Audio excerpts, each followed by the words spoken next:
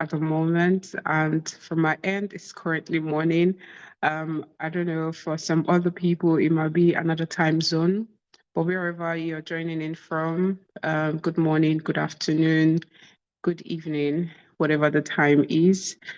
We are so happy for you to join us here today. It is with a very big heart full of gratitude and excitement that I welcome you to the African Knitwear Summit 2025 today. And to see many people joining, even as at this time, from designers to knitwear to knitters, also entrepreneurs. So you're serving as a designer, serving as a crocheter, serving as an entrepreneur, you know. Also our industry experts who would be impacting us with so much knowledge today, and also everyone who supports the knitwear industry. We are all gathered here today, and it is really, really inspiring to have each and every one of us here today. So thank you, thank you, thank you, and welcome to the African Knitwear Summit 2025. So this summit was born out of a very simple belief that Africa's knitwear industry deserves to be seen, deserves to be heard, and deserves to be celebrated. A lot of people in the knitwear industry in Africa are doing great things, but we at this point we need the light to shine. So our continent, Africa, has always been so rich, with creativity, but often our stories remain untold. Our talents are unseen. Some of the other great designs that we create are not really, the spotlight is not really shining yet on us, and our talents are unseen, opportunities limited. So the African Nature Summit 2025 is our response, to we want a space where ideas can meet, where knowledge can be shared, and where dreams can also find the right tools to grow. So this year's theme, as we all know, is the digital threads, the future of African knitwear in a tech-driven world. So literally, we are looking at what the future of African knitwear would be, because we are moved into a tech-driven world. Everything is almost, if not all, already driven by tech today. So this year's theme reflects the times that we're in at the moment, and the beauty of our traditions and handmade crafts does not have to compete with technology, actually. So it can coexist with technology and even thrive because of it. So technology is not here to erase our heritage or to erase our creativity, but rather it's actually here to amplify it. It's here to amplify what we're doing, to help us to reach new markets and also give our creativity the global stage that it deserves. So today, and tomorrow, we know that the African Knitwear Summit is a 2-day event. So the first day is today that we all learn, connect with each other, and then we have the fashion show that will be holding tomorrow. So over the next 2 days, you will learn, including myself. So we will all learn, connect, and be inspired. So we have our panel discussions and great sessions from all of our industry experts who will be with us here today. And then we have the runway show, which is going to be happening tomorrow, and also the vendor exhibitions showing us, exhibiting great designs or great products that we can shop from. And, everything we see here is also designed to remind you that you're part of something bigger. Yes, you're part of something bigger, a movement that is shaping the future of African fashion. So do not see yourself as just a mere designer or just a mere knitter in your corner or in your country. You're actually part of something bigger. You're part of a movement that is shaping the future of African fashion. So today, I invite you to be present. Don't just join and, I know it's an online event, so it's very easy to get distracted to doing something else. But today, I enjoin you that I enjoin you and invite you to be present today and share openly, network deeply, ask questions. Most of all, as all of our industry experts will be speaking to us, I want us to already start to picture how we can, position ourselves, position our brand to be on the global market, right? So as we all listen today, and because our speakers they have come with so much knowledge and are looking forward to impact us, so we need to be open, right? And we need to be present and believe in the possibilities ahead as they share with us out of their wealth of knowledge. So together, we are not just making knitwear, we are actually building an industry, we are building an economy, and we are building a legacy. So welcome, welcome, welcome, welcome to the African Knitwear Summit 2025. Yay! Let's make history together. Can we see a thumbs up? If you know that you follow through, thank you, thank you, thank you, thank you, thank you. So just before we call on our first speaker, I would like us to introduce ourselves. So our line of introduction, we want us to say your name, say your first name, your country, if you're a knitwear designer or a crochet designer, and also what you're looking forward to getting from the event today. Okay, so I will just call the names here. So I just called the first person that I see. Okay, so can we hear from Hassan Sakirat Romoke? I hope I called that properly. Hassan Sakirat Romoke. So can you introduce yourself to us, please?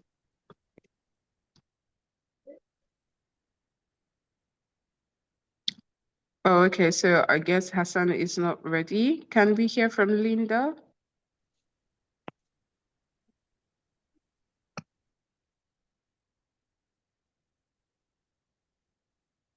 Hi, Linda. Can you introduce yourself to us? Thank you. And if you can, we would be very happy if you can put on your video so we can see your lovely, lovely faces and put a face to the name. Yeah, Linda, please do introduce yourself. We can see your video, but I think Linda is having a bit of network issue. The next person on my list is Inkiruka Onweme. Please, can you introduce yourself to us?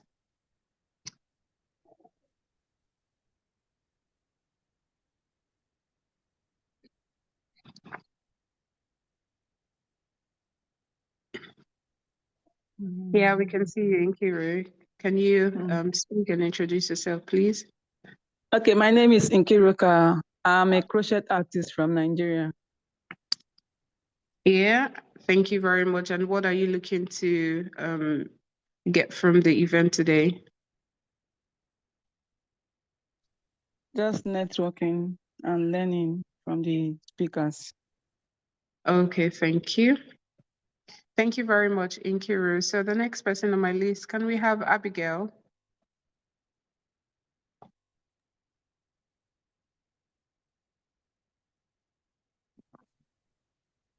Good morning. Hi. Hi, Hassan. Okay, you can go ahead to introduce yourself. Okay. My name is Azan Sakirat. My name is Sakirat from Nigeria, Kwara State. I'm a knitwear designer. Okay, so what are you looking to get from the event today? Learning more from people, having a new experience, and also using other people's idea to improve myself. Okay, thank you very much. Thank you. Welcome, Sakirat. Can we have Abigail? So if Abigail is not okay, thank you, Abigail. Please go ahead. Hello. Okay, good morning, everyone. My name is Abigail from Nigeria. I'm an upcoming machine knitter, and I also crochet. I make crochet designs. So I'm expecting from this event to learn from everyone and connect with other crocheters and knitters around the world, around Africa. And I'm glad to be here and see other people's designs and works as well, and showcase mine as well. So thank you. Okay, thank you very much. So please, when you're speaking, if you can't, we would really love you to turn on your video so that we can put a face to who is speaking. Can we have Adetutu, please?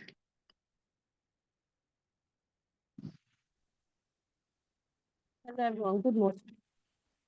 Hi, good morning.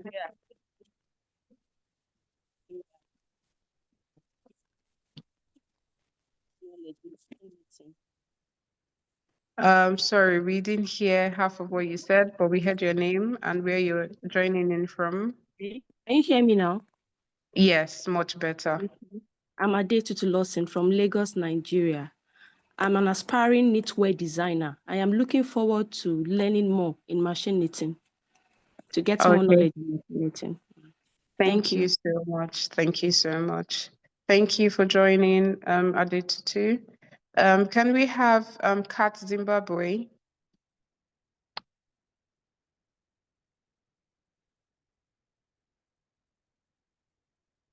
Hello, can you see me? Can you hear me? Yes, thank Hi. you for joining. Hi, my name is Catherine. I am from Zimbabwe and I crochet under the brand Knitwear. And I'm looking forward to learning so much more from everyone and also having this amazing opportunity to hear what's happening with other crochet artists here in Africa. Thank you. Well, thank you so much. Welcome. Can we have Damilola? Hi, good morning. I want to believe that's me. Yes, please. Sorry, can you see my face? Yes, we can. Thank you. Okay, good morning, everyone. I'm Good Damilola morning. from Nigeria. I'm a crocheter and I also knit using the machine. So I'm here to learn more on how to knit. I don't know if I can use my hands to knit really, but I'm here to learn more to also connect with other people from various parts of the world. It's Okay. nice to be here. Thank you. And We it's are nice so seeing your happy. face again, Deborah. Thank you very much. It's good to see you again too. Welcome, everyone. Welcome. Can we have Darasimi, please?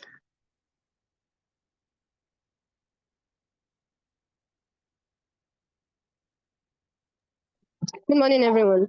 My name is Dara Simi from Nigeria, and I'm a machine knitter and a crocheter, and I'm glad to be here. I hope to learn a lot from the wealth of knowledge that will be brought in. Thank you.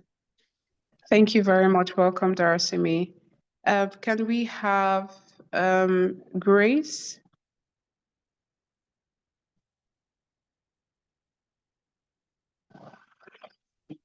Hello, good morning. Hi, morning, Grace. Good morning. My name is Grace from Nigeria. I'm a machine knitter and also a crocheter. Well, I would love to network more and learn more from this platform. Thank you. Thank you so much for joining, Grace. Can we have Henrietta? Morning, everyone. Good My morning. name is Henrietta from Ghana. Good morning. So I'm a crocheter. I mean, I kind of just started anyways. So I'm here to learn more from everyone and to also network with, people. So thank you. Thank you. Thank you for joining us today. Can we have Ifeyinwa?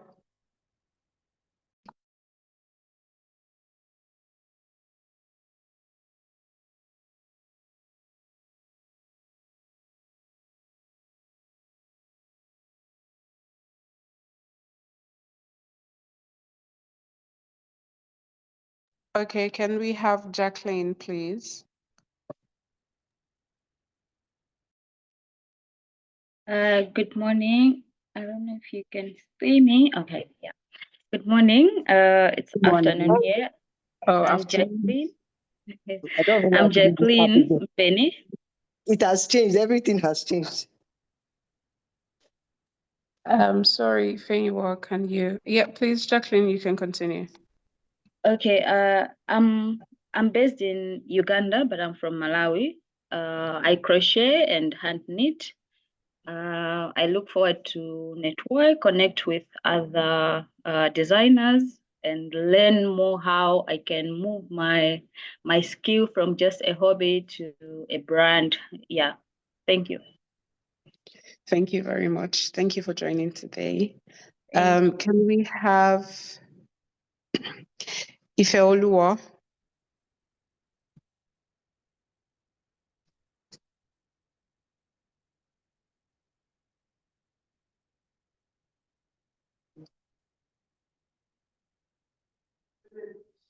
Okay.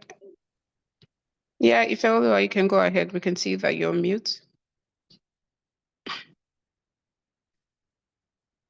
Okay, so while Ifeoluwa is getting ready, can we have Linda?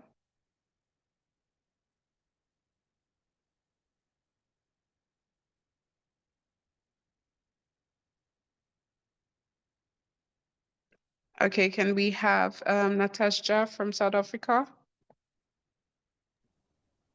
Hi, everyone. My name is Natasha.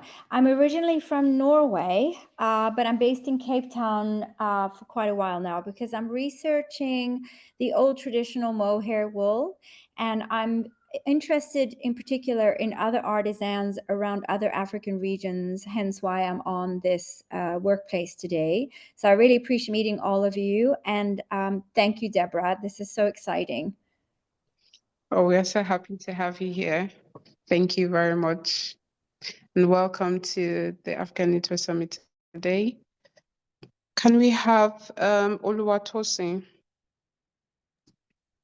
Yeah, good morning, everyone. Good morning. My name is Oluwatosin from Nigeria. I'm a knitwear designer and also do a little bit of crochet. So I'm looking forward to the knowledge that will be passed down to me today, and also want to connect with other knitwear designers and other crochet artists. And I'm so glad to be here. Thank you. Thank you. Welcome, welcome. Can we have Peace Buzz?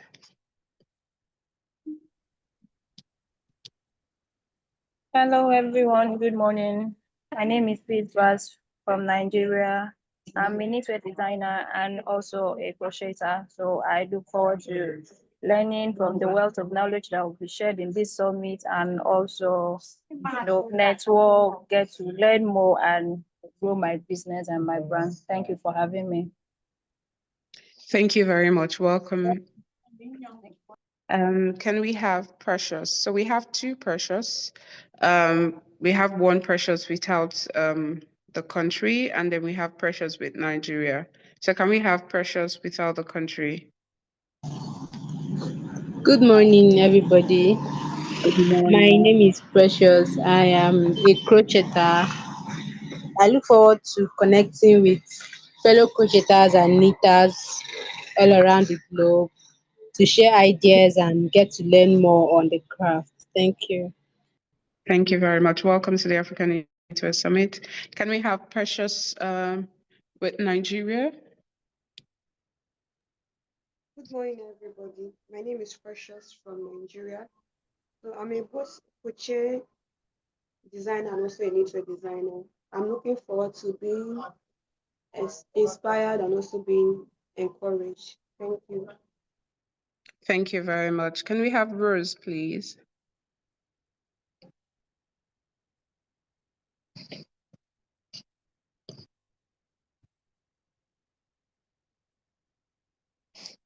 Okay, can we have Shakira at Kosoko?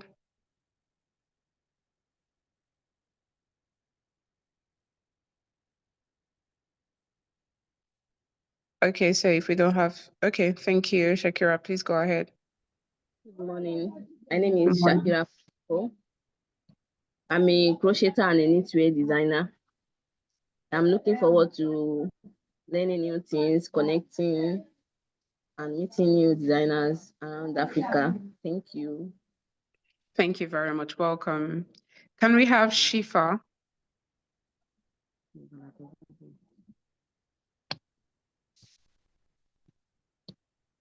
Okay, so while Shifa is getting ready, can we have Tisha Botswana?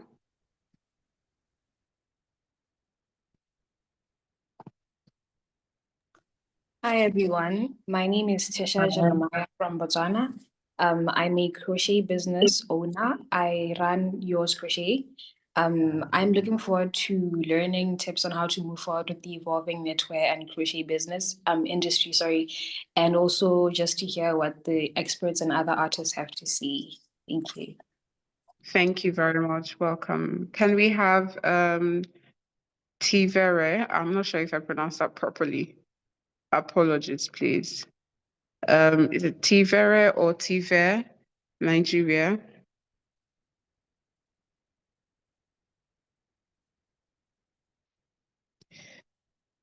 Okay, so as other people will join us today, as they'll be joining us today, we'll see if they get an opportunity to introduce themselves. Okay, so we are moving quickly to the next session. We're moving quickly to the next session on our schedule today, and we have a very great speaker today. So I will do an introduction. So our first session, the topic for our first session is Threading the Future, Building Africa's Knitwear Economy Through Creativity and Technology. And this session will be taken by an expert who has been in the industry, for 15 years, in the textile industry for 15 years. So he has 15 years of experience in the textile industry, specializing in flat knitting. Just to confirm, can you all see me? Very well. Yes. Okay, thank you very much. So he has 15 years of experience in the textile industry, specializing in flat knitting and tricot. He began his professional journey in his family's company, where he gained hands-on experience with various machines, production processes, and planning areas. And currently, he is a business management student at the University of Caxias do Sul. He chose to continue his career in the textile sector. Different lecturers are coming to say. Okay, sorry about that. So he chose to continue his career in the textile sector even after the family business was discontinued, driven by his passion for the field. He is married and a father to Beatrice, and he believes in the potential for innovation and growth within the industry. So with a warm welcome. So what I want us to do to welcome our speaker, our first speaker for today, is to, use the clap emoji, or you can use your thumbs up emoji. Let's, welcome him greatly. Thank you. I can see a lot of people. So let's welcome Ricardo da Silva. Thank you very much. So welcome, Ricardo. Please, you can unmute and speak to us. Hello, good morning. Good morning. So just the first, before I continue, so Ricardo is here with us today with an interpreter. He speaks Portuguese. He is able to communicate confidently in Portuguese rather, and he would have someone who would interpret to us and speak English to us. So I want us to, he has so much to share with us regarding the African knitwear industry. So please do follow and listen. Thank you. Welcome again, Ricardo. Over to you. Pode começar. Tá, eu vou apresentar a tela, disse que eu vou apresentar a tela, então. Pode falar. Fala. Então, pessoal, vou iniciar apresentando a tela aqui da nossa apresentação. I'll do a quick screen share of his presentation.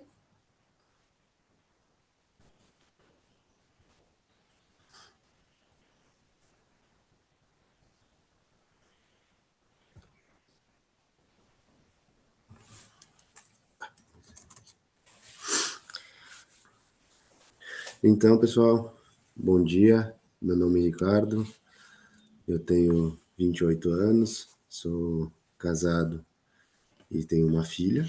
Good morning. My name is Ricardo. I'm 28 years old. I'm married with one daughter. Sou estudante de gestão comercial pela Universidade de Caxias do Sul. I'm a commercial management student by the University of Caxias do Sul. Tenho experiência de basicamente 15 anos na indústria têxtil. Comecei a trabalhar bastante cedo, por se tratar da nossa empresa familiar. I started working at nearly 15 because it was a familiar business. Dentro da minha trajetória de trabalho, então, comecei trabalhando na parte de fios, matérias-primas, tendo um pouco de noção de fibras, enfim.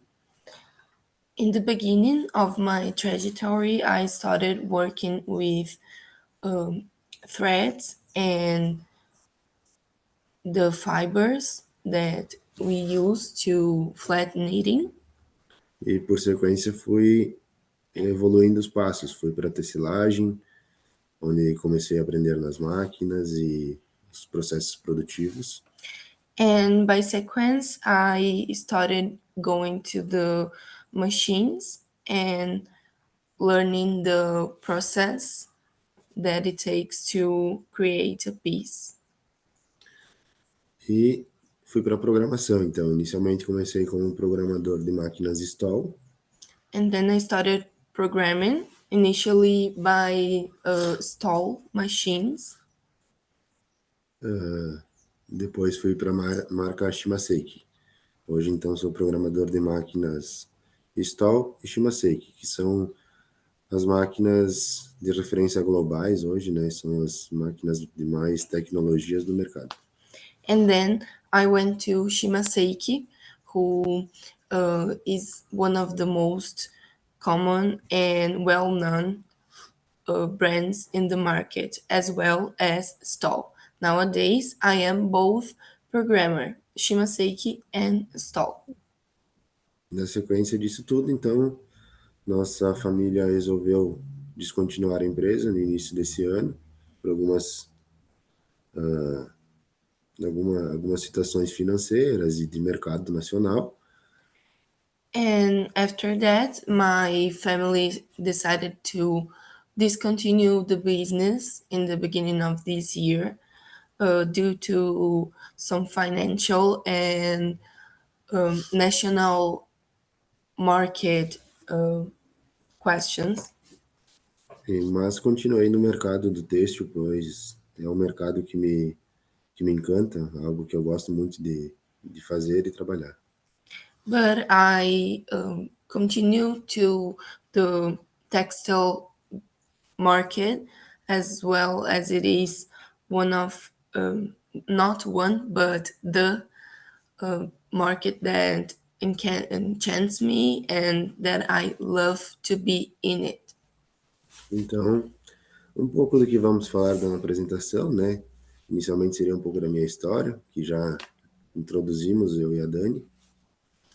So initially, I just wanted to you to get to know me. Aqui, então, o que acabamos de falar, um pouco sobre mim, sobre minha experiência e toda a questão da empresa. This is what we talked about, me and my career. E vamos começar, então, com uma breve introdução de como surgiu o tricô, o têxtil no mundo.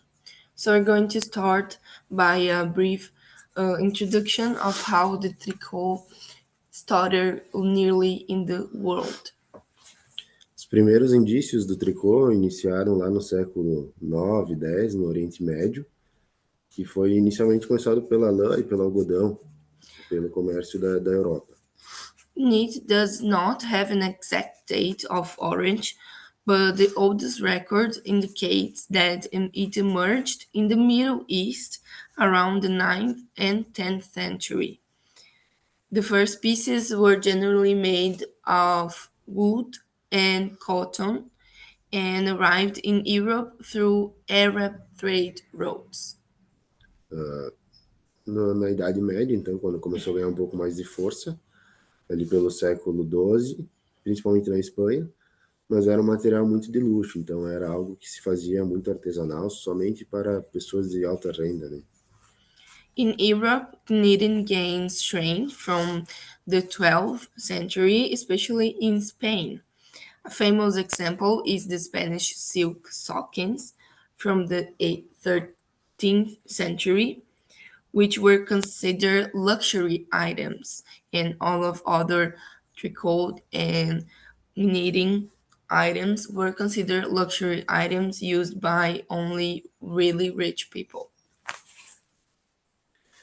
Então, no início da Revolução Industrial ali, né, começou a produção em massa, William Lee, na Inglaterra, inventou a primeira máquina de tricotar, que seria a Smoking Flame, que seria uma máquina que vemos ali na primeira imagem, algo bem manual, que foi o que deu início, então, à produção.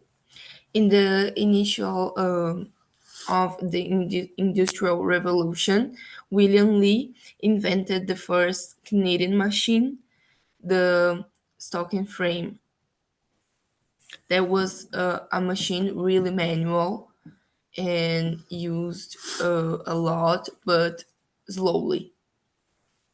Já ali na Revolução Industrial, ainda na sequência da Revolução, porém com o aumento do consumo, as máquinas começaram a ganhar uma forma mais produtiva, né?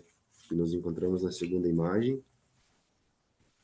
With the Industrial Revolution, knitting expanded into everyday clothing. So the machines started to gain a quicker and digitalized frame. Né? Como vemos na imagem, né? Essas máquinas até hoje circulam no nosso mercado, porém hoje é algo mais artesanal, né? Máquinas artesanais que são pessoas que trabalham com algo especial. As we can see, these machines still in our market, but only for people who work with handmade, as we can say, tricot. Então, mais ou menos uma sequência aí. A partir de 1975, começaram a vir as primeiras máquinas eletrônicas do nosso mercado, né?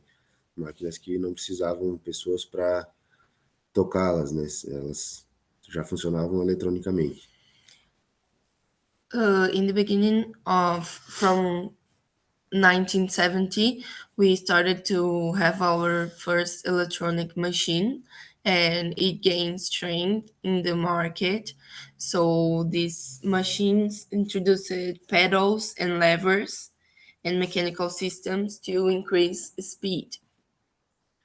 Com isso, a evolução das máquinas foram constantes, né? Dos anos 2000 até agora, elas tiveram uma evolução muito grande, né? Nos últimos 25 anos, especialmente.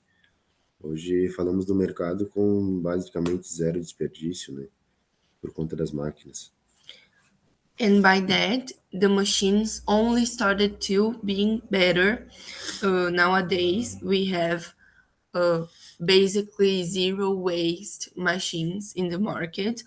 Obviously, the older machines are still in the market, as I said, to handmade tricot, but the machines are much faster and sustainable. Também hoje temos sistemas, né, de programação, de automatização do tricô, né?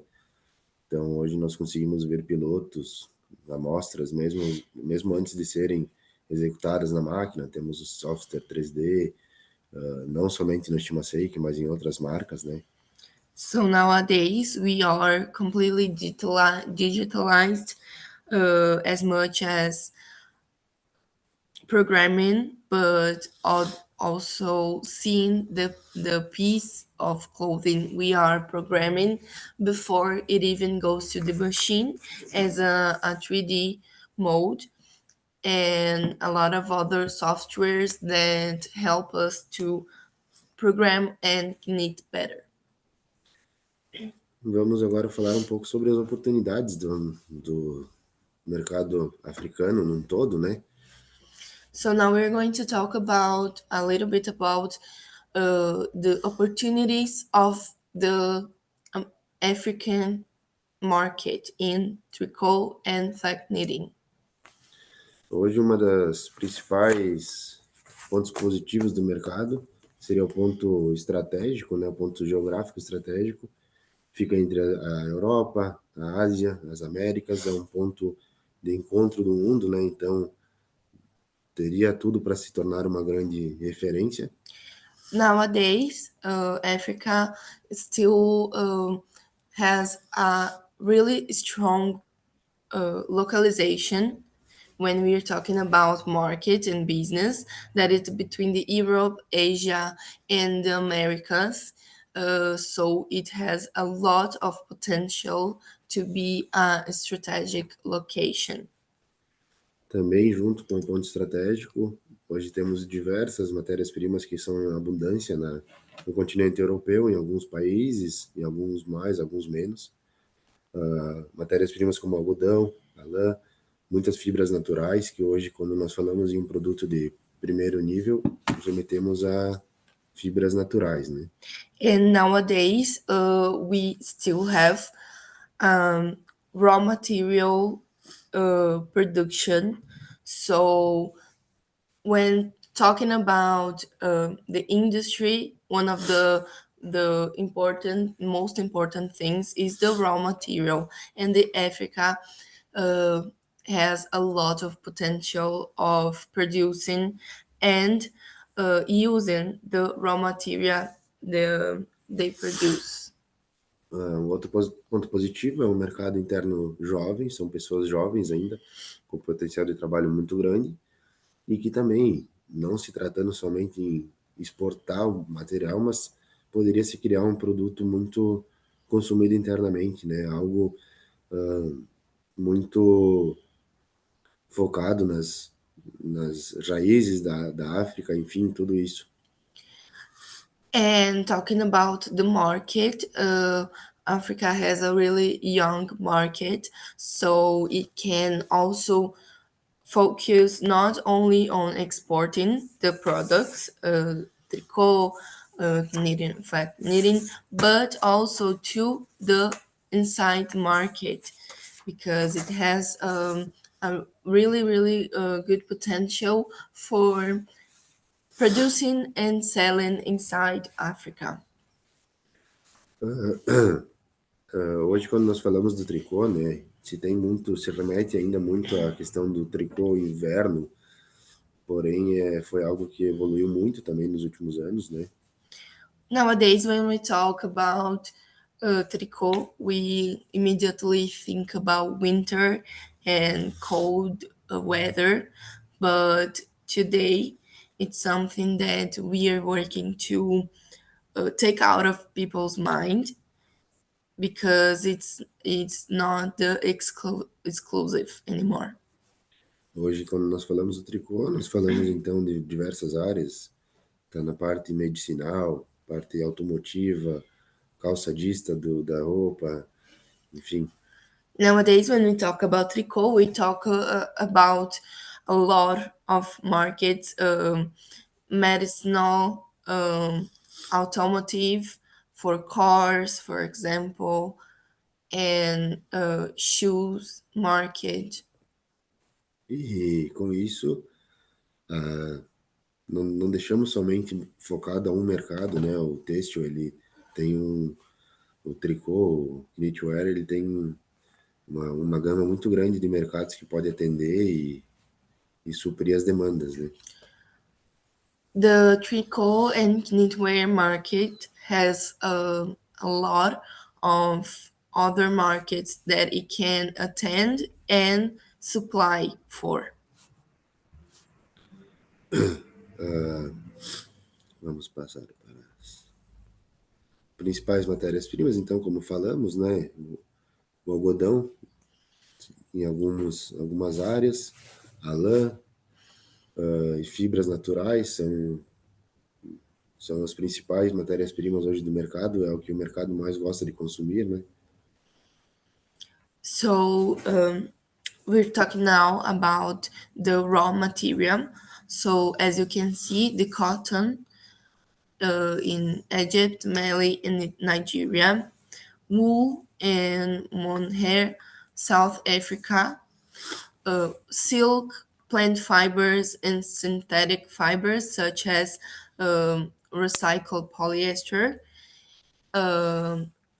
Has a lot of potential and it's used nowadays a lot in here in Brazil market, and it has a lot of potential also to the African market.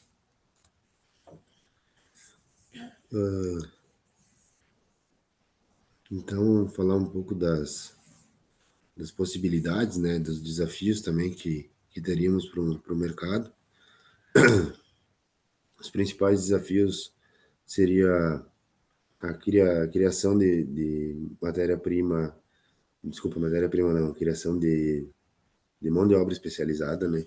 É uma área que precisa muito estudo, muitos profissionais com anos de experiência para suprir as necessidades, com conhecimento da gestão de produção do material. So we're talking now about some challenges in the African industry. We have the labor or workforce specialized. Now, sometimes you need to have years of experience working with all of the processes of knitting, and that would be a challenge to access a lot of workforce really good trained. Outro ponto que devemos colocar como um desafio também é a questão da infraestrutura de alguns países, né? A questão energética, a questão logística e a conectividade com o restante do mundo, né? Other thing we need to point is the infrastructure gaps, such as logistic, energy supply, and connectivity within some of the countries. Mas os pontos positivos, né, são maiores do que os negativos. É algo que temos que pesar aí, né? A mão de obra, mesmo hoje não sendo especializada, é uma mão de obra barata, com custo-benefício bom. Então, para investidores, mesmo que tenha a questão de treinamento e especialização de profissionais, é uma questão que pesa muito, né? Também a questão industrial, incentivos industriais que existem em muitos países para empresas instalarem suas fábricas lá ou criarem fábricas novas, né? Also, a thing that is really that we have to take on advantage is the industrial incentives and public to private partnerships, some programs that incentivize people to have their companies in there, to build a company in there. E, claro, né, não pensando somente na exportação, como já falamos aqui, mas no produto, no consumo interno, né? Hoje é um continente muito forte, que pode se criar um consumo interno muito bom também. E com a ajuda da tecnologia, das ferramentas que hoje o mercado tem, pode se tornar uma grande potência numa escala global, né? And as we already said, not only for exporting, but also for the um, inside market, it has a lot of strength to fulfill inside market, for an example, and work only with and for people who live in Africa because it's a really strong continent. Então, né, juntando tudo que falamos aqui, a questão da tecnologia aliada à questão estratégica e criativa, hoje se cria grandes possibilidades de mercado.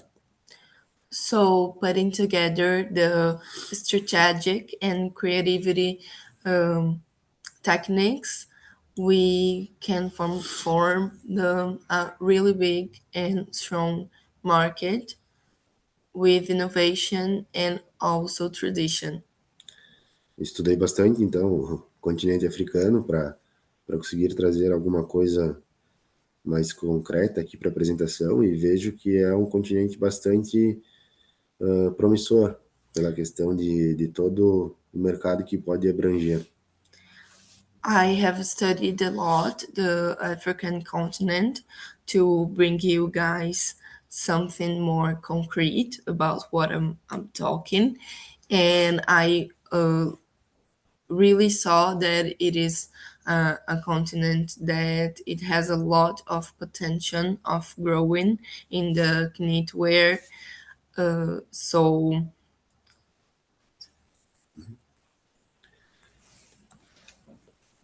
As visões para o futuro, né? O que podemos ver aí de reforços para a gente criar uma tecnologia global, então, foi o que já falamos, questão de criatividade e a questão da tecnologia global, né? So a vision for the future, as we already said, blending the African creativity plus the global textile technology would be a life changer. O treinamento de profissionais, que hoje eu acredito que temos muitos profissionais manuais aqui com a gente, porém um treinamento em escala de tecnologia. Training centers for textile programming and knitwear design, such as professionals.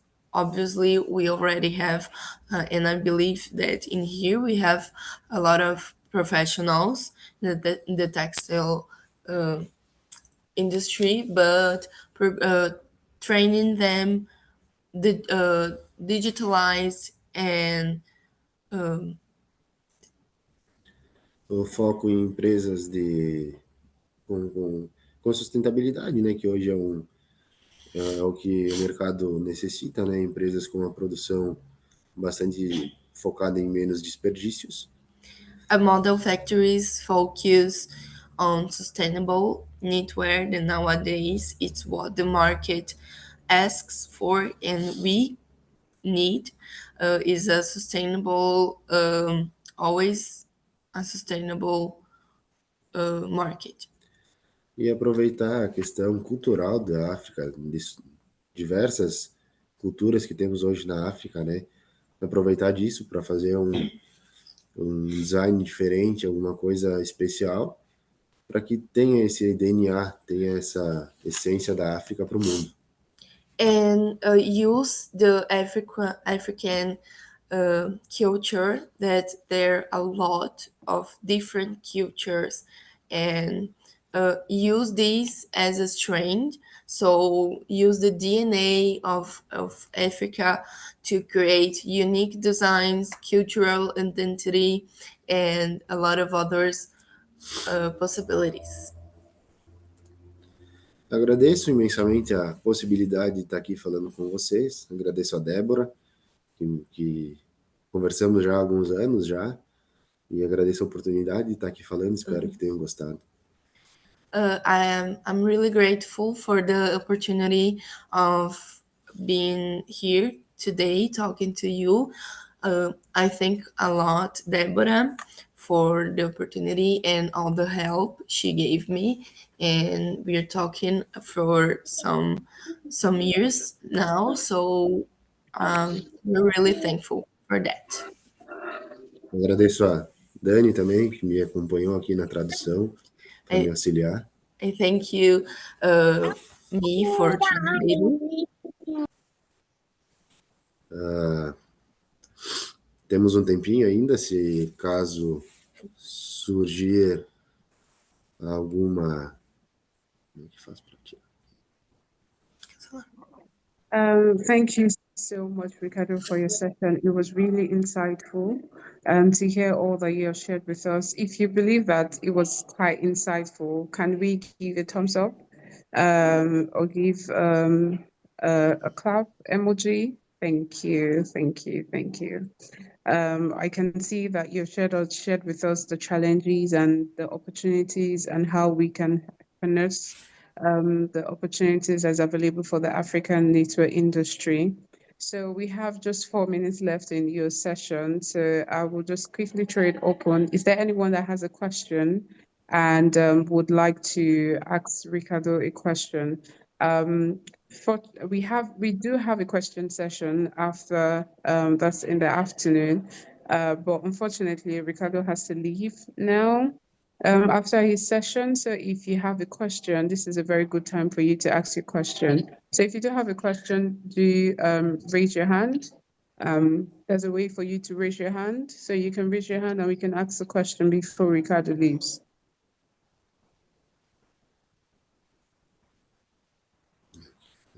Tem alguma pergunta?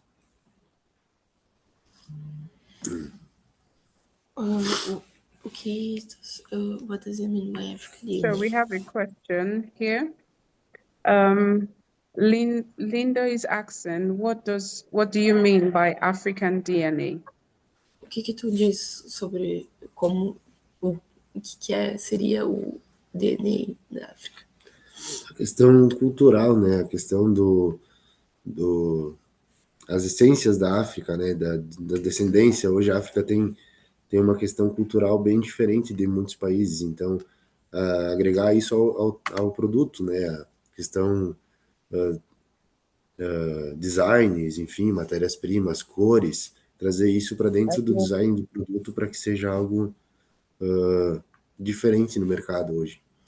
So, by the DNA of Africa, he meant bringing the culture, and Africa nowadays and always has a different culture from the rest of the world, which should be used within the knitwear industry to create something that not other people can have or can do, but Africa. So bringing the DNA of the culture of Africa into the piece of clothing of knitwear. The colors, the textures, the patterns, all of that. Yeah, thank you very much. Yeah, I think just to throw more light, is more like infusing our culture into knitwear, you know, expressing our culture using knitwear and technology. Okay, so we have another question from someone. It says, how can we get access to the industrial program in knitting machine? Como nós podemos ter acesso aos programas de knitting machine industriais? Hoje ainda não temos, digamos assim, cursos online, né? Não temos algo assim em escala para aprender online, seria mais com técnicos mesmo. Mas, caso tenha interesse, também posso disponibilizar a passar pelo menos uma breve explicação de como funciona a programação e se quiserem criar algum grupo de apoio, aí eu me disponibilizo a mostrar um pouco sobre essa questão da programação também. So nowadays we still don't have some online courses for this kind of programming and knitting machines, but Ricardo says he can do himself a course and help you to find a better, good programming, industrial programming program.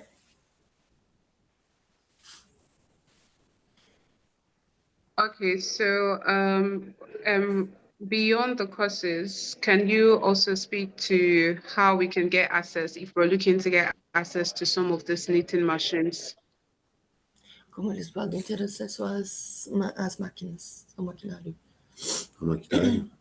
Hoje, pelas minhas pesquisas, temos algumas malharias somente na África do Sul, então, para ver as máquinas trabalhando, enfim, ou por online, vídeos, né, apresentações, ou visitando alguma empresa que já tenha linha de produção.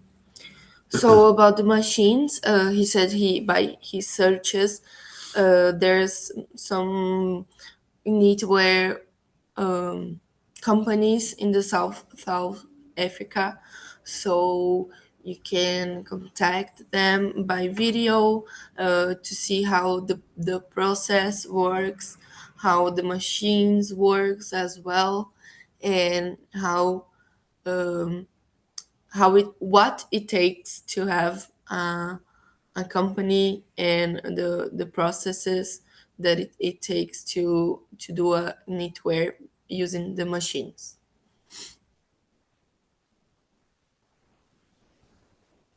Okay, thank you so much for that.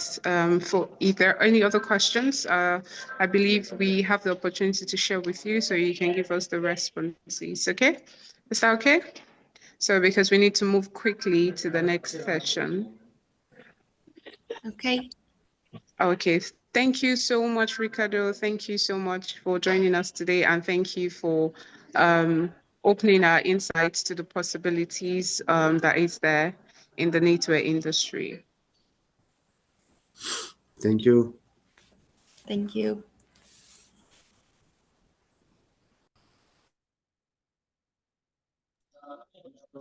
Okay, so we'll be introducing our next speaker today, and our next speaker will be handling a topic on our session. It says smart stitching, the role of digital infrastructure in knitwear production.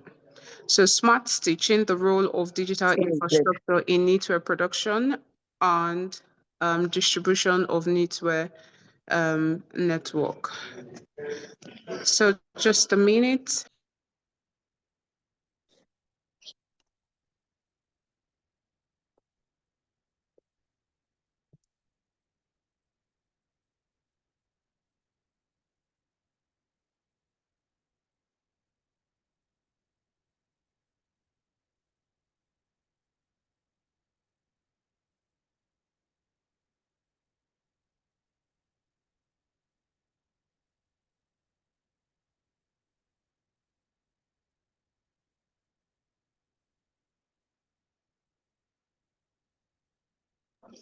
So just a brief introduction before our next speakers speak. So today we'll be having the CEO of Knitwear, Gerard Rubio. He's the founder and the CEO of Knitwear, and a Barcelona-based company. Knitwear is a Barcelona-based company developing compact digital knitting machines. His work combines design, technology, and textiles to make advanced knitting more accessible. Alongside the machines, he is building a browser-based design app and platform that allows anyone to create customized knitwear.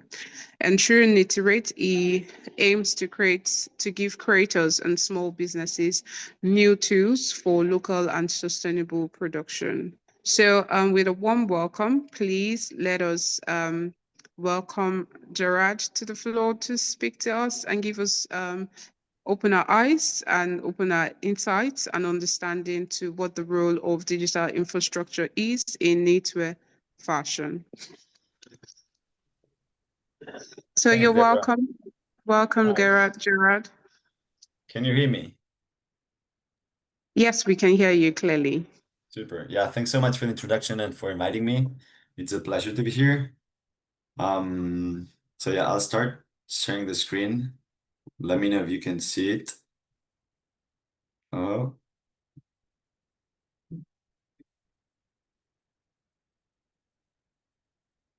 Can you see the presentation? Yes, we can. Super, great. Well, so yeah, I'm going to talk about Knitwear and a new paradigm for knitwear that I think it's coming. It's not here yet, but hopefully we can see it in a few years. So I guess some of you don't know about Knitwear. I'm gonna briefly explain, as Deborah said, Yes. with a bit more detail. Why I need to leave you?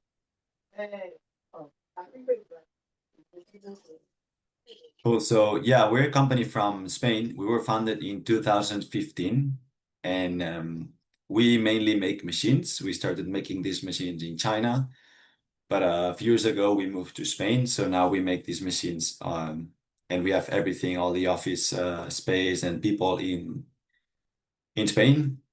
And we basically make two products. One is the machine. The machine is that is a machine that automates production of knitted pieces in a very precise manner. And it's designed for small companies, universities, and hobbies mainly. Ricardo was talking about Shimaseki stall machines. It's a similar machine, but it's a bit more compact, it's smaller, and it's more affordable. And also we are developing software. So it's basically the software you would use to design your creations that will be later made with the machine. So yeah, as I was saying, it's a smaller machine. It fits on a table, as you can see on this picture. And it has a very similar properties as an industrial machine. It can deliver like professional quality results with a simpler and straightforward setup. It has a compact footprint, so it's very convenient for small companies or universities that don't have lots of space. You can put it on a table and even move it around. So that helps a lot to some of our customers. It's also easy to transport. You can, with 4 people, you can move it around. You can put it on your final destination, and you don't need a complicated setup. You basically need some space and some power to plug the machine. And as I was saying, it's cheaper than most of the industrial options out there. This machine can work with synthetic and natural fibers like cotton, wool, linen, acrylics, very technical materials as well, like conductive yarns, melting yarns. There's a huge range of yarns that can be used with this machine. And more or less, depending on the complexity of a sweater, you could make a sweater in like 3-4 hours. So it's pretty fast and it's automated. So for small companies, for example, it helps a lot scale production and also be able to offer more products. We'll see a range of products shortly. Then here's the video of the machine in action. This is a customer that made a sweater and posted this video on Instagram.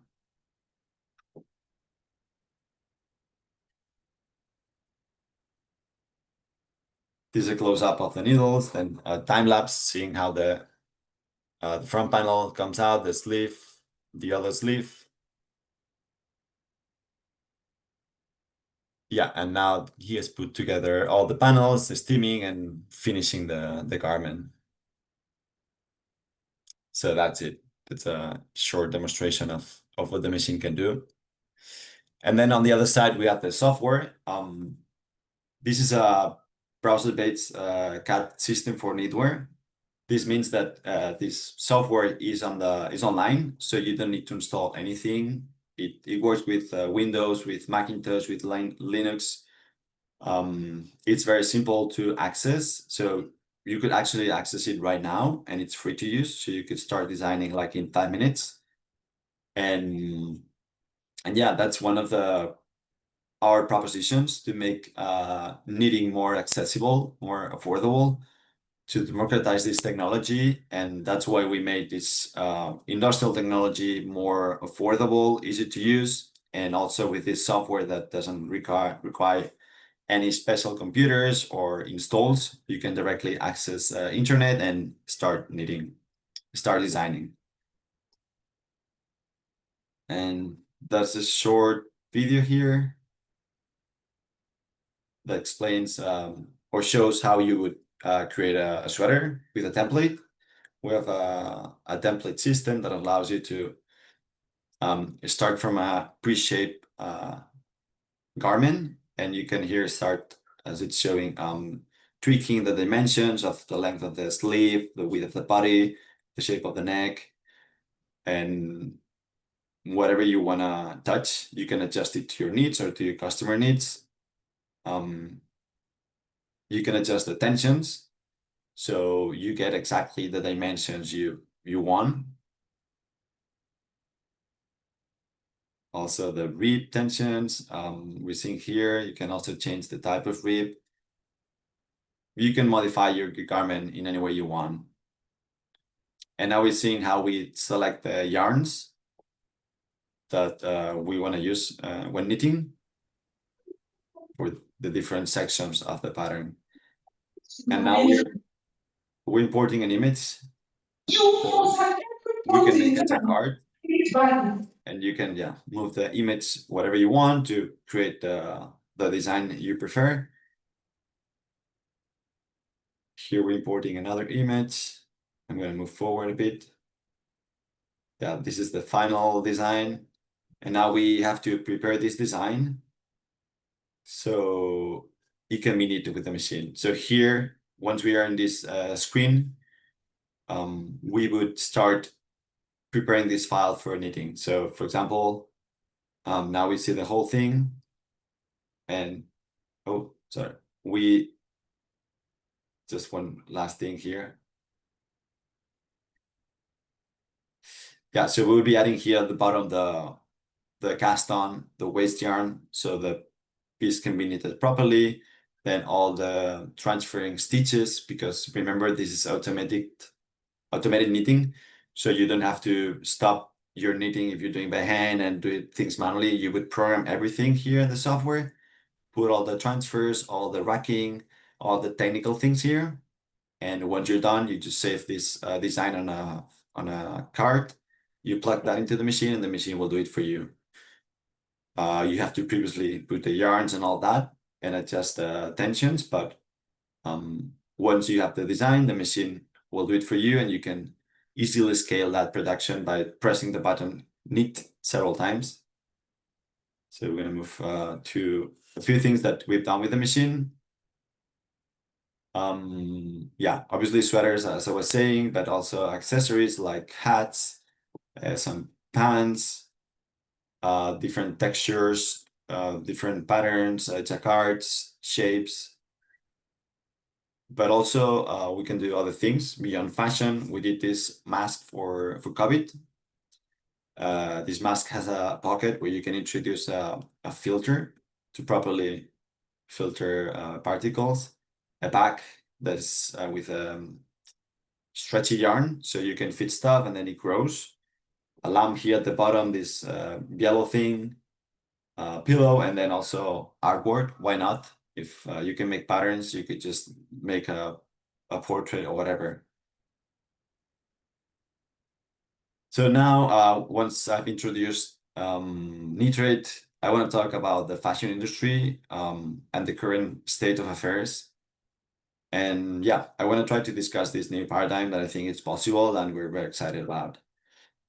So as you know, the fashion industry is kind of broken with a system of centralized mass production that creates like enormous amount of waste.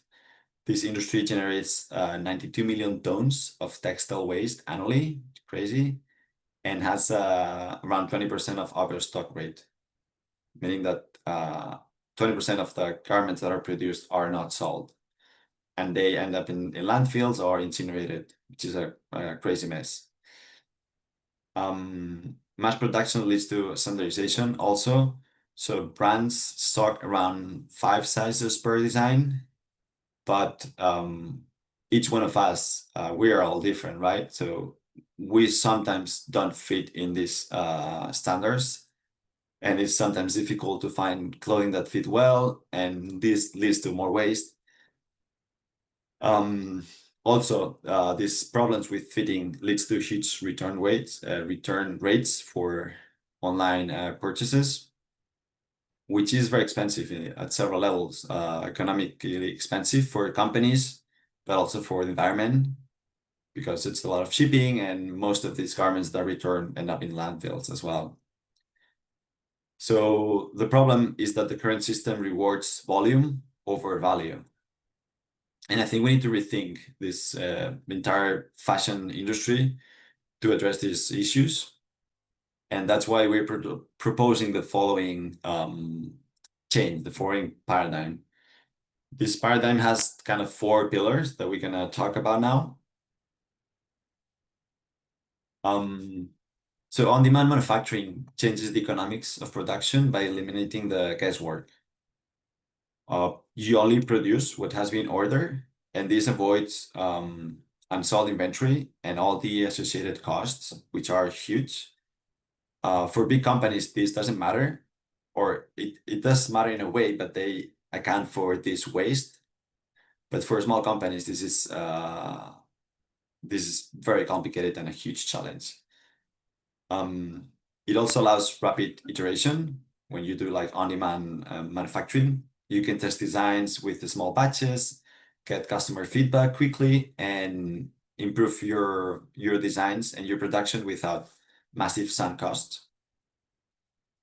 It lowers the risk because cash flow is much more manageable and less risky, as you don't have to stock piles of clothing that you've produced, which mean that you would have like a lot of cash being held in these piles of clothing, held on standby. And if you're not able to sell this stock, you would get into huge financial trouble. So with on-demand manufacturing, production decisions are guided by real customer preferences and no forecasting guesses. And obviously, it has a lower environmental impact because given everything is on demand, there's no waste for overproduction. So only what is bought, what is required, is produced.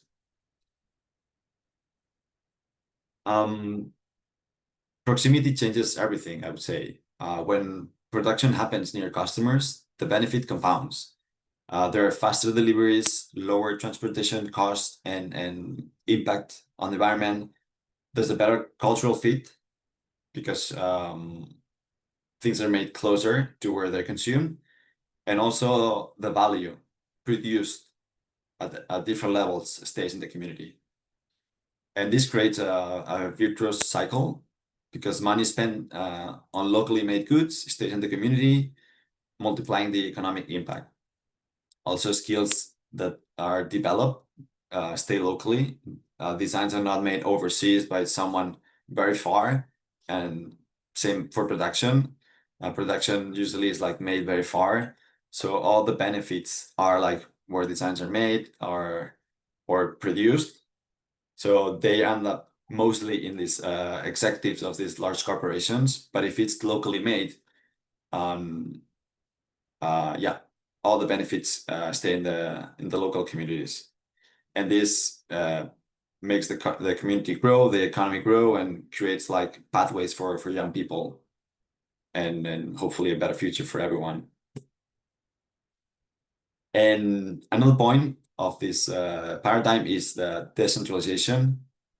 I would say that decentralized manufacturing creates resilience, because instead of one large factory that is super expensive and it can fail, my network of small producers offer much more flexibility, growth options, and community participation. If one of these small producers, one of these nodes has problems, others can continue operating, so the system is stronger. A natural disaster, power outage, or human failures don't shut down the entire system because there are other nodes that can keep up with demand if necessary.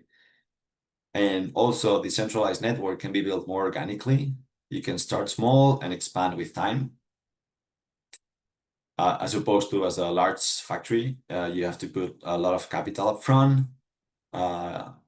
It's a huge investment, and that leads to risk.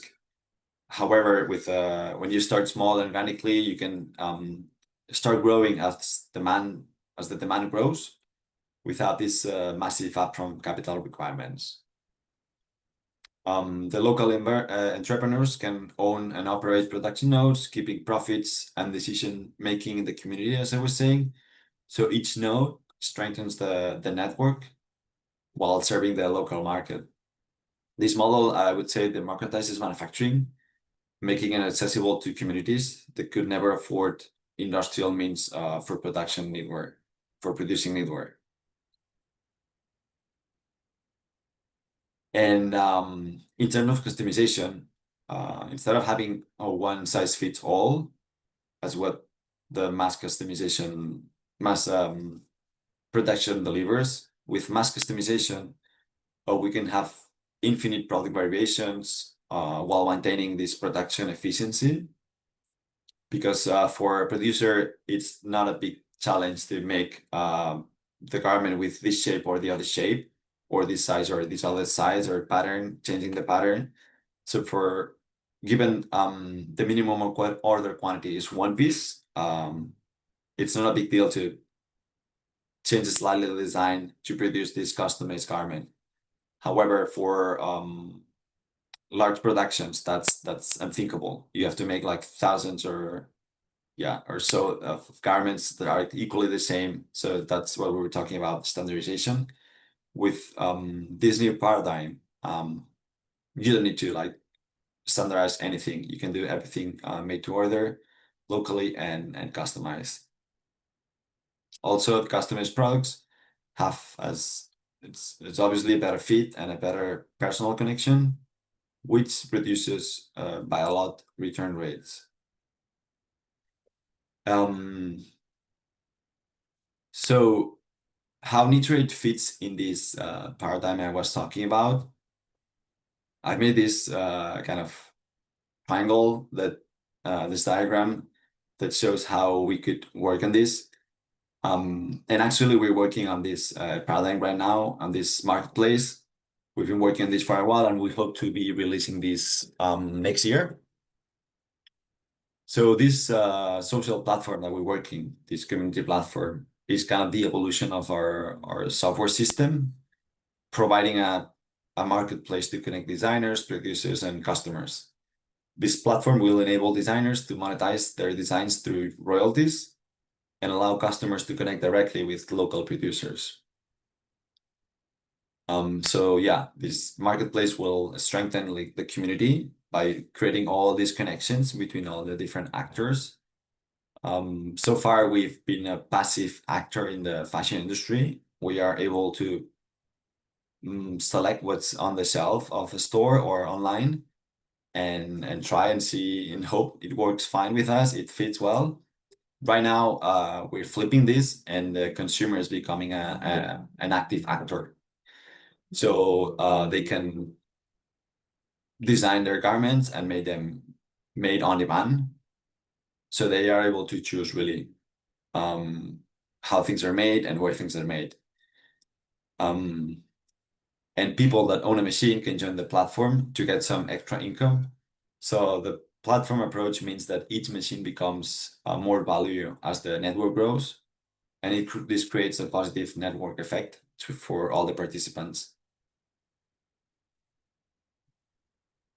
So for customers, as I was saying, you can make customized clothing, and this means you can choose the size, the colors, dimensions, almost anything to make that garment fit exactly your needs. And garments are fully traceable. So for the first time, the consumer can decide on who made your knit, how it's made, which yarns, when it was made, where. So a lot of things that now you can see and decide on before, or not before, like currently, you have no choice. Like, if you want to buy this sweater, you don't have to look at the label. Otherwise, you'll see, or you might see things that you don't like, but it is what it is. With this new marketplace, we hope to be able to allow people to decide on these things that were out of reach so far. And also, in terms of trends, there are no forecasted seasons. Like on-demand production shortens the time between design and production so much that it follows like real needs and taste at this very moment. So you can see what people are designing on the marketplace. Things that were designed like a few minutes ago are live on the platform and will be live on the platform, and you will be able to see what's cooking, what's interesting, what's happening in the fashion. So for designers, it's tricky to be a designer here in Europe. I believe in Africa must be probably harder, because once you finish your studies or your self-teaching, you have to either work for an existing business or create your own. With this marketplace, you can just start creating designs online and monetize them if they sell, obviously. So talent wins. If you're able to produce or design like cool designs, you could start making a living out of this. So yeah, we're offering this path, this income or possible income to designers that are talented. Yeah, to make a living, hopefully in someday. And also important to say that designers fully own their designs, and given they're like the owners of this design, every time a design is used to be able to produce a garment, they would earn a royalty. So this also flips the current way that the social networks work, where you create content and the content belongs to the networks. Here we want to do things differently. We want to allow people to keep their ownership from the designs, and so they can monetize it. And for machine owners that have a machine, they can become a production hub, and this marketplace will help them find customers, do this matching between consumers that want to have something produced and machines that are nearby that are able to manage this production. So this allows them to monetize the machine while they're not in use for their personal projects. So yeah, there's no stolen stock, so everything is produced after an order is placed, which makes the economics for these small producers much less riskier, much safer. They can offer their machine, and if an order comes in, they just produce it, and they don't have to rely on like stocking anything except for yarn, obviously. And in summary, this marketplace we're developing provides value in different ways. It offers a new way to produce and consume knitwear, focusing on reducing the carbon footprint. Also drives the local development as well as the value it generates locally.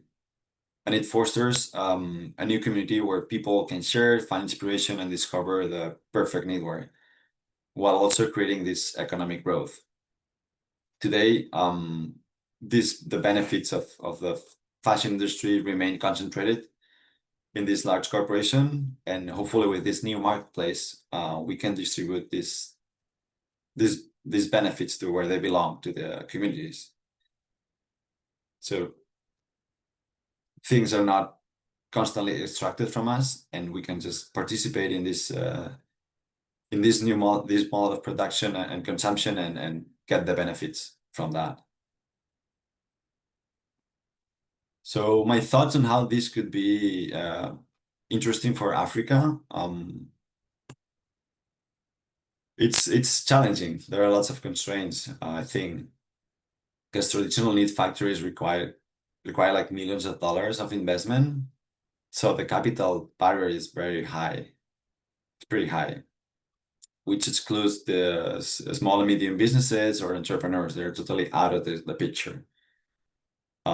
Also, designers can prototype but cannot secure, affordable, or reliable manufacturer, if they want to source, they have to order huge amounts of clothing or give up, because the minimum order quantities are usually pretty high.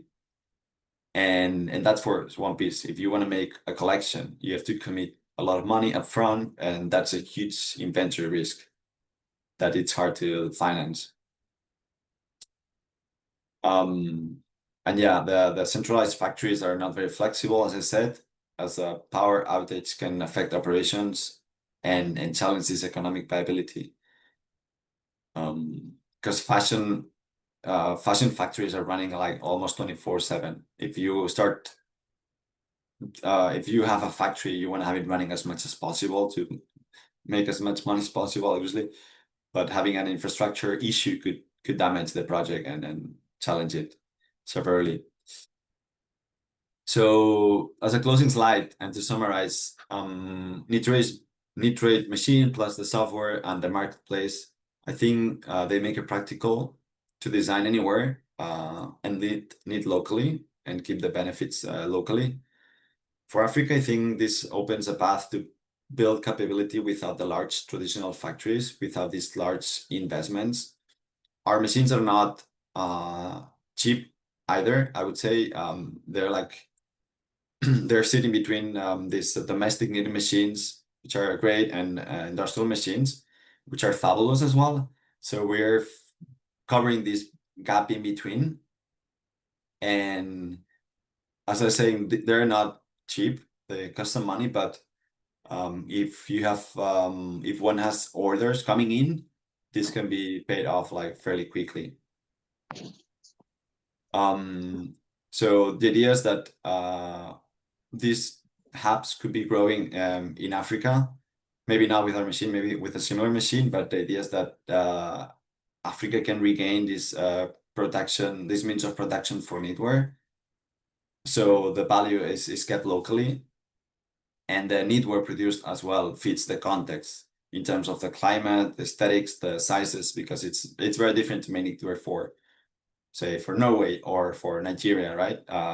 It's a very different climate. Probably you have to use different materials, different shapes, different sizes. So if the production and the design and production was made locally, it could fit better all this cultural context. And at the same time, hopefully this would also cut waste and all the risk for entrepreneurs that are willing to make things differently. And that was all I want to say. Thank you.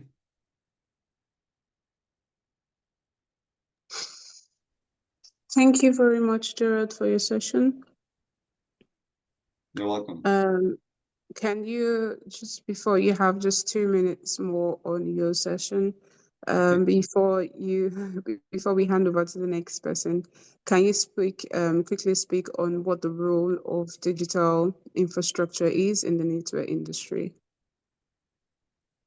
So I think we need to go digital to be able to facilitate this this ecosystem I was talking about.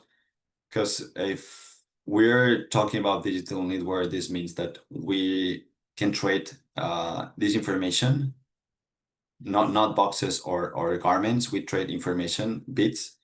We can make these designs at our home and then send them over to someone that can make them for us. So that's why digital, I think, is crucial here. The old model is based on like really old school methods, using like instructions printed on a paper that the technician need to introduce manually into the software. If we can skip all that and let the information flow from the design into like the production, I think this shortcut makes it possible to work to build this new model of production and consumption.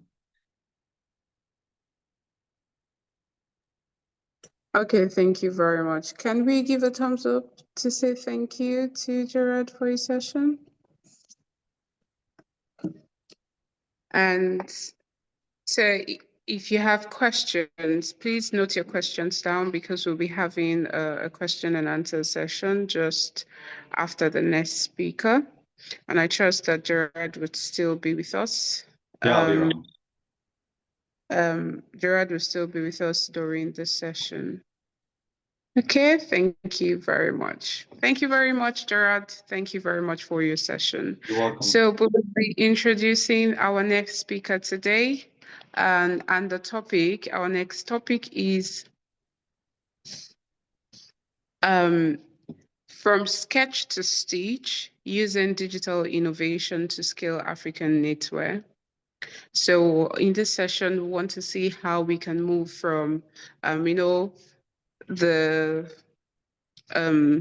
the design production, the design or the production of any garment or any design is you move from sketching your concepts or sketching what you have in your head on paper.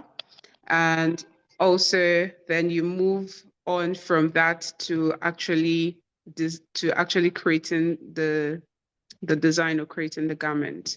So we want to see in this session, we're going to see actually how we can use a digital means to achieving all of this, how we can move from sketch to producing the design using digital innovation, and how we can also use this to scale African knitwear.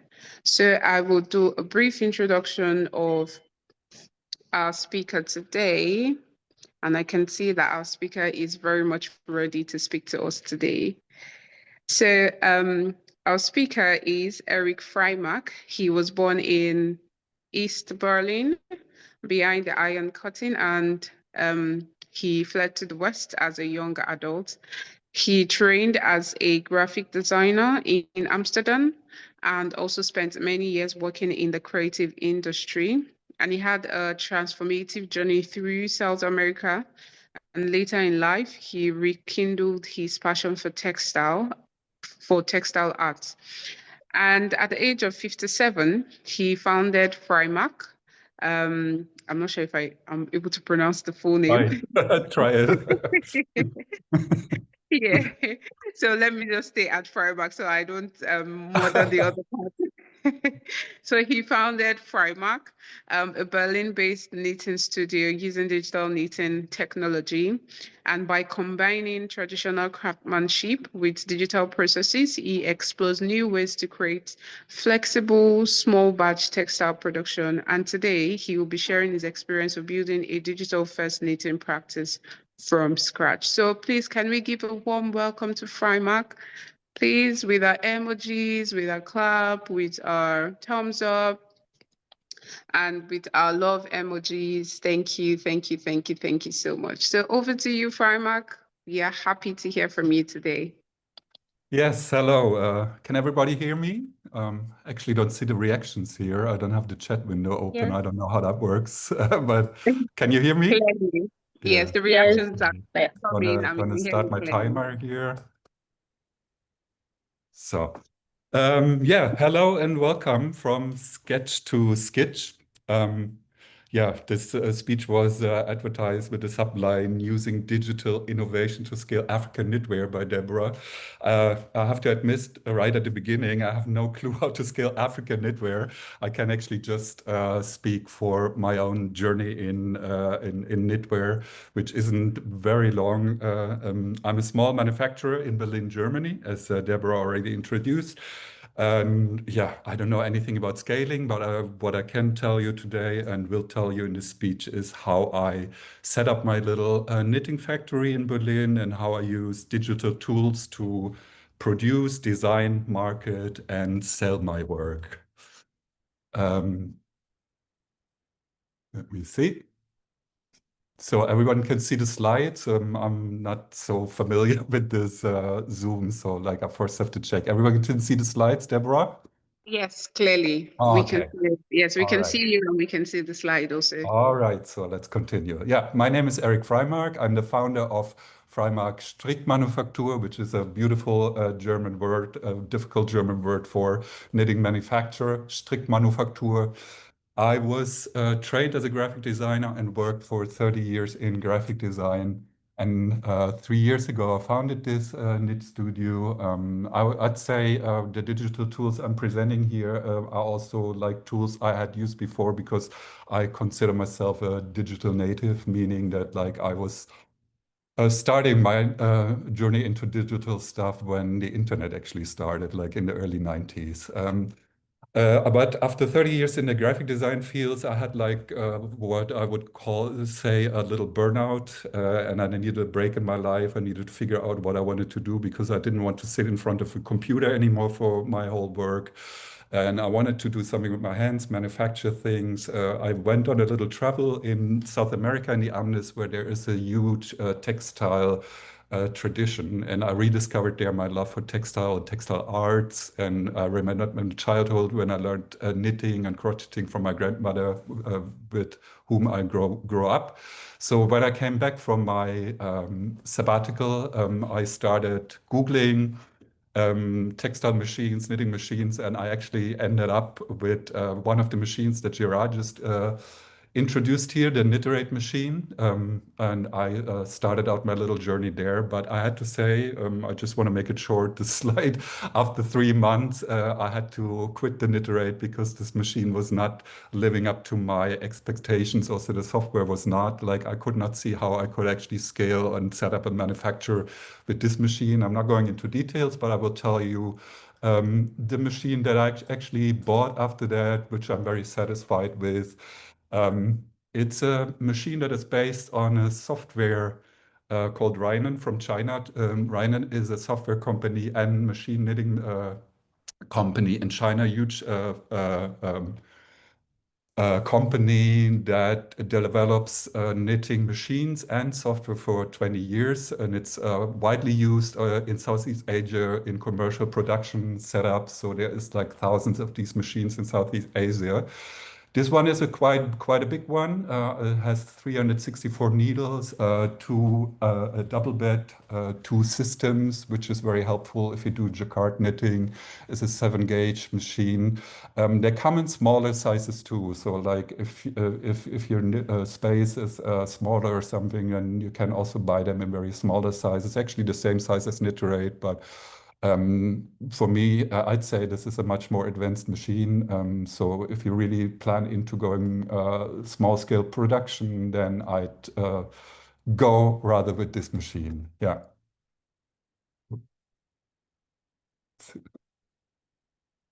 Oh, thank you.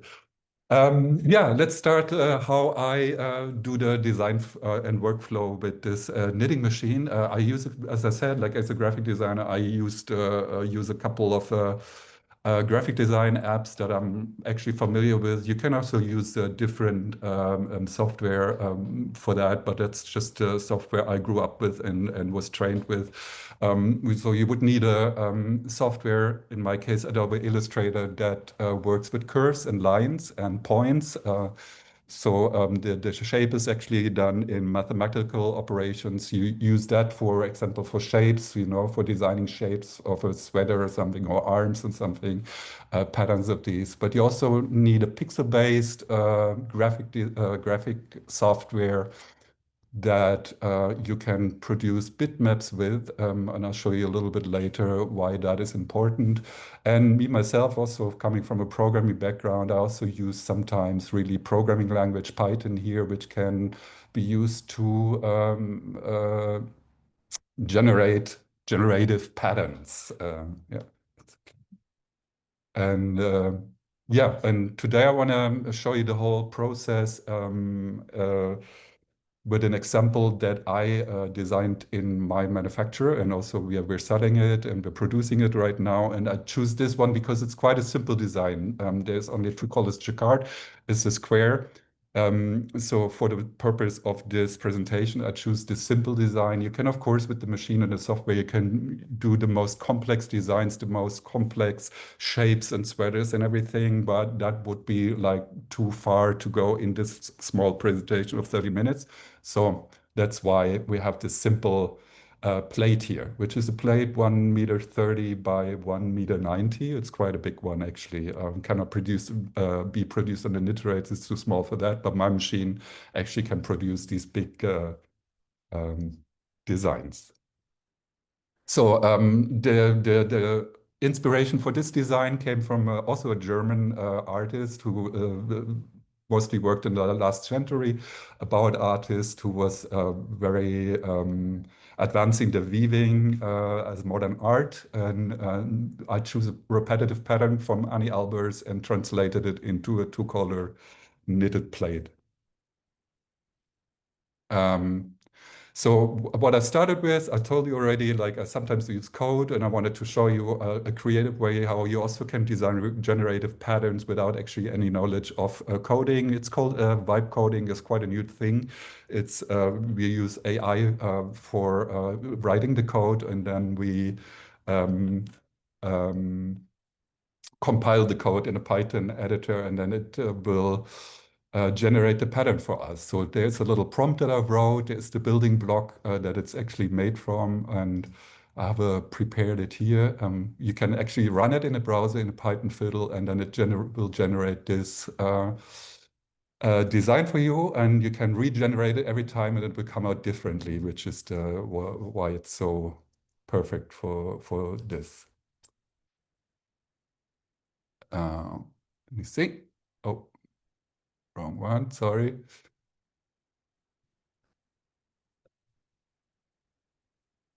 There we go. After we have generated it, we also need to rescale the design because like generated patterns, they come out as pixel-based and the pixel size is 1 by 1 pixel, of course. But when we knit in a machine, the loop in the knitwear is not exactly one by one, but it's a little longer than it is wide, the loop. So that's hence we have to adjust the design, make it a little longer. So in the end, we get like the actually design back. We have to translate it. And therefore, the actually graphic software is important because most graphic softwares do anti-aliasing, what it's called, when they scale things, but this would add more colors, which we don't want. We exactly need 2 colors in our bitmaps to import it later into our software. And then we come to the software. I already told you that the machine is from Rainin, and so is the software. It's like a whole ecosystem, so everything works well together. And now we're having a look in the Rainin software here. As I said, two-color jacquard, more complex garments are possible, but like for the sake of this presentation, I show you the simplest possible way. So let's have a look at the editor here. Again, a bit fast. The editor here, you can see that it's quite similar to a graphic design software. On the left-hand side, you actually see a graphic design tools here. You could actually, without any other software, start from scratch here and really draw your design in this editor. Would be, of course, a bit tedious with designs like this because, as you saw, we generated a pattern, so that would be a bit tedious to draw it in here. But if you want to really draw something, you don't have a graphic design software, you can actually do it in the design software of the knitting machine. You see on the bottom, you see a lot of color swatches, and they stand for different stitches and stitch combinations. I'll go into that in a later slide. On the right-hand side, we don't see it yet, but we see also in a later slide, we have a window for the parameters that we can actually use for the machine. For example, stitch size, speed, roller values, racking values, etc., etc. There's a lot of values that you can actually adjust in the machine.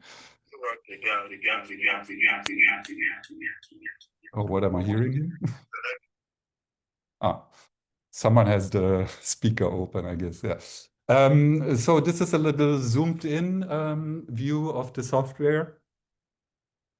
What you actually see here is the bottom left corner of the design zoomed in. And you see something maybe strange to you here, but maybe for some of the manual machine knitters, it's not so strange at all.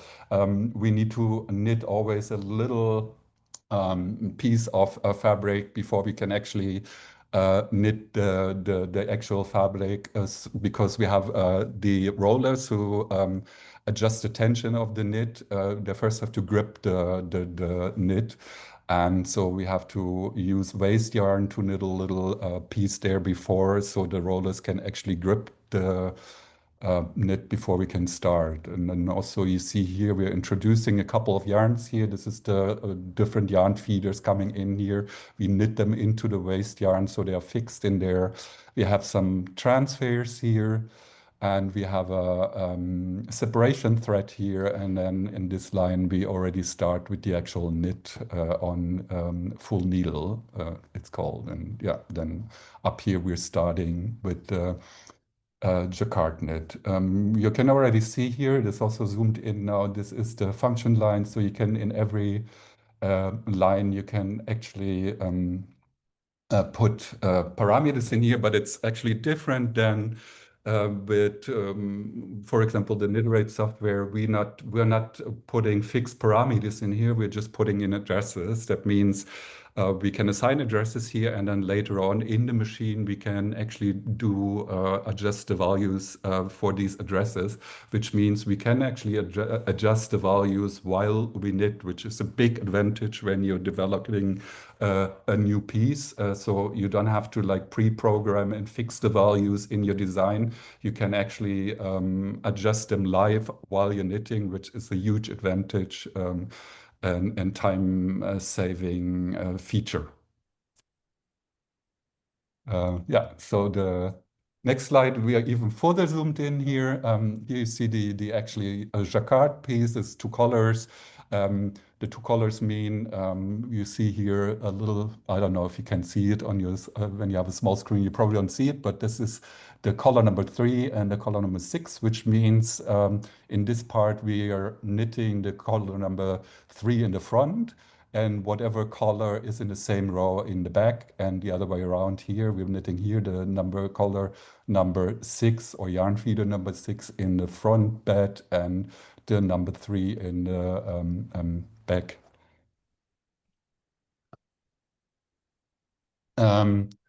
So, and to see what these actually, the colors do, I really zoomed in now to in a very small part here. This is an example of the bind-off stitch we have programmed for this plate blanket.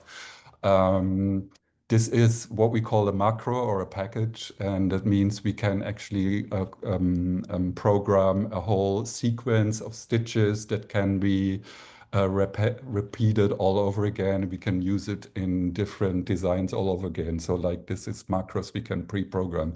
So I want to show you here, we always start from the bottom to the top. This is like the knitting machine, and like how it goes. It knits first here and goes then to the top. This actually means nothing. It's just the identifier for the macros. We'll see later what we need it for. This symbol means we knit in the front bed. This is a loop in the front bed. The next one is actually a miss stitch. We need it because the yarn feeder has moved from right to left while we knitted in the front bed. So for the later stitches, we need to move it back to the right side. So we use a miss stitch for that. So this actually means the yarn feeder is moved to the right again. Then the next symbol is transfer. So we transfer the loop to the back. And then we have the last one, which is a symbol for a combination of stitches. This one means we're knitting the loop on the back. We're doing a rack to the right, racking the bed to the right, and then we transfer the loop to the front again. And then these symbols up here mean that that this is a loop, and we can start on the next line again. Here you see where we place the macro identifier. See, is the last line is the bind off. Before the bind off, we have transferred all stitches to the front, and as you remember, like the first stitch was a front row stitch. You can actually see it here. This is an expanded version. We have expanded the macro here to see what it's actually doing. And you see the same thing that we have programmed in the macro is now repeating for every stitch on the on the design. So we do that, of course, for the whole design from the right to the left, and then the final product will fall out of the machine. Here you see a different view of the software. This is very, as I said, it's a very advanced software, and you can do different views. This is actually the actual rendered view what the machine does. You can actually see exactly how later on the carriage and the yarn feeders how they move, what they do, what each needle does. So each loop here is represented as one needle now, and you can see the same thing that we just programmed. We knit a loop on the front, we move the yarn feeder, we transfer it to the back. We knit it in the back, and we transfer it to the front again. Also very nice about the software is that we can actually generate previews. I have to say beforehand, like as I said, we can make very complex stitch patterns, very complex shapes, everything. It's beyond your imagination what you can do with it. Of course, comes with a huge learning curve. But the preview is probably best for just for simple things like that. I use it usually for to check if I have any errors in the program, if I overlooked something, if I did if I put somewhere a wrong stitch or anything. So it's very nice to have a preview of that. It's pretty capable, and you see, like if you have a plate or blanket like this, you can actually already see almost the final product in the software before you even started with the machine.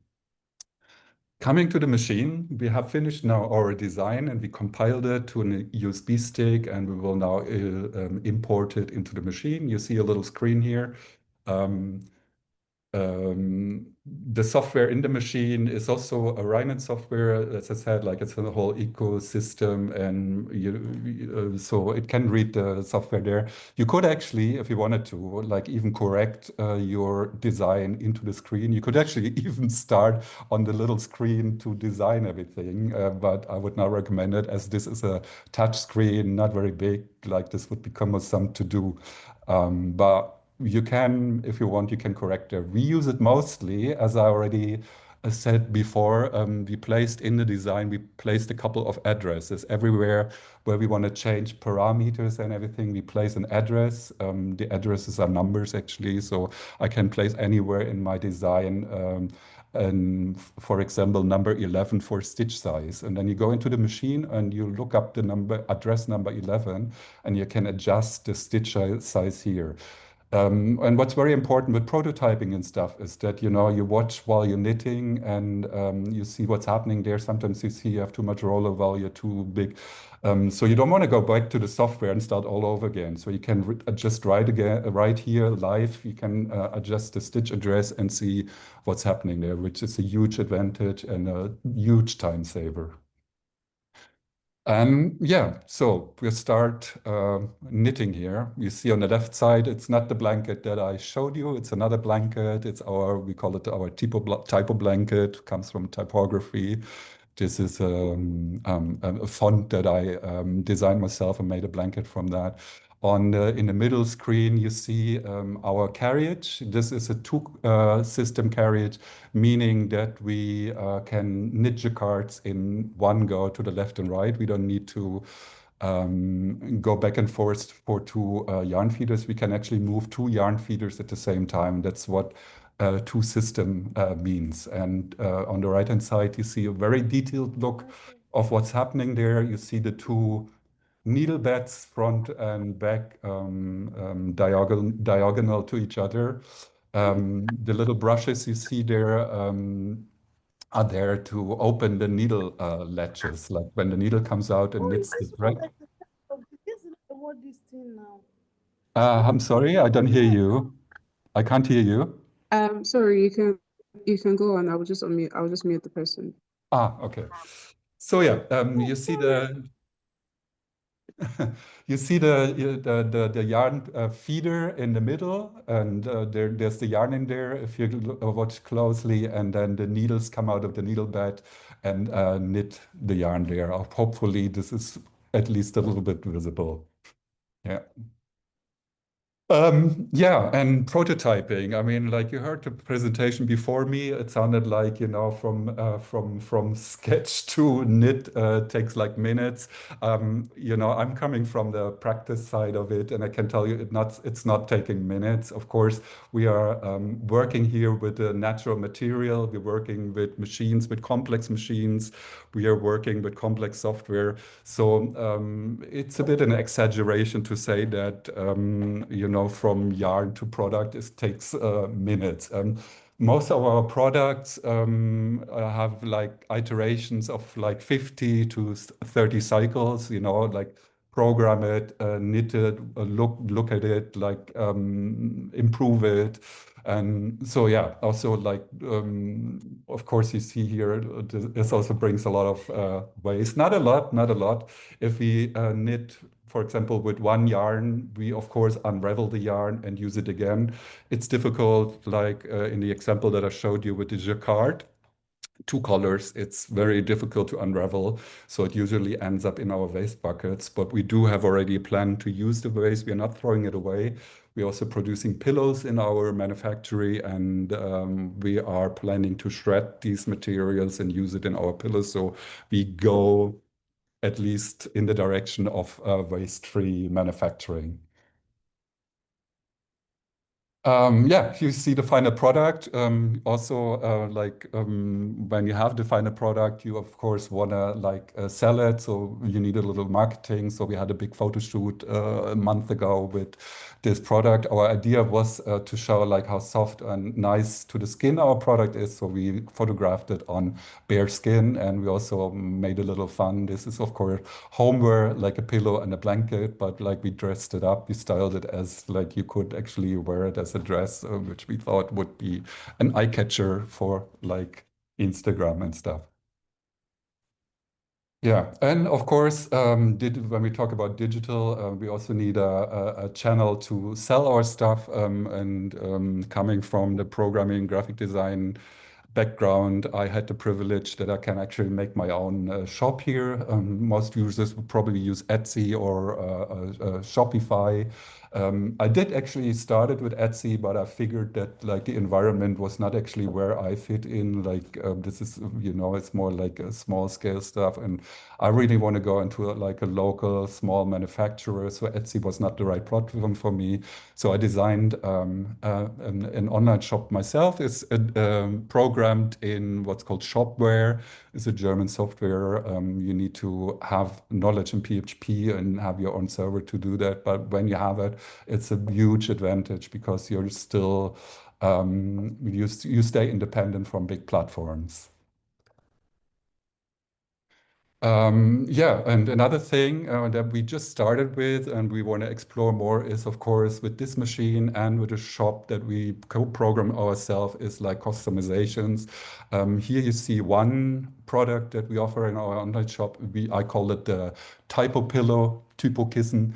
Again, from typography, because like I designed the font, and what you can actually do is configure the pillow with a letter on the front and the back, different motifs for front and back, and two colors you can choose here, so you can customize the product. It's also a big advantage because like customized products, I don't know how it is in Africa, but in Germany, the law is like when you buy things online, you always have the right to return it within 30 days, except for like customized products. So this is a huge advantage. Like we have no returns of this kind of product because they are customized.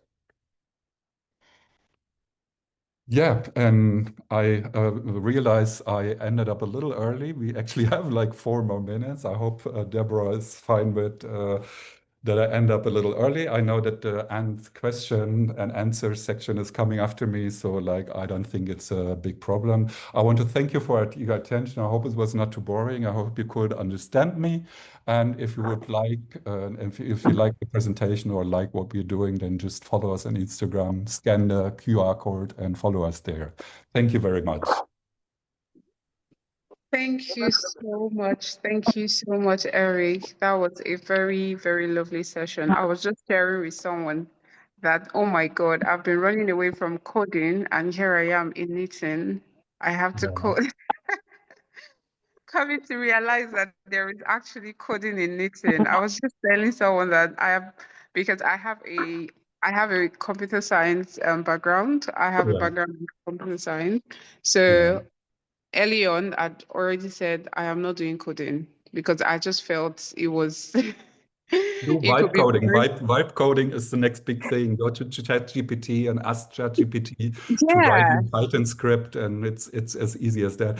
Actually, many people would maybe ask like, why not doing the whole design in AI in the first place? But like, I figured it's my experience that like if I asked AI to give me this regenerative pattern, then this wouldn't work at all. So like this is a mathematical equation, and then probably basic programming languages work much better than AI. Yeah. Yeah, so this is to say that the session was not boring in any way because you were Okay. asking if it was boring. No, we were not bored. Yeah, I don't know. I don't know. I It was thought maybe it very was too it was technical for very some people. eye-opening. It was Yeah. very eye-opening, and I know that some of the other designers and participants would also say the same. Thank you so much for sharing with us, and thank you for walking us through the tools that you use with regards to your design process and your production process. It was really, really insightful. So can we give us the emojis, the clap, the thumbs up if you enjoyed the session, if it was educative, if it was eye-opening? Have you started to think about the things that you could create, the possibilities, the endless possibilities that are there when you begin to embrace, the new future of knitwear designs? There are so many reactions, and this is to say, Eric, thank you so much for the session. It was very eye-opening. So Okay. yes, like you said, you finished like 3 minutes earlier than your session, which is good. So it means that we will have more time for question and answers. So without wasting any time, so we would go into the question and answer session. So this is an opportunity for us, for every one of us to ask our questions. Yeah, see, people are saying knitting and coding. Yeah. So to tell you that it Yeah, be was really creative. insightful. You can be as creative It was very as you want with insightful. that. Yeah. Hmm. Right. So yeah, so Eric, Yeah. could you help us to stop sharing so that Oh, sorry. Yeah. yeah, no, that's completely fine. So that we can go into the question and answer session and people can speak. Stop Just a share. moment, please. Yeah. I want to scan the QR code. Oh, okay, Eric, Yeah. can you share the QR code again? Someone just said, a participant said they would like to scan the QR code. Yeah. Wait a second. Share. Yeah. Okay. Now's your Yeah. chance. Primark.berlin. Okay, so please do let us know when you're done scanning so that we can go into the session. So if you have questions, please begin to prepare to ask your questions. And for this session, please, we would encourage everyone to turn on their videos and speak, right? So, and for you to ask it if you have a question. So the question and answer session is to cover the 3 sessions that we've had. So any question that is for the first speaker, we will note them down and we will share with the speaker so we can give you a feedback, okay? So if you have a question, please raise your hands. There is an option, so where you have there is an option for you to raise your hand. So where you have the reactions, you will see raise your hand. So could you raise your hand so that we can call people in an orderly manner? If you don't have questions, I will ask you questions. So from the sessions that you have from the sessions that you have had today. So because we've had really great sessions, so we would start asking the questions by 12:11.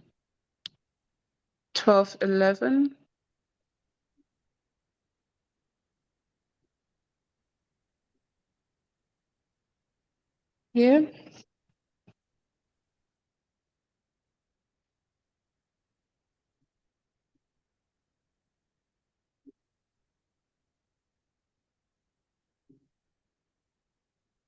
Yeah.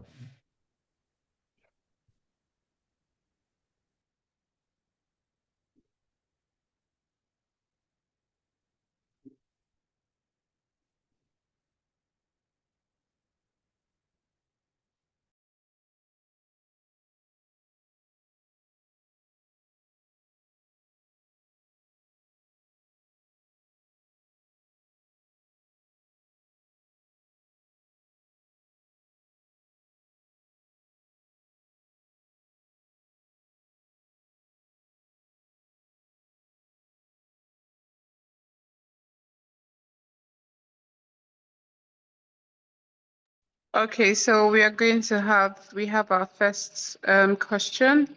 Shakira, please could you unmute and share your video so we can hear you and you can ask your question. Oh, is everybody home?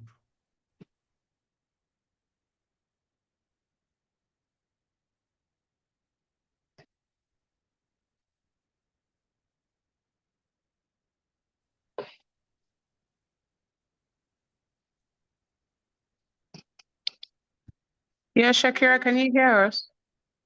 Yes, I can hear you. Okay. Okay. This is my question. I think for the second lecture, second segment of this thing, there are some machine that is so the machine that the man showed us here.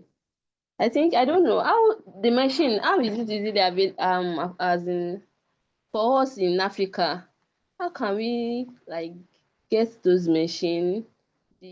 As in is there a Instagram handle for the manufacturing company also? So at least, so if any of us like want to go into the industrial part of this thing, the knitting aspects, so we can know where to get them, the cost and the likes. And I think that's all for now. Okay, thank you. Okay, thank you very much, Shakira. I hope I'm calling that correctly. Yes, Shakira. Thank you very much. So you're asking how we can get access to the industrial machines, right? Yeah, Yes, if yes, yes. we need to go into the industrial production. Okay, and then I have a second question here from Kat. Kat is asking, so this question is for Gerald. The question says, noticed you included IP in some of the benefits for designers and manufacturers. Can you dive into more detail?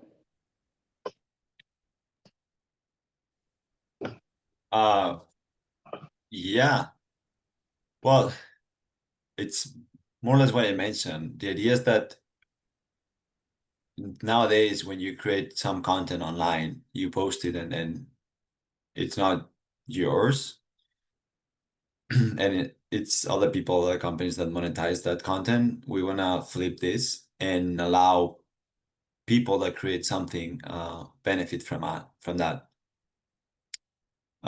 So if you create a design in this platform that we're working on, the idea is that you can sell it. So if, say, for example, you make a design and someone finds that design, if they like it, if they place an order with that design, some money would be sent to the producer that makes the garment, most of it, and some money would be sent to you, to the designer, as the one who created that design.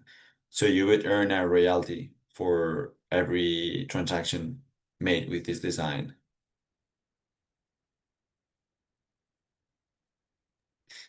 Also, there will be like a versioning system. So if someone gets your design, because you can, the idea is that you can also share your designs with other designers, and other designers could potentially grab your design, modify it. So this is a bit more complicated, but there will be like versioning system.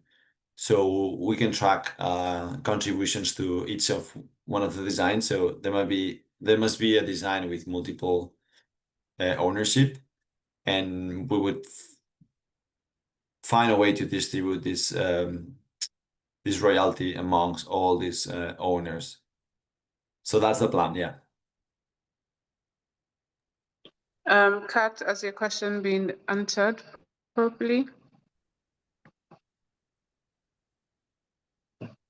So if you can hear us, you can just give us either a thumbs up or respond. Okay, thank you. Okay, thank you. Any other question? I have an answer for the first question. It's not a great answer, unfortunately, but this question was, I think, about how to get these machines in Africa, Yes. or in a certain area. I don't know. Unfortunately, these machines are very precise and need to be manufactured with like heavy materials that are expensive.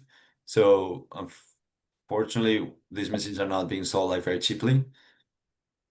So it's a challenge to have this initial investment to be able to afford these machines. One thought is that maybe what works well is, in some places at least, is buy this machine with a community of people, like a shared space where there's a machine and many people can use it, not just one owner, but several, or an institution that is doing this purchase and opening this machine to many other people. These are my thoughts about this approach. Okay, thank you very much, Gerard, for your response to that answer. Oh, sorry, to that question, rather. Do we have any other questions for this first session?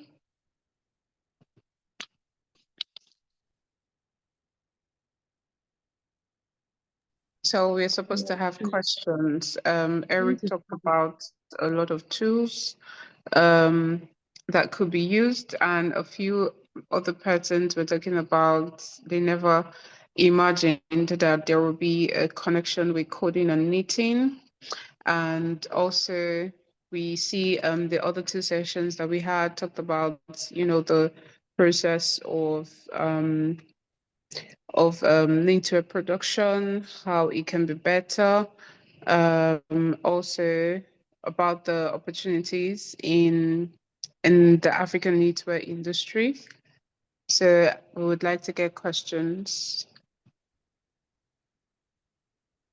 May I speak, please? I'm trying to find a means to raise my hand, but I didn't see the reaction. Okay, Sorry. no worries. Please go ahead. Okay, so I'd like to ask from the last speaker. I think that's Mark. Yes, please. Okay, so let's assume just an assumption that I'm able to lay my hands on the coding, make some designs, but I don't have the machine to utilize that. Are there specific machines at which I can use that coding, or it works on any kind of digital machine? And also, to be realistic, for now, we can say what we can lay our hands on in case of patterning right now is a punch card. So is there a way with which these designs can be transferred to maybe not the literal punch card, but maybe just another thing that would allow us to use? Because of the truth, we might not be able to lay our hands on those sophisticated machines right now. But once those coding are being done, are there other means with which you can transfer the designs to some other materials to be able to bring it to use? Do you get my question?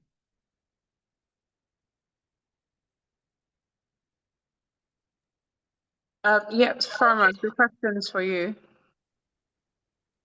Okay. I needed to unmute. I think I understood your questions, like how can you use the coding, or how can you use coding in knitting without actually buying an industrial machine like I have? Is that what I understood? Yes, please. Yeah. Is there are there other Yeah, means that I wanted to after make clear that coding? the example that I gave, like with the Python script, this is not at all necessary in the whole process. I just wanted to show like what's the variety of software tools that you can use, and I used it to generate this generative pattern. But it's actually not you know, you don't have to use Python. You can. I just wanted to give it as an example to show like you can, you know, go wild and creative with different digital tools that are available now. You could also, you know, try AI and stuff. I just wanted to give you an inspiration. It's in no means necessary for this machine that I have. The only thing that is necessary for the machine that I have is the editor that I showed you in the before the machine, and you can actually even do all your designs and draw in there. As far as the manual knitting machines, I have to say I have no actual experience with this. I know I've seen machines with punch cards and stuff, and I would not even know how you create these punch cards. But yeah, I just wanted. I'm sorry. Oh, yeah, I just wanted to show you that, like, you know, you can go beyond your imagination to use digital tools in many ways in knit design. So it's in no means necessary to learn coding or anything. You don't need to at all. But it's a possibility if you're into science stuff or if you want to explore stuff. Thank you. Yeah.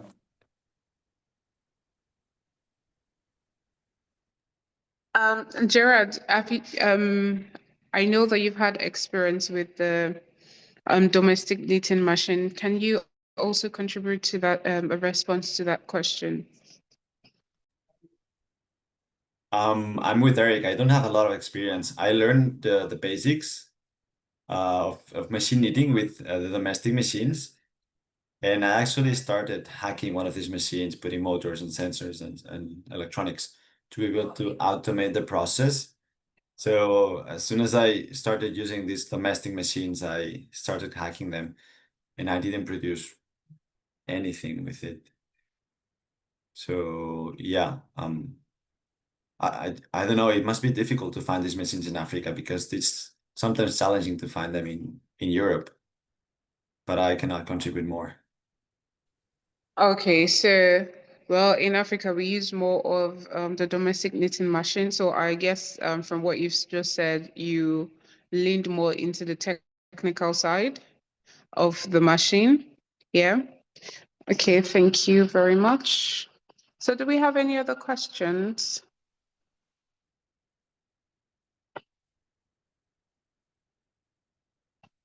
Okay, so if there are no questions, while we're waiting for other people to ask the questions, um, from the first speaker, or rather from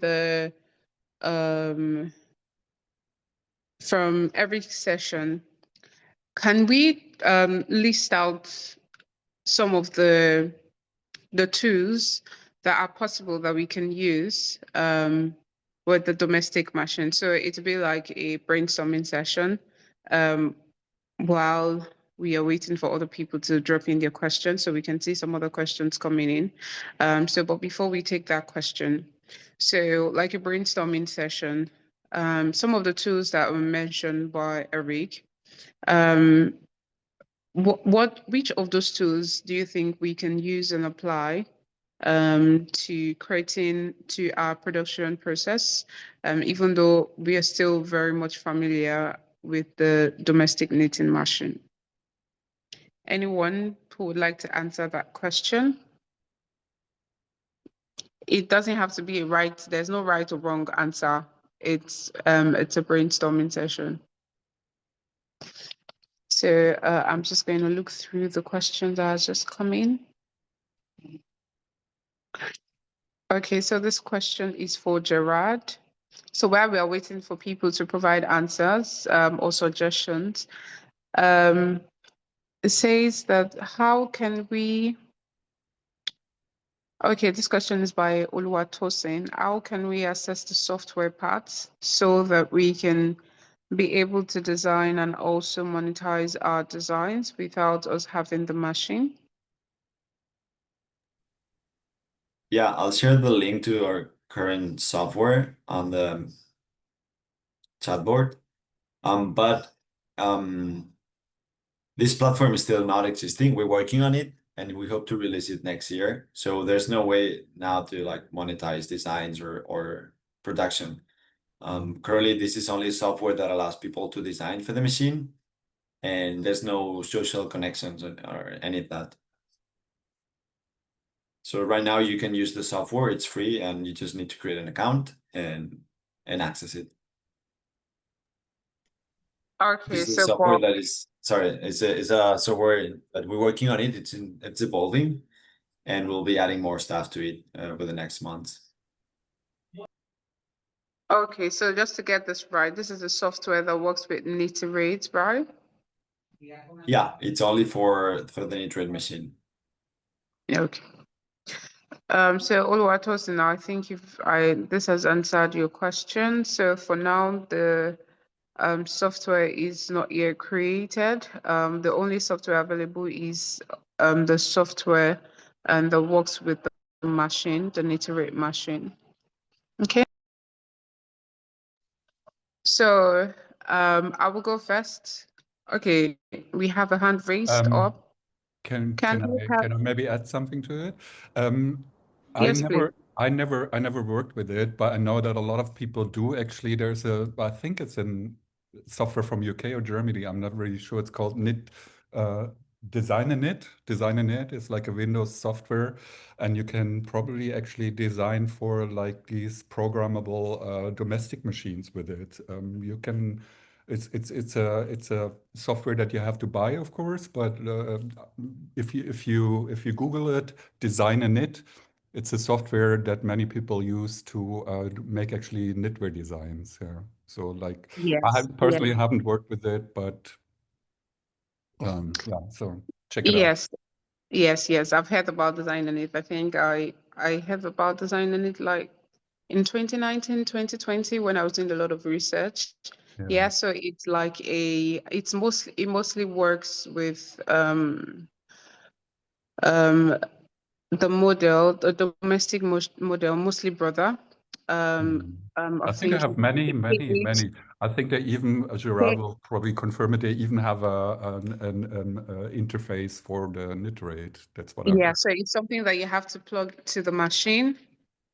If I can get a picture, I would put it up for everyone to see. So it's I think like, they have a trial version, so it's just the suggestions because it was yeah, coming so up here. it's usually plugged to the machine and it works with a I think KH940 or 950i. I think it's many models. Like, have a look at it. I think it supports many models. Okay. Yeah, I would bring that. I would do that, bring up a picture about it and share with everyone. Yeah, so I'm familiar with the Nita design. So we have Natasha. Yes, please.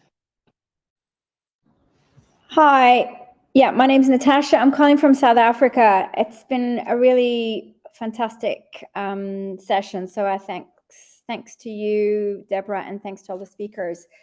So I'm embarking on, it's more like a hand knitting project that I'm working on, but I am very interested to see these different knitting machines that are on the market. I haven't actually exposed myself to them yet, but I think, Eric, what you're doing is fantastic. I think it's really nice to see that there's small industries and studios out there that are kind of just experimenting and exploring and trying and stretching these machines as well. I'm just looking at your machine with awe because I just checked the price on those machines and they're about what, $7,000, $8,000, which, you know, if you equate that to rands, that's quite a lot of money. So I think in regards to some of the other speakers, I think it's a really interesting way of cycling, fashion cycle model, you know, slow knitting, but also making sure that you group it. So you're working with groups of people who would be interested to use the machine together and use more of a community-based system. So I just wanted to raise that because I feel in Africa it's not so easy to come by, and perhaps we don't have the communities to raise the funds, but maybe just individuals who come together could perhaps start a community to get one of these machines and then, you know, start trialing and skilling up and so forth. So yeah, there's huge opportunity here. Thank you. Thank you very much. Thank you, Natasha. Thank you so much, Natasha, for that contribution and for saying that. And yes, everyone, can we look into the comment session or to the comment box? Natasha has dropped the link to Design and Knit. For short, it is called DAK9. Design and Knit. So if we look through, and there is so much information about Design and Knit just on that page, and you can see that it's one that works with the domestic knitting machine.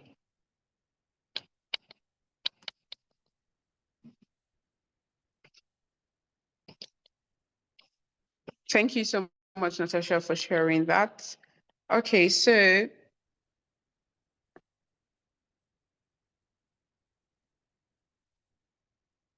so if there are no other questions, I guess we would have our break on time. So, but before we go for our break, can we have a very short brainstorming session? And we have these people we have brought, you know, to come and share their wealth of knowledge with us. Don't let them go back to their places without pouring all that they have and they are prepared to share. This is an opportunity for you to ask your questions in their numbers. Right, so ensure you ask all your questions before we release them to go today. So back to the question I asked at the beginning. Eric shared some tools that we can use. Eric, please, could you put up the slide that had the name of the tools, the softwares that you use? I think the one that had the Adobe. Could you share that slide with us? The one that had the Adobe.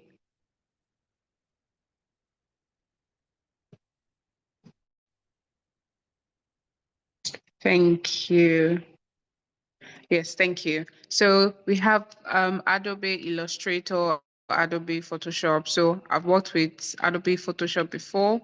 I think I've tried Illustrator. So can you just give us just a little bit of how, or should I say a little bit, just how the Photoshop works? So for example, for someone like me or for other knitwear designers on this call who work with what they call it, who work with the domestic knitting machine, right? We work with the domestic knitting machine. So while you have on your end, we can do the pixel, you know, the squares for us to be able to translate that, even if we don't have that kind of software, we use the punch card. So for those squares, we punch them. We have those squares in like a paper form, but it's more like a long, I think it's 24 by, so who is going to help me out? The other knitters in the group, who is going to help me out? What is the measurement of our punch card, the punch cards that we use? Yes? Anyone? I know people on this call that personally that use punch cards. So can you respond? Or should I start calling names? I know names, oh. I can. Thank you. Someone said 24 needles. Yeah. So we have that for us, it's the punch card, and they are like the squares, and we are able to transfer that design to interpret that design on the punch card, so we can. Thank you, Grace. Thank you, Grace. Eric, can you see the punch card? So we have Grace who is showing us the punch card. Let me see if I can bring Grace up. Yep. Eric, can you, and Gerard, can you just let me know if you can see the video? Unmute, yeah, I forgot to unmute. Yep, it's beautiful. It looks like a lace. It's a design by itself, yeah. Yes. So Yeah. for us, who do not have the industrial knitting machine and who Beautiful, do not Grace. have access to that the software, so we are able to literally translate our designs into the punch card, and then we can create our designs like the jacquard and the likes. So if we do not have the software, can you walk us through how, or the possibility, or show us if there is a possibility of even working with the Adobe, is it the Photoshop or the Illustrator, and still be able to translate what we design on either Adobe or Photoshop to punch card? Yeah, can I respond to that? I thought I was making it actually clear in my speech that these applications that I use, they stem from my 30 years long working with graphic design softwares. These are actually very powerful, big software pieces, which are quite expensive. So I would not actually recommend to get either Adobe Illustrator or Adobe Photoshop for big price for something that can be accomplished much more easier in other software. This was just for I was showing like what my way is, but there's always many different paths to the final result, and this is just my way. What I can recommend though is like there is graphic software that is browser based. You can do a little research there. I know that Canva, for example, is a good platform where you can draw things, where you can use AI tools to design stuff, and also export them as pixel-based PNG images, for example. So this would probably be a much more suitable solution for low budgets or even free stuff. There is browser-based softwares that is actually free. There's also desktop software that is actually freely available, image editors. I cannot really give a complete overview because like I, for myself, just work with the professional software because I'm used to it and because I have it, but it's not a recommendation for someone starting. So please go online, Google a little bit, look for a free graphic design software, for pixel design software, and you'll find plenty. And now with the rise of AI, you will find plenty of help, also AI teaching you stuff or generating you stuff. Yeah, I cannot really give a recommendation there because the market is also very much developing what the software is. So like what I tell you today might not be, valuable tomorrow. Yeah, that's actually a lot of things. That's how I taught myself knitting on this machine. I'm an autodidact. I try stuff. I Google stuff. I try it and then see what fits best for me. And there is no one solution that fits all. But yeah, Canva is a good starting point. canva.com. Have a look there. It's graphic design software, browser based. You can do it for all kinds of stuff, for designing or even for preparing your Instagram posts. So that's my recommendation.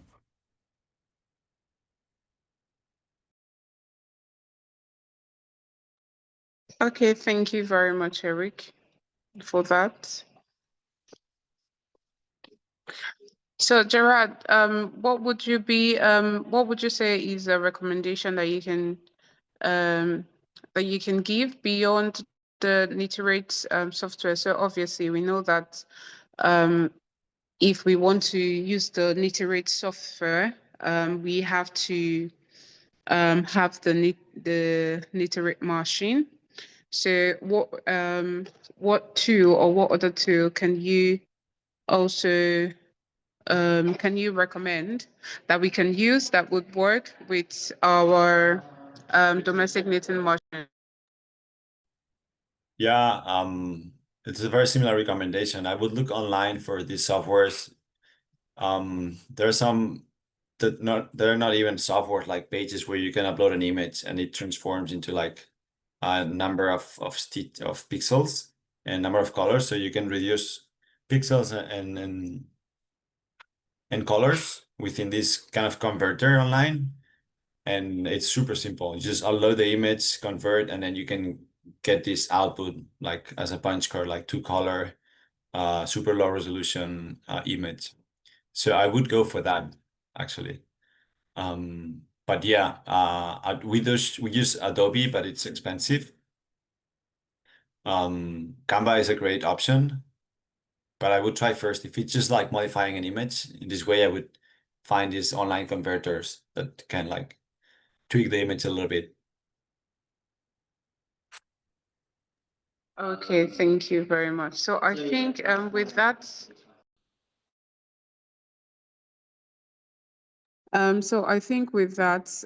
we have come to the end of our first session and we would have our break. So what I want us to do before we go for our break, can we all turn on our cameras so we can have a quick snapshot, please?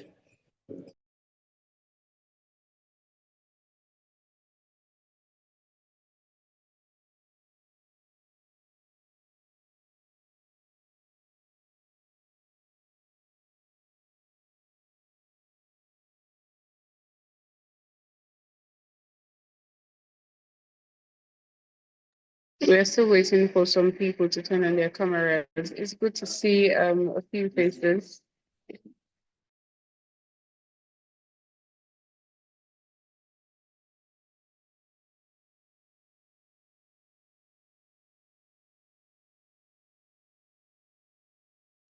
So I have a few. Can we have Itoluwa Nigeria, Phoebe, Peace Bars, Amaka Florence, Shifa, Deborah Nigeria, please, Loki Egede. I hope I'm saying that properly.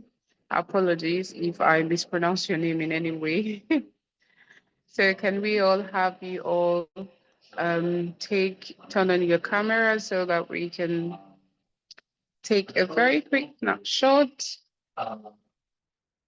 By Bianca Love. Bianca Love, thank you. Thank you. And thank you very much. Hold on, let's just take a very quick snapshot of everyone today. And this is we saying thank you everyone for coming and being a part of this. Yeah.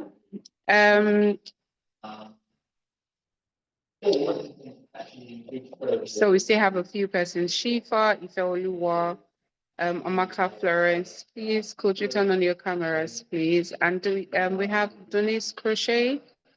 Please, can you turn on your camera? Thank you.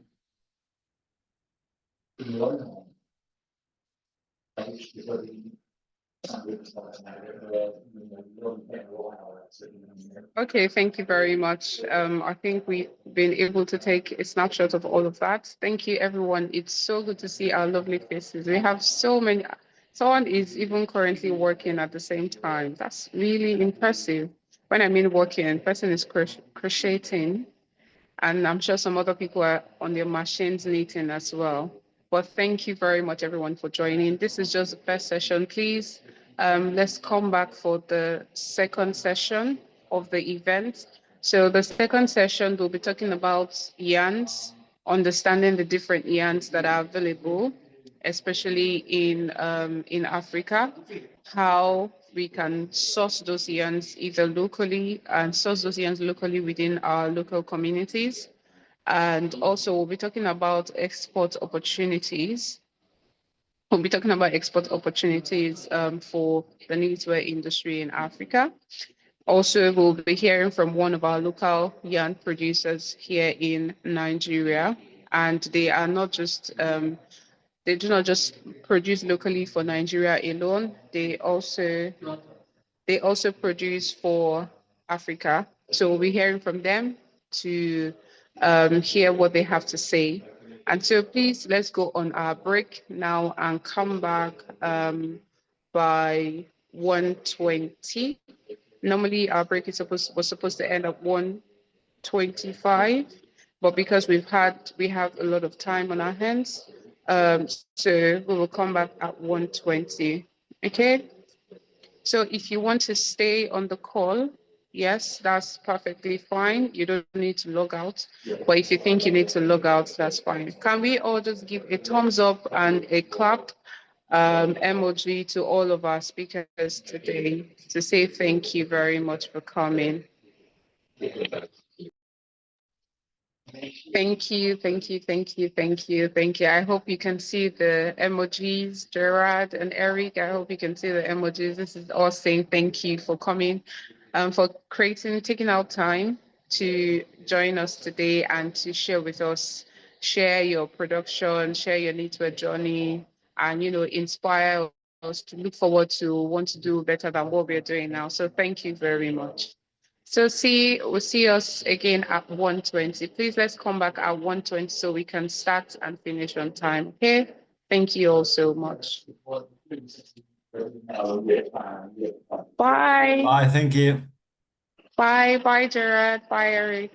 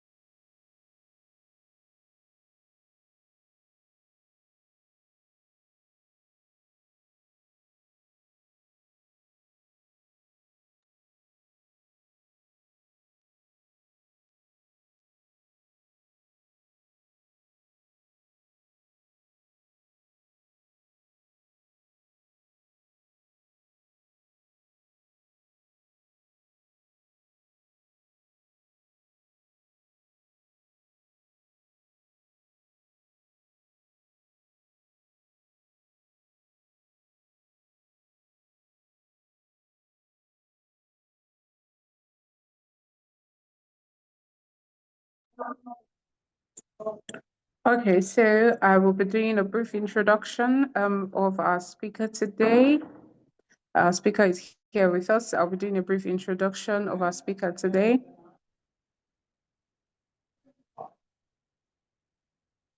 So in response to Maria, yes, if you registered for the event and you used your proper email, there were no typo, there were no errors. While registering and putting in your email, yes, you will get the recording. So everyone who registered for the event will get the recording, okay? So briefly, we are going to introduce our next speaker, and this session is a very important one because without it, we'll be talking about one of the major resource that we use as knitwear designers, and without it, we cannot even create our designs, right? And we cannot even call ourselves knitwear designers. So this session is so important. I would like us to be very attentive, to be very present, so that we can get the best from this session. So I will do a brief introduction of our speaker today. So our speaker today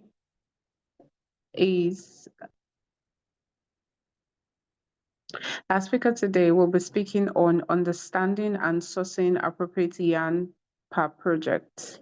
So a major resource that we use is the yarn. So today in this session, we'll be learning about how to understand the right yarn to use for our project, how to source that yarn that is right for our project. So a brief introduction. Our speaker today is Mrs. Okeyele Olatunji Elizabeth. She is a knitting teacher certified by the Craft Yarn Council of America, a graduate of textile technology from Yaba College of Technology. She's a passionate entrepreneur and a founder of Tunis Creation, an organization that is passionate about passing on needlecraft skills to the younger generation. Today, she will talk about how to select yarns for design, functionality, and also for brand identity. She would also be talking about practical tips for sourcing quality yarns locally and internationally. And she would also be sharing insights on sustainability and future yarns. So let's give her a warm welcome with our emojis, our clap, our love emojis. Let's see all of that so she knows that she is welcome. Thank you, Luatosin. So because this is a virtual event, yes, thank you everyone. So we are not able to clap physically. So use our emojis to respond. So over to you, Mrs. Elizabeth. Hi, Deborah. Congratulations on the successful summit. And I must applaud you and your team for putting this great event together. And to all our amazing knitters across Africa, it is so exciting to speak in front of you all. Thank you so much for having me. You know, Deborah keeps putting me on the spot in terms of yarn because she knows that yarn is so close to my heart. And then she actually streamlined me with this topic by saying yarn selection per project, because she knows I could go all and talking about yarn. Thank you so much again, Deborah and your team. So when we say yarn, can you help me put up my slide, please? I'm actually at work, so I am using my phone. You can help me put the first part of the slide.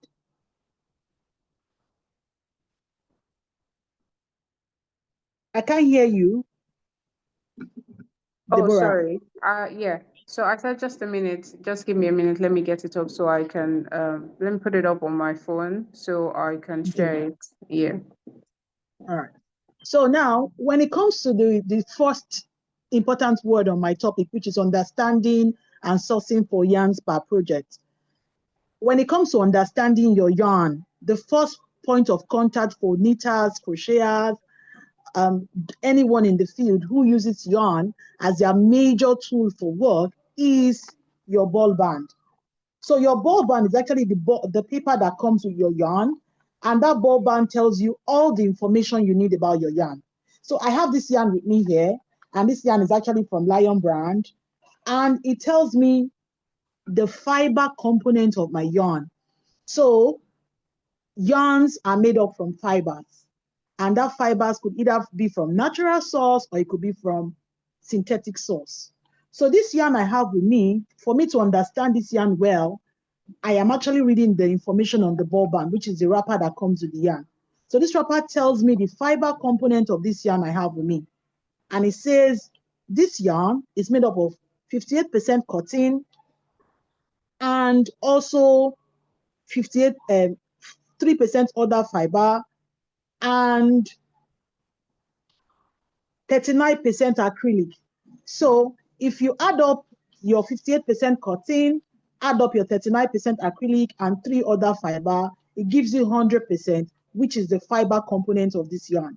So the first point of contact for you when you want to understand your yarn, when you want to source for your yarn, is to go to wherever place yarn is being sold and check the information on the ball band. So apart from the fiber source that the ball band tells us about the yarn, we also learn the size of the yarn. The ball band tells us the size of the yarn. Either it's a yarn one size, 2, 3, 4, 5, and the list goes on and on. So for this one, this ball band for this yarn I have, it's a 4 medium sized yarn. Now, the ball band not only tells you about the fiber part of the yarn and also the size of the yarn, it also goes further to tells you the needle size you are going to use for that yarn. The needle size you are going to use for that yarn. Then it tells you the batch lot, the color of the yarn, the company address, and all the information you need to get from that yarn. So when you are sourcing your yarn per project, the first thing you need to do is read up all the information in the ball band. Take your time to read the information in the ball band, then you get to know all that you need to know about that yarn. Now, how important is it that we have to select the right yarn? Take, for instance, a client give me a job. I'm actually still waiting for the slide to come up. A client gives me a job and say, oh, Elizabeth, I want you to knit me a baby shawl for my newborn baby or for the newborn baby or my grandchild, you know, the list goes on and on. And I'm expecting this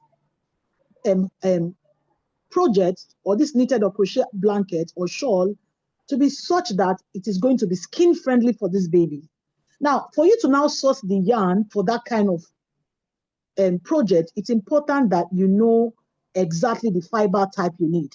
So in that case, it's important that you are armed with the right information in terms of the fiber selection. So for a newborn baby skin, the best fiber for that particular knitted or crochet project is going to be your natural yarn.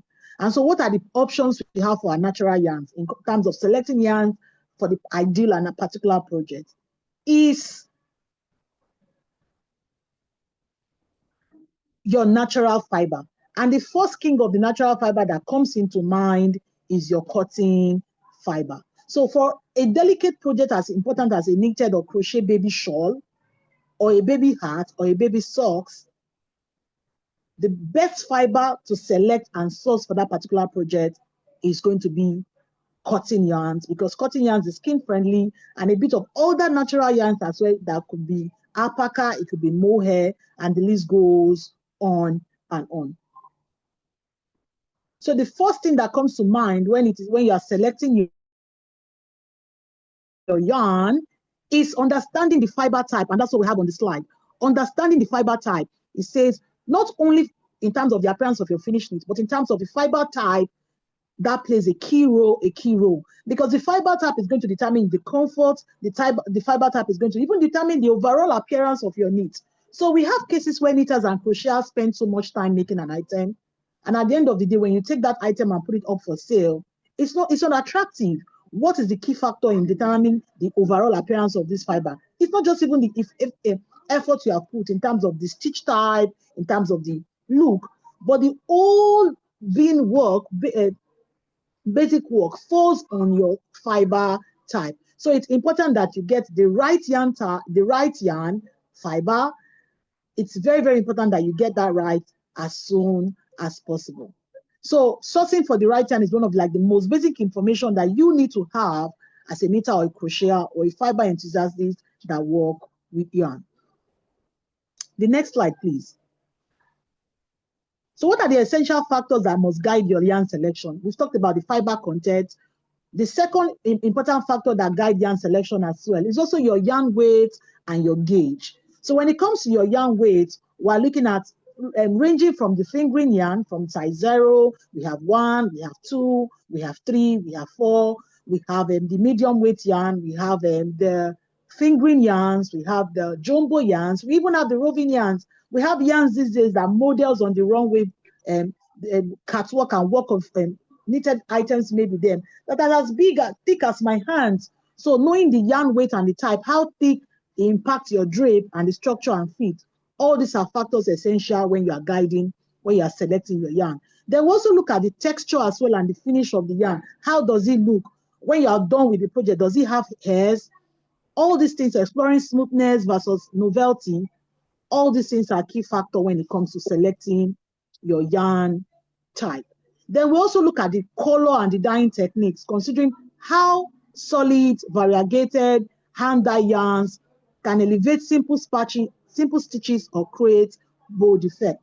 So is it going to be hand-dyed? Is it going to be machine-dyed? Is it something that you can make and still dye in the house yourself using basic dye materials we have in the craft stores? All these are factors that guide your yarn selection when you are sourcing for yarn for the project. The next slide, please. So now, having explored the fact that your yarn plays an integral part in the final work that you are going to have to present to your client or present, you have to pay attention to your ball band.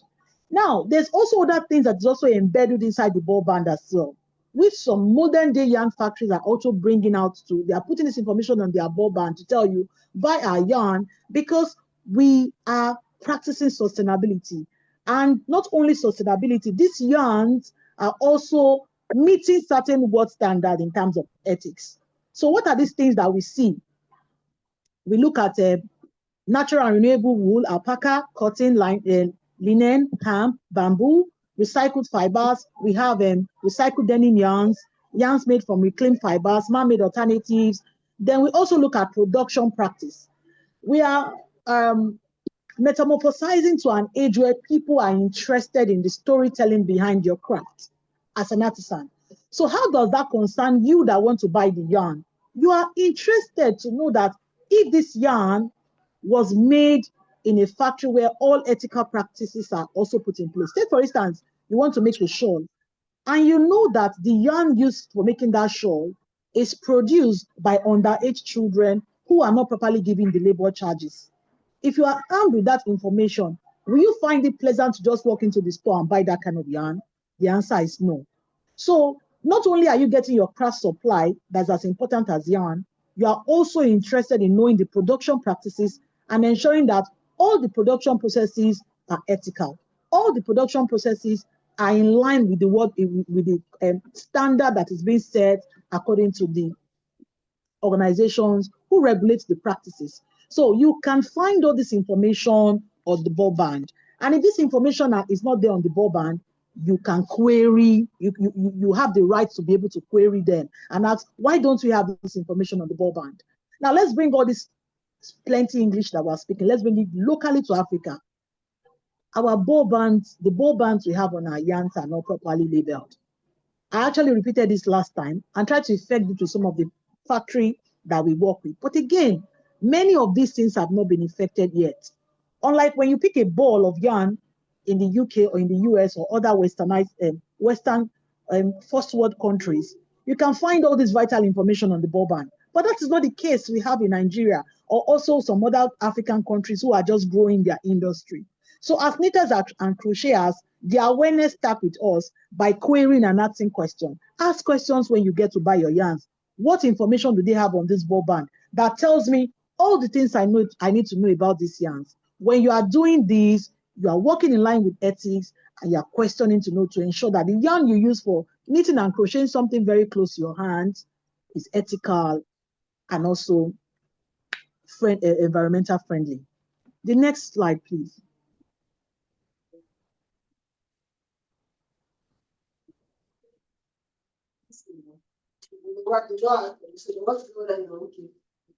Okay. So sourcing for your yarn, there are other factors apart from the fiber type, the yarn type. The key word to look out for now, especially now as we are now in this part, in this system of things, is sustainability and ethical. Because if you come to look at it in the world of crafting, with my experience so far, very many of us crafters actually do not have plenty funds to throw around, like those in the tech space or those in the oil and gas. So we want to ensure that when we are making a purchase in terms of our craft supplies, majorly our yarn, there are some questions that we're able to answer. One of those questions, apart from the fiber source, is if I make a sweater from this yarn for my child, and my child actually outgrows this sweater, can I actually rip it apart, unravel my yarn, reel it back and make it into something? And that comes to longevity and use. What about durability? What about washability? What about biodegradable? Take for instance now, you are working with acrylic yarns, and you have to throw away your scrap yarns. What happens when those scrap yarns get in contact with the soil? They never, never, never, never, they are never biodegradable. So at the end of the day, not only are you interested in the fiber type, you're actually working with materials that in the long run are not doing the earth any favor. So the key word here is sustainability in terms of yarn choices and working with natural fibers. Can you hear me? Yes, we can. All right. Yes, Yes. So Yes, okay. we can, clearly. All right. So I'm working with natural fibers. So it's very, very important. I like to have the slide back. It's very, very important that our fiber content plays a key role in terms of our yarn choices. So then let's bring this locally. Locally in West Africa, cotton, it seems to be the chief of our fibers. In fact, cotton fiber is so, in fact, we're so blessed with cotton fiber that some years ago, my neighbor actually planted a cotton plant very close to our fence. And so either by wind or a bird actually brought in one seed from that cotton plant into my compound. And guess what? It grew into a giant plant. I was even able to harvest some cotton balls much later in the month. Now, guess what? You and I can actually make it a goal to practice of planting cotton and now using this, getting spindles to make this cotton into strands of yarns. That's how ethical it is. Yes, that's how ethical it is. And that's how we are blessed in West Africa in terms of cotton. But sad to say, our market is saturated with acrylic yarns. And these acrylic yarns, I see knitters and crocheters who make these things into baby wears, sweaters that we can't even wear. A more practical example, my son's sweater is made from acrylic yarns, knitted by our local knitters here in Nigeria with the machine. But guess what? We cannot wear it the bulk of the time, except when we have very, very, very cold weather. That's why we can wear these sweaters. We just keep them lying down. So imagine we have a group of young women who come together and say, okay, we're going to look for a field and we're going to plant cotton. Cotton grows on our soil. In fact, it grows the way tomatoes grows everywhere on the streets in Lagos, in Nigeria. And we can make this cotton, spin them, get simple handmade spindles everywhere, turn them into yarns and put these yarns out for the market for them to buy.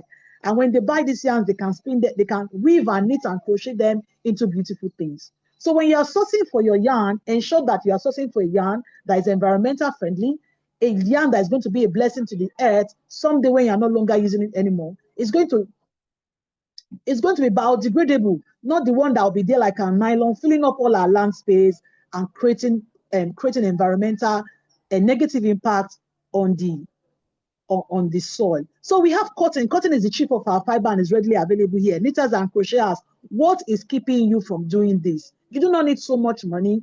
You can do this right here and there. Recently, I was having this conversation with someone. I'm saying, why can't we grow this cotton? And the person said, my grandma used to do this. So this particular talk is like a wake-up call for you and I, that if you go as far as trying to put this into practices, you make yarns very readily available for the whole Association of Knitters and Crocheters to buy.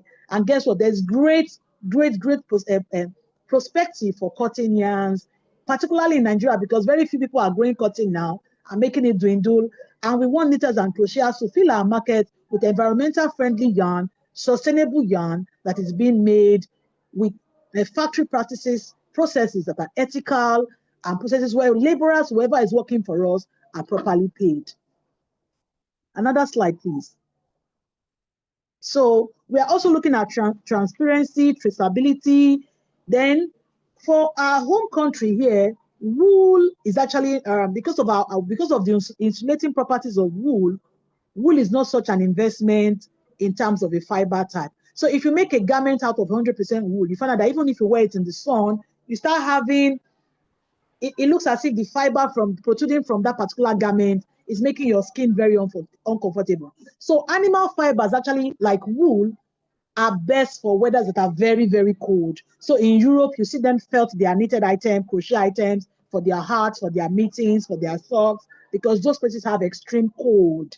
So if you are sourcing for your yarn, and we also have some other East African countries as well that are pretty cold, like a bit of Kenya and Nairobi, their weather is a bit cold, and other parts as well. So in that case, when you are sourcing for the yarn in that part, you have to ensure that the yarn you are buying are the animals who are sheared, who their skins are sheared, the hair on their skin is sheared for these wool yarns. Are these animals properly taken care of, or these animals are treated bad? What are the worker welfare, the people who are producing this, and what are the welfare? What's the supply chain transparency? How are these things going on? Knitters, crocheters, those in the fiber industry, it is very, very important that we know the story behind our knitting supplies. Yes, it's very, very important, because the world these days is paying attention to sustainable practices and also ensuring that whatever we are using follows the particular ethics that works with humans. So make it a practice, everyone, to ask yourself, when I want to invest in, if I'm going to source for my yarns, if I'm looking for something for my project, number one, what is the fiber content of this yarn? Number two, who are the people who are producing these yarns? What are their what ethics codes are they what ethic codes are these people ensuring that they follow?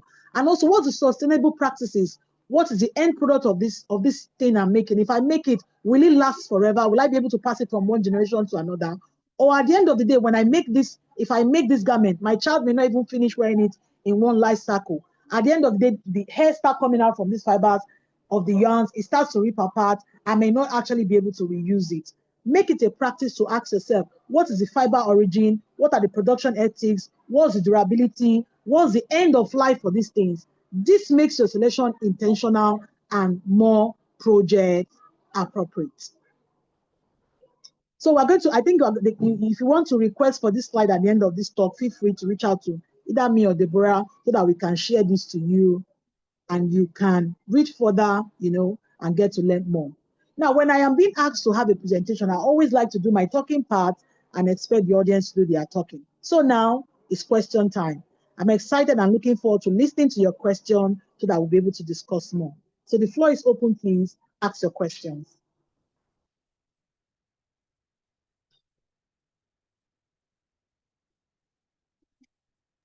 Okay, we have a question from Damilola.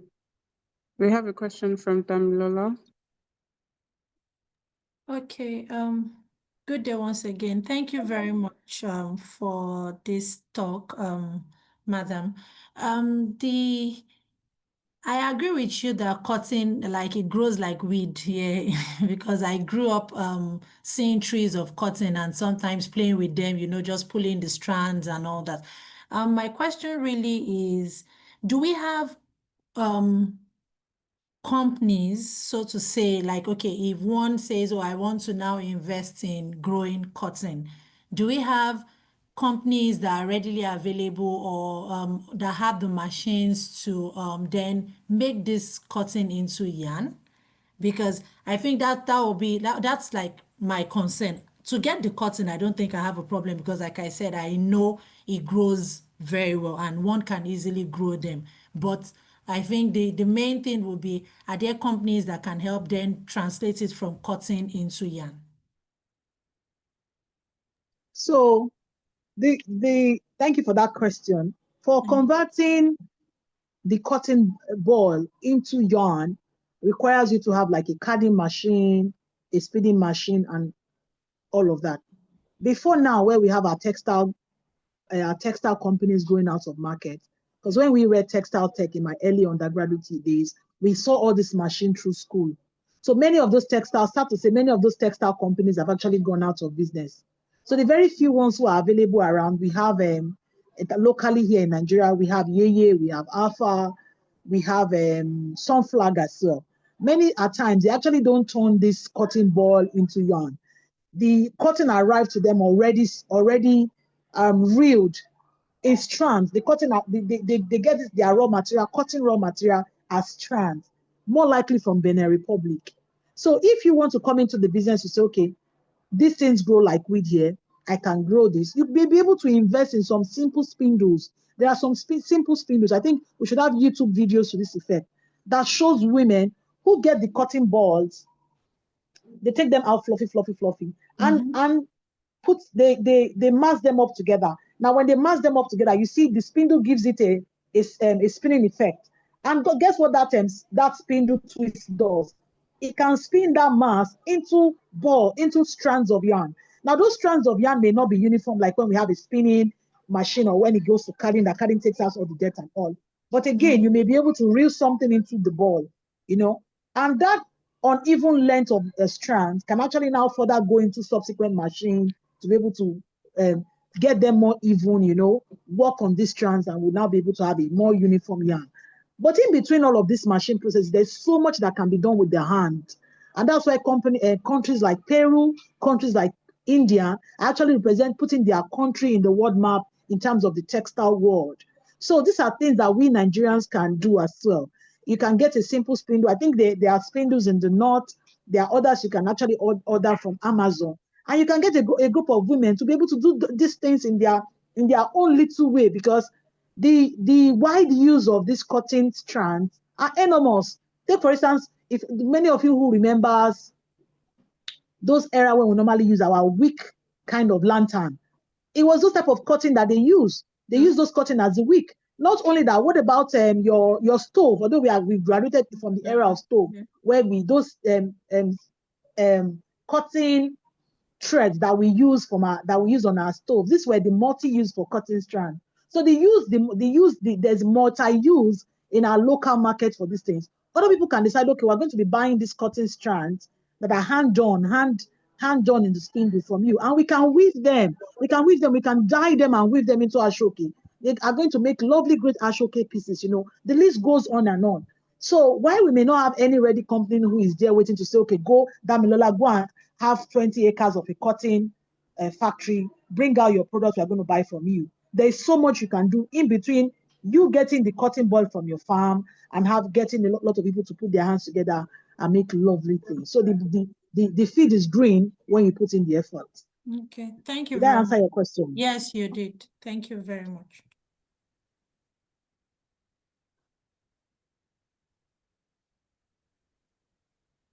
Okay, so there is a question and answer session for this second part.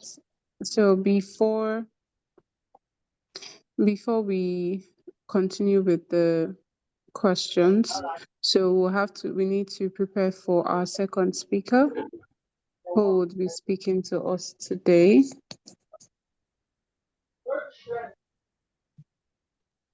So while we are preparing for the second speaker, I think there was someone had a hand up.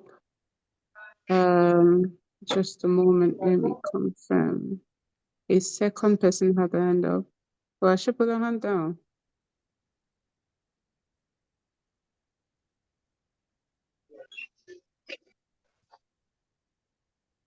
Okay, I thought we had a second person.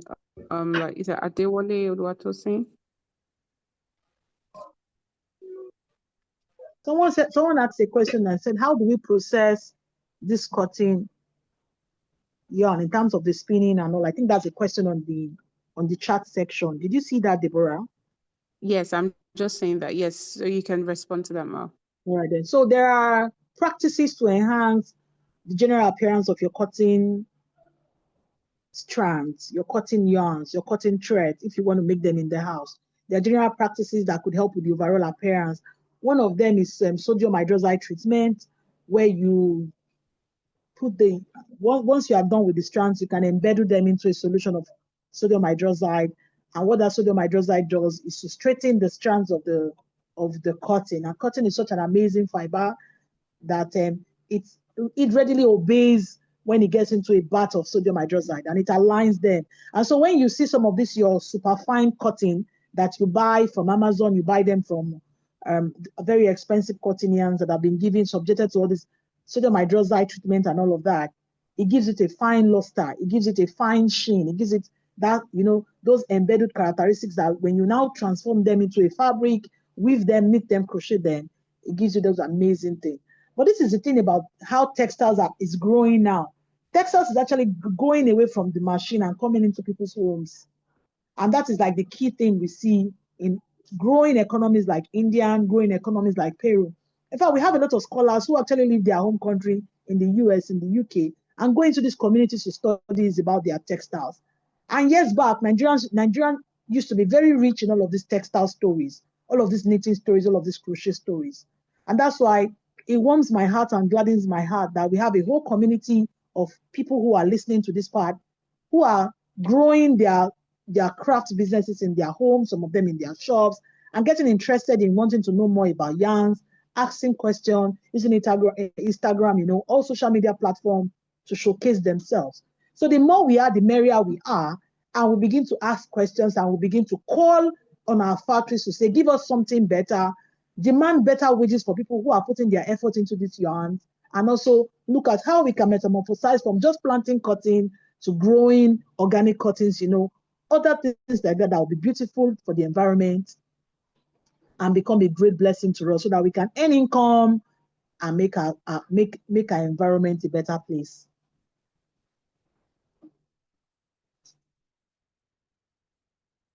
So yes, they are.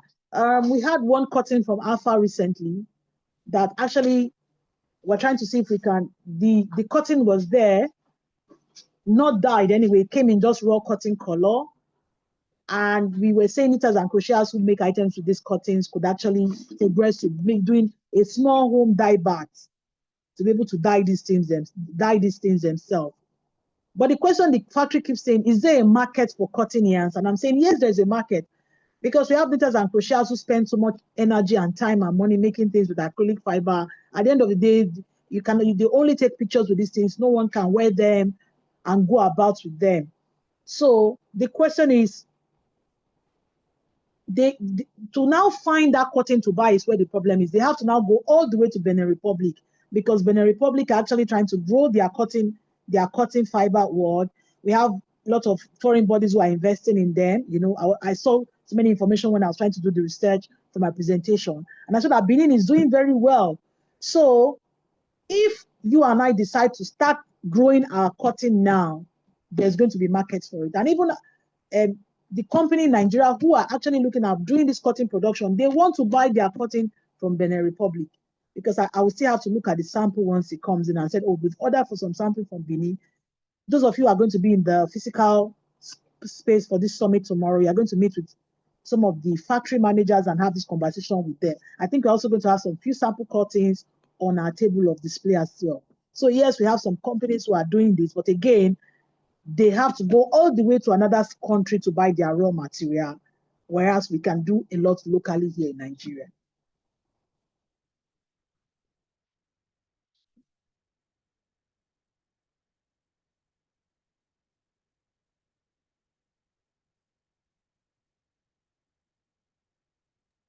Okay, thank you very much.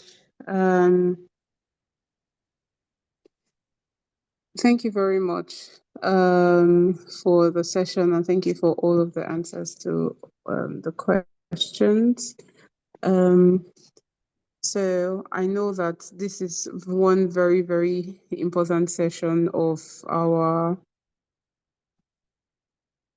one important part of our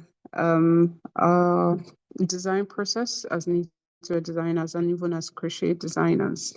So it's I'm not even surprised of the questions, and I'm really interested about the cotton. So I'm hoping that when we get to the question and answer session, we'll be able to talk more about this. So just a moment, we're just trying to get our second speaker in, the next person who is supposed to speak. But while we're waiting for the next speaker to speak, can we have Alpha? Can we have the representation from Alpha Industrial Company?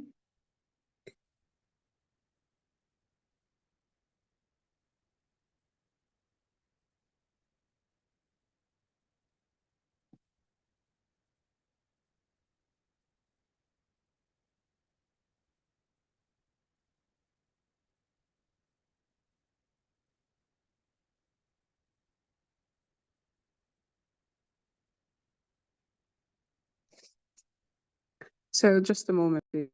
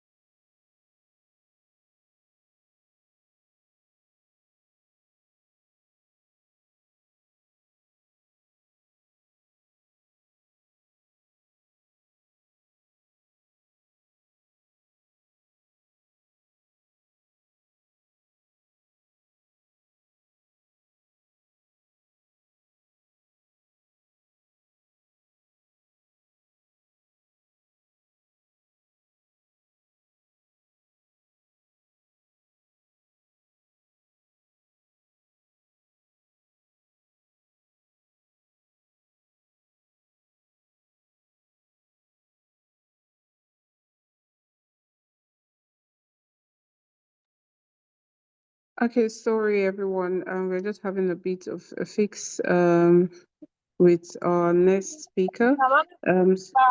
So while we're waiting for our next speaker, so I just want to get someone. We want to quickly reach out to the representative for Alpha. So Mrs. Elizabeth would go on to speak a little bit more, and if you have any questions at the moment for yarn sourcing, about either yarn sourcing or how to understanding other yarns that other types of yarns that are available in Nigeria that we can also use. So she would continue for now.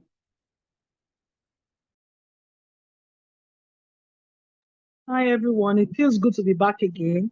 And this time around, I'm not coming back as a meeting teacher. I'm actually coming back as a representative for Alpha. And I'm excited to be coming again tomorrow for the physical event so that we get to see many of you and you get to ask questions about growing our young community here in Africa. Yarn is so important to me that I decided to freelance and work with Alpha. So I freelance for Alpha and I consult with them from time to time. So what we have in Alpha industry, we have acrylic yarn, we have giraffe, we have baby lamb extra, 4-ply,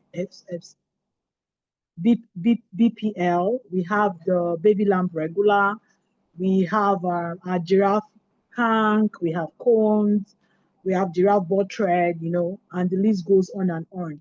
So Alpha is over 50 years old, having struggled to survive in an evolving economy like Nigeria, where we are giving priority to textiles actually coming in from China and other parts of the world than giving priority to our locally made yarns here. So the goal is to keep producing yarns that knitters and crocheters across Africa would love, would want to use, and would want to actually embark on project with. So far, you can find Alpha products in neighboring countries like Benin Republic, Togo. I was recently in Cameroon and actually took some samples there, and we have baby lamb extra in Cameroon.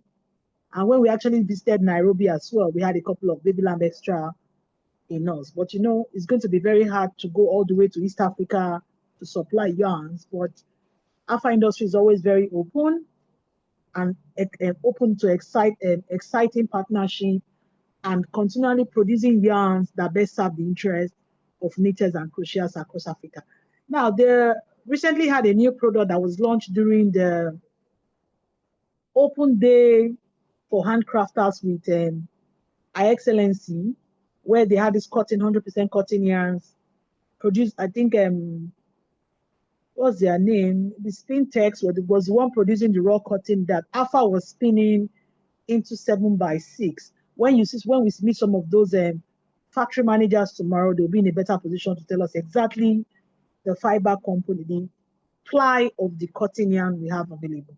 So we are evolving. Alpha is evolving. Alpha is innovating, and I'm actually pressing their neck all the time to ensure they navigate into producing cotton for us, because cotton means so much. Having the right yarns means endless opportunities for knitters and crocheters to evolve. There's also the world of tapestry, there's weaving, we have locally available looms you can experiment with in the comfort of your home, make lovely rugs, you know, and the list goes on and on. You can have that put on in any part of the world and you can sell to make good income for yourself. So if you have any question in terms of our Alpha quality products, their yarns, issues with anything you have, feel free to ask me, or when we see in person tomorrow, you can ask us. I also have the manager and all of that, and then we'll be able to take in that feedback from you. So someone said that Alpha is not, there is inconsistency in their colors. Thank you for that amazing feedback. We'll be available to answer that question tomorrow in person if you are going to be around. But I think you can feel free to reach out to me at the end of this message, and we'll be happy to continue further conversation at the end of this talk.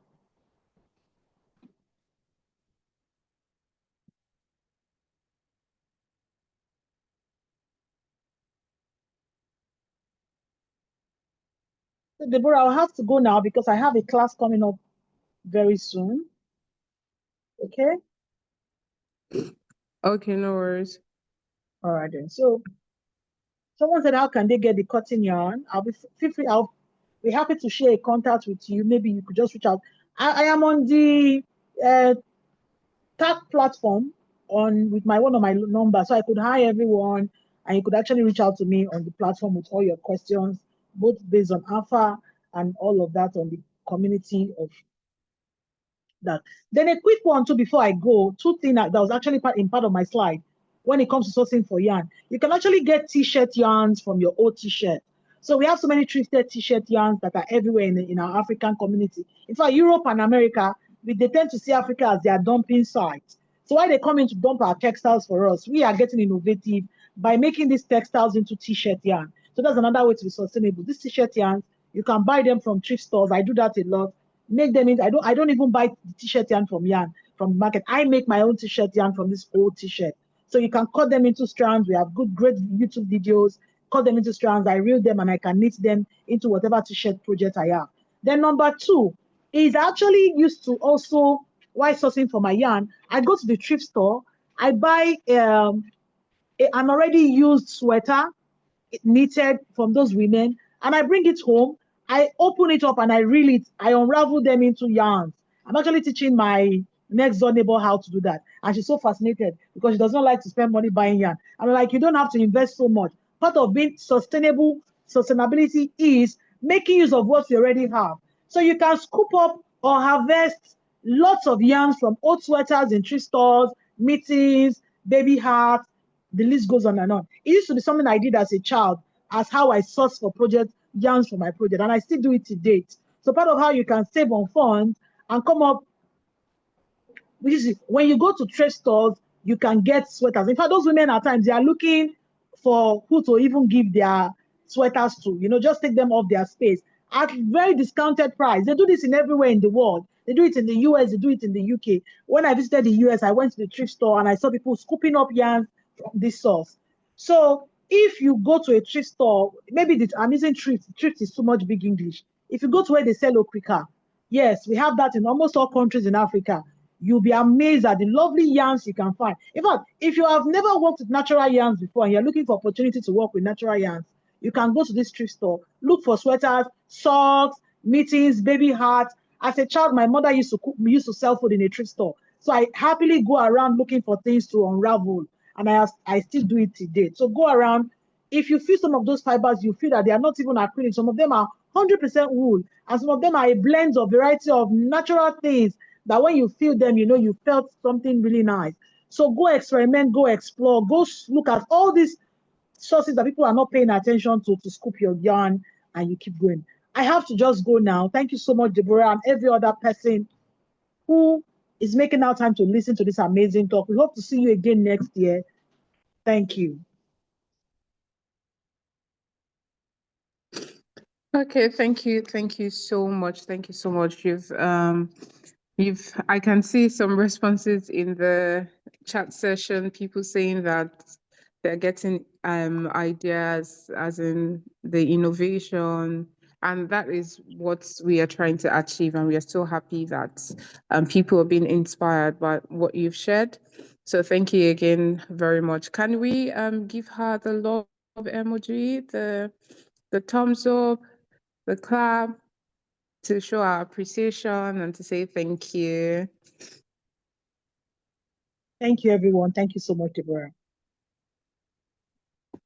Okay, so I will be introducing our next speaker today, and we'll be talking, the topic we'll be talking about is your ideal buyer, how to find and sell to the right customers online and offline.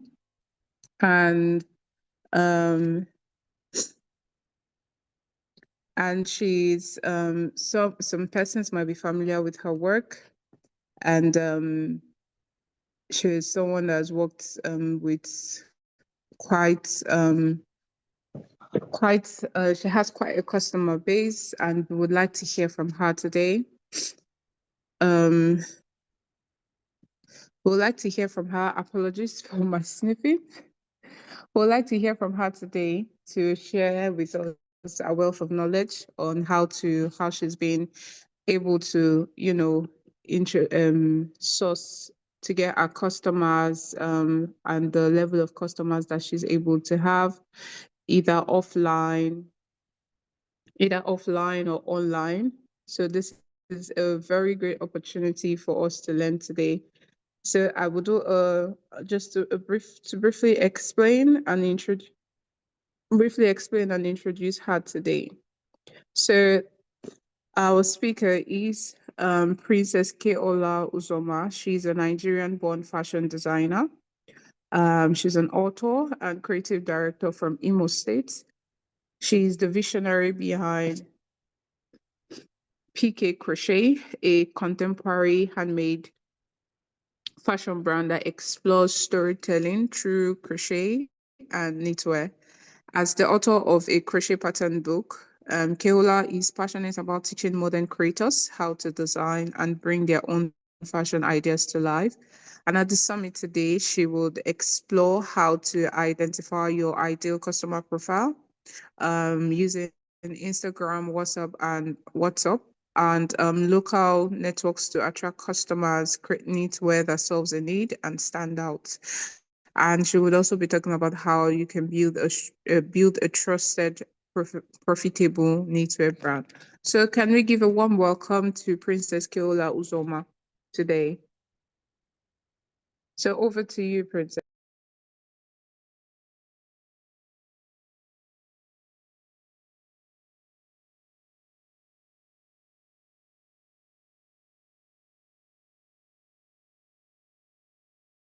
So can you hear us, Princess? Are you here?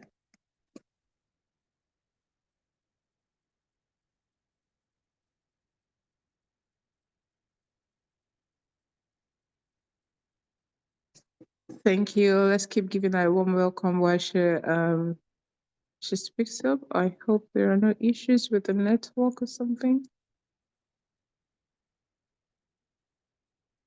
Thank you, everyone.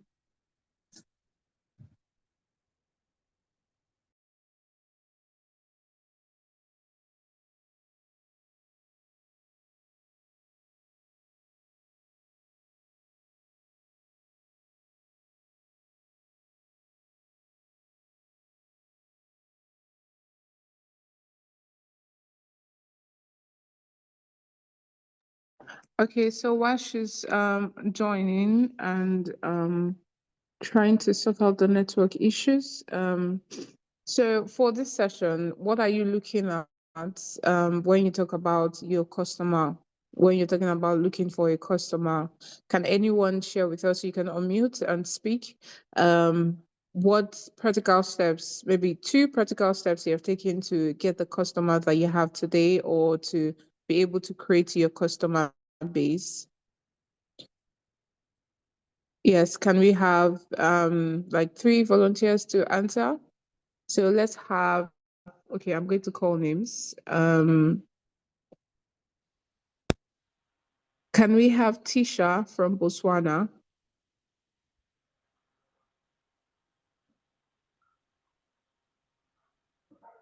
Okay, so we have our speaker. Let's say welcome, welcome, welcome. Can we give her a warm welcome with our emojis? Thank you very much. Can you hear us? Can you hear me?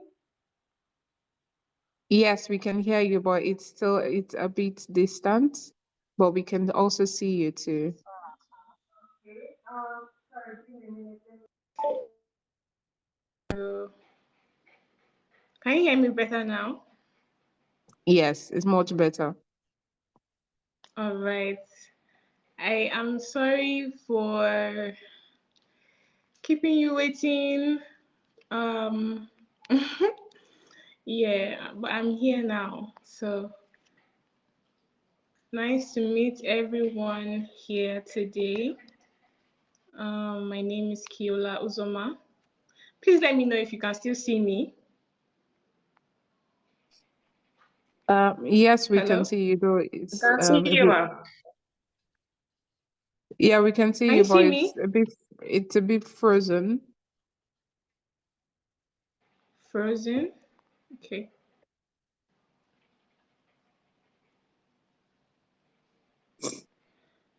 Um, can you see me now? Is this better? Yes, we can see you. Okay. So hello everyone. My name is Princess Keola Uzoma. I'm the founder of PK Crochet, and I'm so honored to be speaking here today at the Knitwear Summit. If you can hear me, if you can see me, you can, leave a comment, say hi.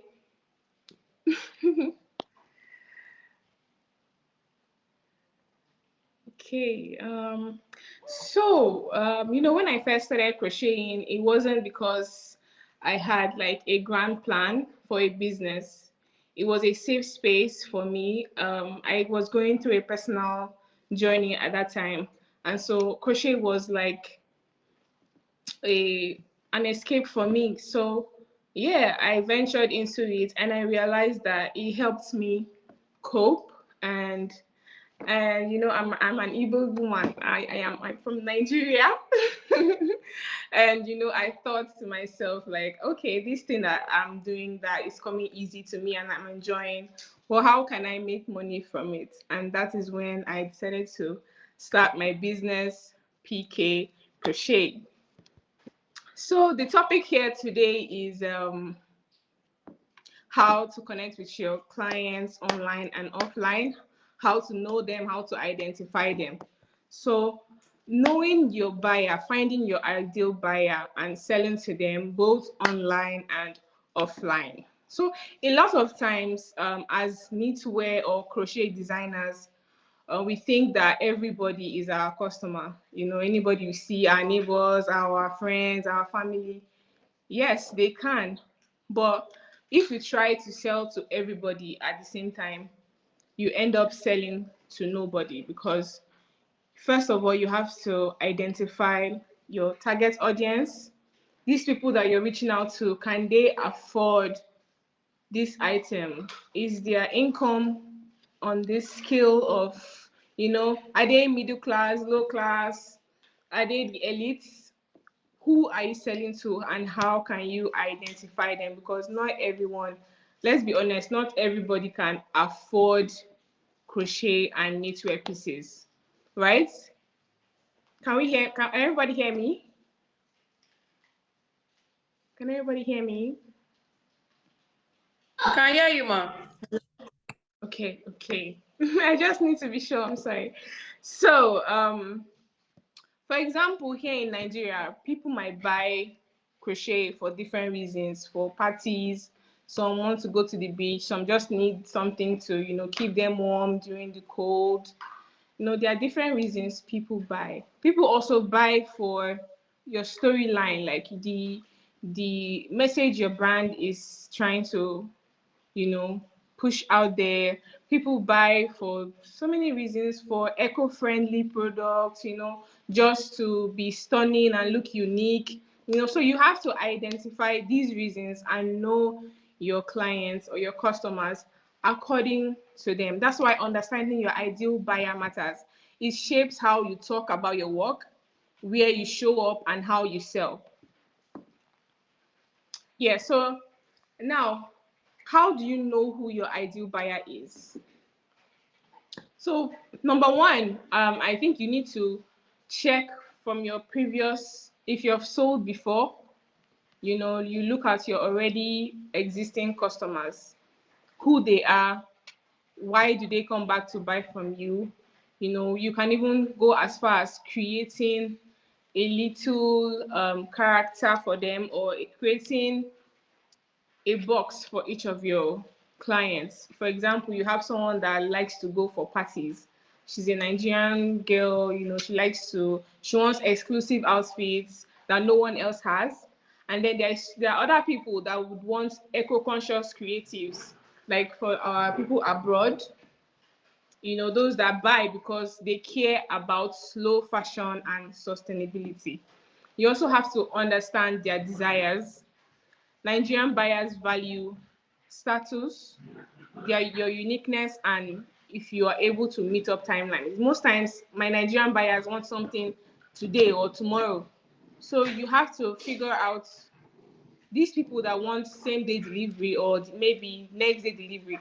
Can you handle them? Can they come back? Can you like keep that relationship going? If you know that you cannot meet up same day delivery or maybe the next day, and you now go for that client and you disappoint them, they won't come back, right?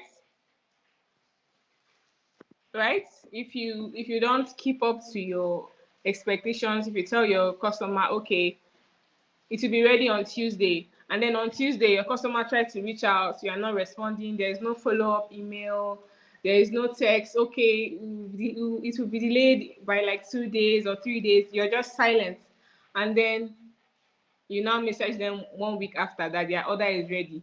Yes, they have paid for it and they will receive it, but what are the chances that they will be back? Most of them will not return. because of that slight issue or that slight delay that you think do not matter. So keeping to your timelines, understanding your buyers, and knowing the seasons, knowing when to send out emails. Okay, December is coming now. We know that everybody wants to be outside. People outside want to look good, right? So you have to start now to send out text, send out images, send out pictures, emails. Oh, this is what we have planned for December. If you're interested, you can let us know. Because if you do not plan ahead, you will lose a lot of business, you will lose a lot of customers, and you will not have returning clients. So that is understanding their desires. Now, how do you reach out to them? So once you know who your buyer is, and the next thing is to know how to find them. So you can go online, social media platforms, Instagram. For example, IG right now is like a runway for most brands. It's just for everybody. There's no brand I know that is doing well that does not have an Instagram page. So Instagram is like our mini runway where we showcase our products, tell your story. TikTok is also amazing for showing your behind the scenes, your styling, how to style your pieces. For international markets, platforms like Etsy, Shopify, you know, these platforms are available for us. Amazon, to show our products and let the world know that this is what we are and this is what we are doing. And when you get to offline, for example, if you're in Nigeria, we have fashion shows, we have pop-ups, we have simple word of mouth referrals, and you sell yourself. For example, if you're going for Lagos Fashion Week, you don't just go ordinarily. You put on something that you've made that that will be eye catchy. You go with your complimentary cards or your flyers.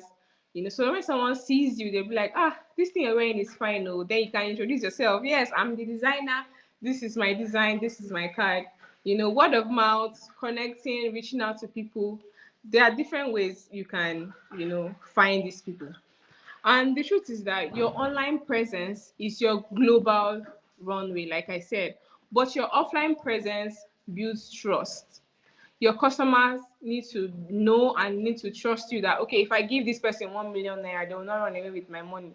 Or yes, they will. If I refer someone to them, the person will come back with good reviews. The person will come back saying, this person that you introduced me to, she's very nice, she's professional. You need to keep up with your professionalism. Your reviews needs to be on point. And if by any means you have issues, always remember to reach out. Always remember to connect. Always remember to let your clients know what is happening. So we are moving to how to sell the right way. I hope I'm not talking too fast and we can understand what I'm saying. Please, if you understand me, if you're following up, okay. Thank you so much. So, how to sell the right way. Selling is not just about positioning or posting a picture and writing the price on IG. It's about making the buyer feel something. Most people these days do not just buy because your item is beautiful or is looking nice. Most people want to buy into a story. They want to buy into a vision. For example, instead of saying, oh, this dress is a pink beach dress and it costs 100K, you can say this piece took 40 hours to handcraft. It carries African artistry, and when you wear it, you carry that story with you too. That's a storyline, that's a tag, something that you attach to your brand's identity. Also, you can create exclusivity. When I say create exclusivity, I mean most people think crochet and knitwear will sell more if it's ready to wear. But ready to wear, if you do not have the labor force to properly scale it, if you're not making 1,000 pieces a month, you honestly will not break even. That is why exclusivity is very important. Limited pieces, limited drops. People value what feels rare, what feels, unique, something that they cannot find anywhere or everywhere, And also, don't forget, after selling, Nigerian clients especially love when you personally check in, or you give them styling tips. If someone bought a dress for you, you can just one day send them a picture. That item you bought, these are ways you can style it. Have a one-on-one relationship with your clients, not just be available to collect their money. Hello, did someone say something? No, you can continue. Hello. You can continue, please. Okay.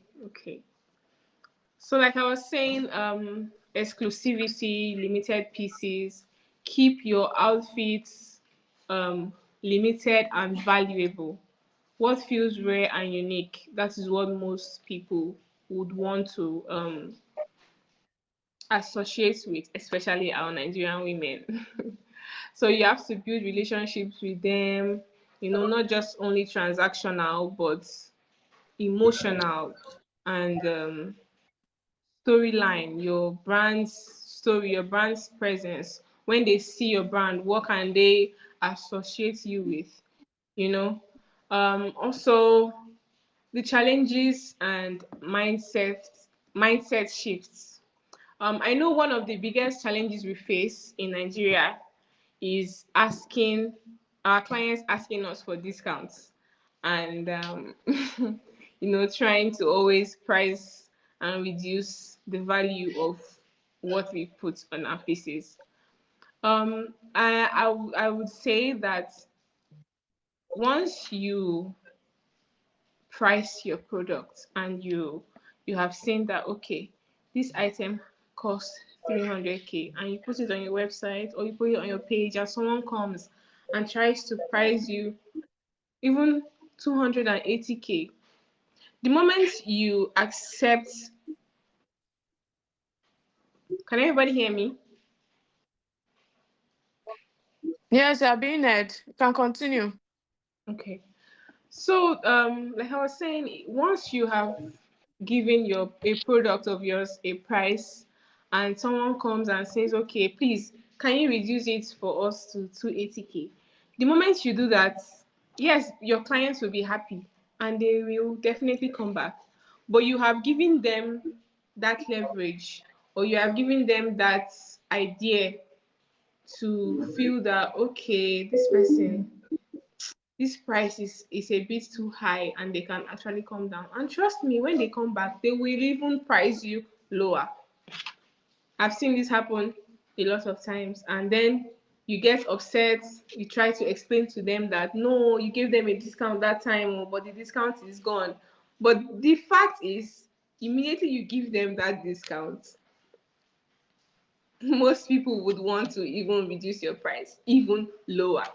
So sticking to the value of your product is your number one thing in making money, or even getting more people to come back. Because if you have told your one person that this item is 350K, and another person comes and price you for 280K, and those two people you sold to are friends, for example, and then they know, oh, she sold it to me 350K. Oh wow, she actually reduced for me. That person that you sold 350K to, when they come back, they will even bring it up that you gave this my friend discount though. What about mine? And that is how that's how you keep reducing the value. So sticking to your price, I know that it might be difficult to find people that will buy in with that price. It might be difficult, trust me, but you have to be patient. You have to be patient, and you have to be intentional with finding those people, because trust me, there are people online that will pay you 1 million for an outfit. There are people that will pay you more than that. People collect. Can you go online and actually see all these brands in Nigeria? Go online. check their products, check their prices. You see that you even offer more value, because something that is made with your hands is way valuable than any other thing. Trust me. So if you don't stick to the values of your brand, people will help you to reduce the value even more. So yeah, don't shrink your prices. Instead, expand your storytelling. When people understand your story, they understand your pricing, and they know that, okay, if this outfit took 100 hours to make and I'm charging 5K per hour, by the time I calculate that 5K with 100 hours, you know that, okay, this item actually is worth so and so.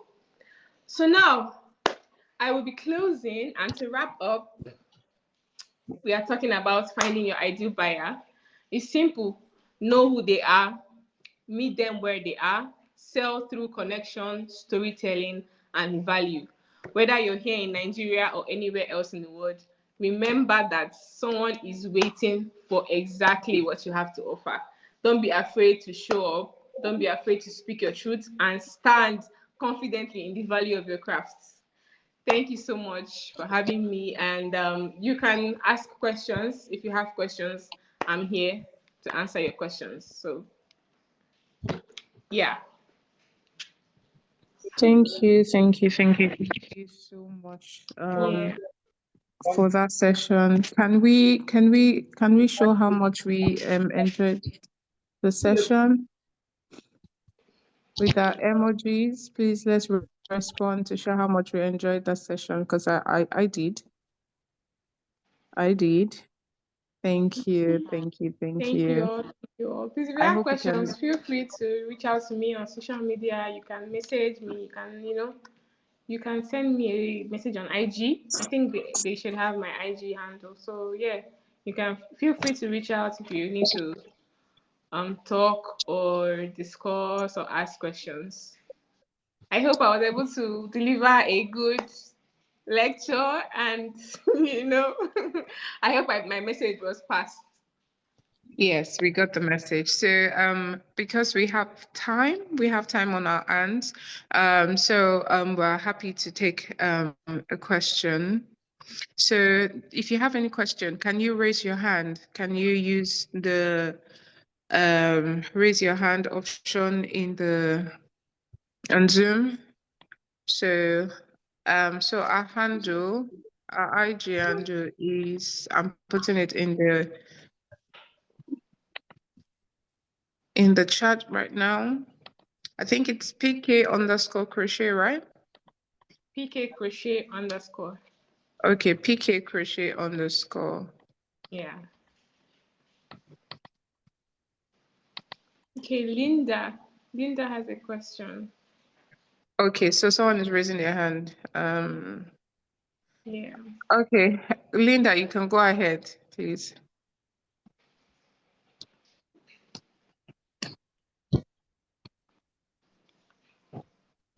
Yes, Linda, you can ask your question. Can you hear us?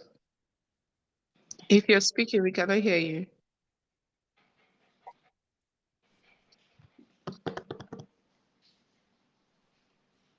Okay, so while we're waiting for Linda, is there any other one that has a question?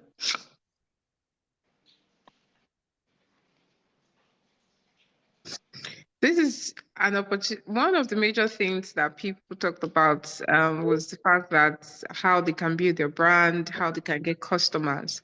And now we have someone who has just shown us, or, explained to us how we can, get our customers, what we need to do to ensure that we are communicating our value properly. So this is a very good time to ask questions on, is there a format? Is there a strategy? How do you create the right strategy to attract the right customers? Nobody's asking about pricing. She talked about pricing. Nobody's asking about pricing. So, this is an opportunity for you to ask your questions. Please, let's raise our hand and ask questions. Or if you're not able to raise your hand, can you unmute and turn on your video and speak so you can ask your question? But please, let's say one person at a time. Okay, so Precious says, as a new knitwear designer, how do you start? You start by starting. You start by starting. There's no other way of saying how I do you like that start. You have response. to start. No matter how little, how small, whatever you have, even if it's central knitting machine you have, you don't need to buy. I started with my hands. I learned how to knit first with my hands before I even got to any machine, before we had central and all these other ones that we have today. So you have to start by starting. There's no other way. Figure out what your brand story is. It's very important to know exactly what your message is. You have to start there. As a brand, what am I preaching? Am I connecting with my African heritage, or am I going into streetwear? Am I going into corporate wears? What am I doing? What am I saying to my customers when they come to me and say, okay, what do you offer? These are what we offer, you know. So you have to start there. What is your brand vision, your goal? Where do you see yourself in 3 years from now? Do you plan to scale your business? It's not everybody that should even scale their business. You can actually be a small business and make a lot of money.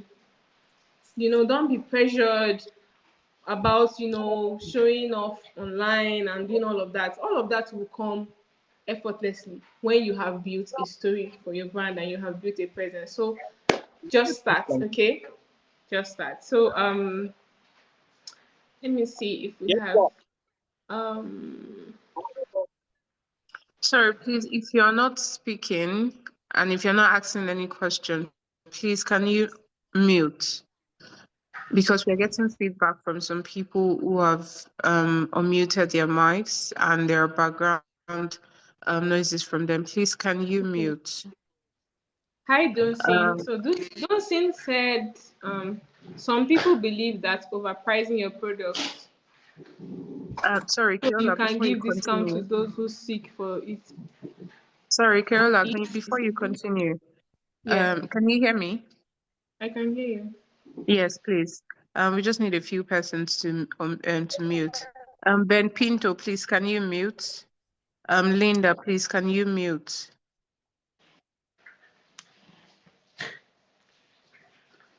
Linda, please, can you mute? Because we're getting feedbacks. Thank you. Yeah, please, you can continue. Okay.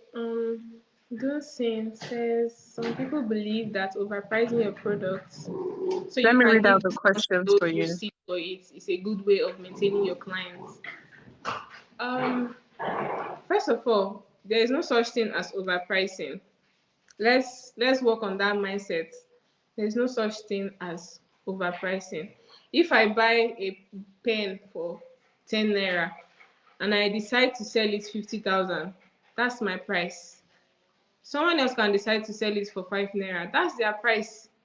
So there's nothing like overpricing. So saying that you are overpricing to give so that you can be able to give your clients discounts do not make sense.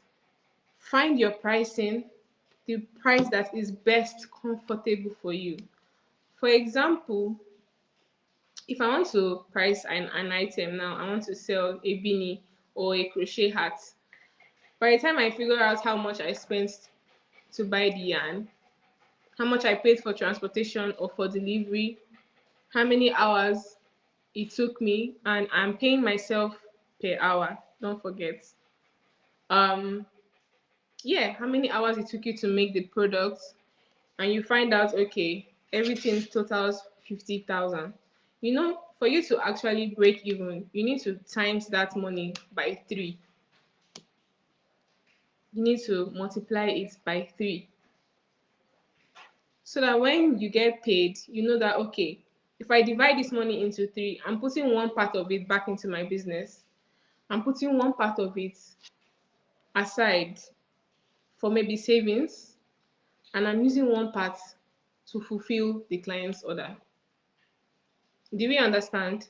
Am I Yes, making please. sense? Yes, please. So yes, that's it. For the person that is asking if I have a formula, that's my formula. If I'm pricing my product and when I'm done pricing my hours, my cost of production, delivery, you have to even add, if you're using generator, you have to add your fuel to it. You have to add your data because you come online to do you come online to post, and you come online to chat, and you come online to do a lot of things. So you add your data subscription. You can even add feeding to it. You know that you can add feeding.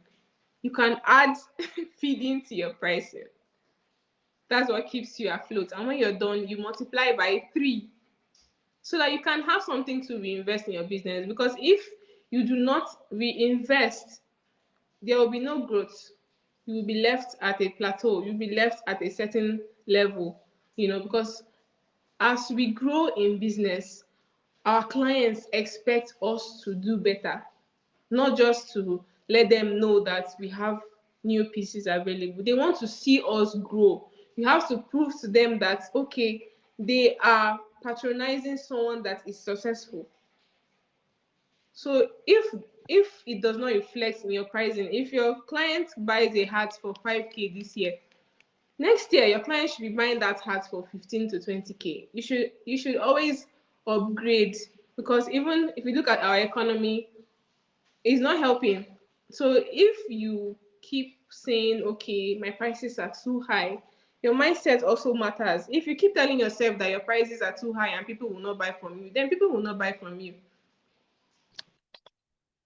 You have to work on your mindset. You have to tell yourself that, okay, this will work. Put in your work, make sure you are offering value. That's the most important thing. Make sure that if this thing you are selling is 100K, anywhere they take it to, nobody will challenge your pricing, because when they look at your product, they can see that it's flawless. They can see that the value is actually there. So pricing, don't be scared of overpricing, or how you call it. But for me, I don't think there's anything like overpricing. Yeah. So as a newbie in the industry of crochet and knitting, what are those things one crochet or knit that can sell?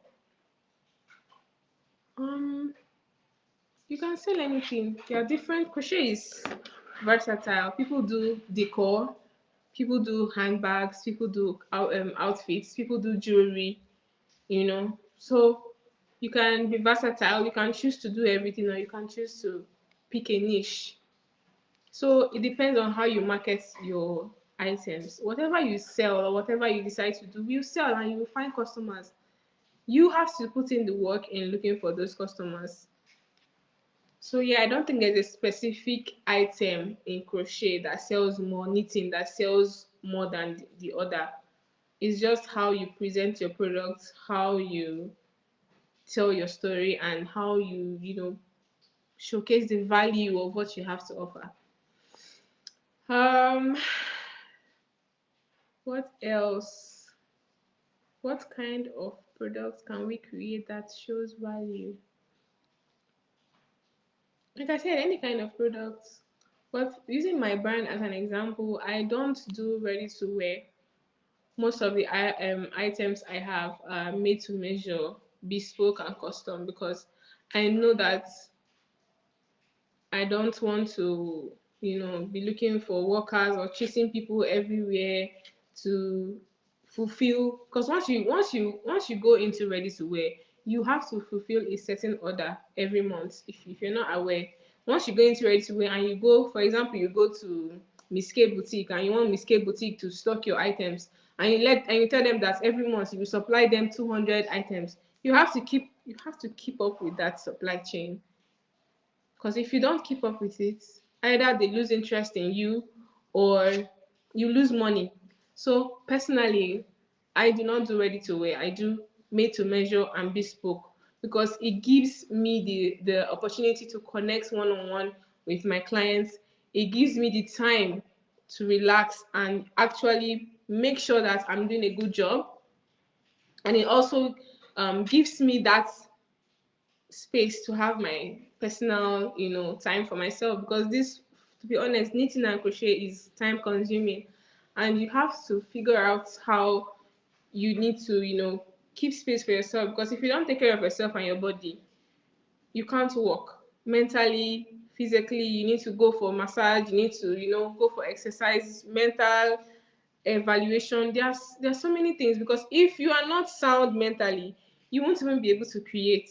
You will not have the motivation to work. You won't have ideas. You will be blocked. Your idea basket, or whatever we call it, it will be blocked. So your mental health is 100% important. So yeah, what else? Which other question do we have? Someone is asking, how do you keep producing when people run away because of pricing? I believe that you have addressed this.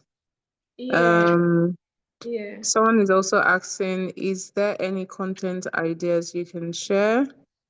What kind of products can we create that shows value? Content idea, what I've seen that best work for me is process. How you go to the market and get your yarn. When you get home, you record yourself. When you start, as you're making your outfits, you record every step, so that one thing I found that my clients love is when I give them updates. When I from even the yarn selection, I send them different colors or textures of yarn, and then they select, and then we move into sketch, and then we move into, okay, we've started with the skirt, or we've started with the hat. This is how far we have gone. Do you like it? Do you need anything changed? Because if you just keep quiet and then finish the order and come back to your client, and then your client now says, oh, this thing you did here, I don't like it, you will now give yourself double work. But if you took your clients along from the process of making it, you will find that you will have little or no issues back and forth. You will not, yeah, you won't have issues with your clients. Content creation, personal, your lifestyle, how the crochet impacts you, because knitting and crocheting is actually therapeutic. There's a research that shows that crocheting and knitting has a good impact on mental health if done moderately. So yeah, showing your clients your lifestyle, letting them connect to you on a personal basis, showing them your process is a great idea for content creation. That works every time. It works every time. What else? I'm still having issues in working with measurements. Okay. This one is a different class on its own, because I can't Yeah, start this teaching is you about completely measurements different here, from the topic. because measurements for knitting and measurements for crochet are two different things. And just go online, go to YouTube, Google, do your research. You can message me privately, but here is not the place for that. Yes. So just to add to what you just said, Bianca, if you're more into knitting and would like to go into knitting, there is a master class that we have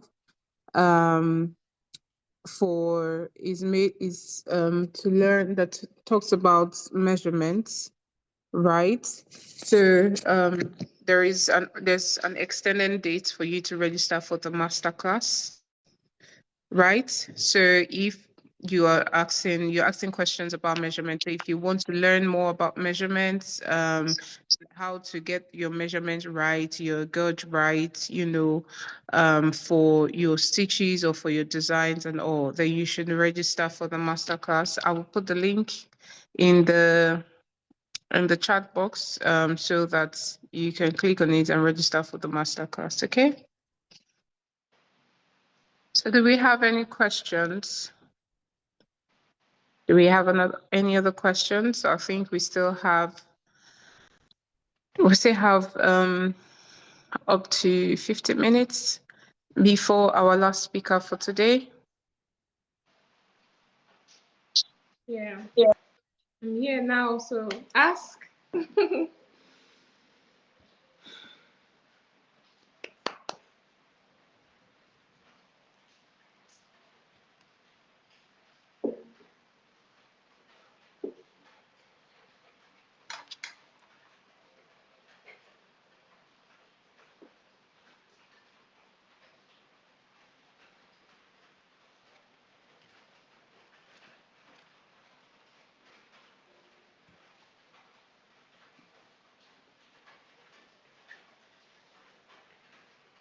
Someone says, I agree with what you said. We should carry our customers along. It is very important because unraveling a piece can be frustrating. Yes, it can. So save yourself that stress of going back and forth and unraveling your pieces by taking your customers along. Um, how can one improve speed? Um, to be honest, you get faster or your speed increases naturally when you repeat a certain pattern over and over again. For example, if for those that crochet, um, shell stitch, for example, if you consistently crochet shell stitch for a week, every day, you make 20 rows of shell stitch. By the next week, the time you used to make those 20 rows would have shortened because your wrists will get loosened. Your subconscious mind automatically knows what it's doing, even without looking at your hand. Some of us, I don't know if it's everyone, but for me, most times I don't even pay attention to my hands and what I'm doing. But subconsciously, I know I can be looking somewhere else and still, doing what I'm doing. So consistent practice of a particular stitch helps you increase your speed. Exercise your hands, stretch, use oils, take care of yourself. Because if your hand is stiff or your fingers are stiff, there will be no speed there for you. So you have to, be consistent, find the particular stitch that you want to learn how to increase your speed in, and work on that stitch for at least a week. Every day, work on it for a week, and you will see that your speed will naturally increase. Yes.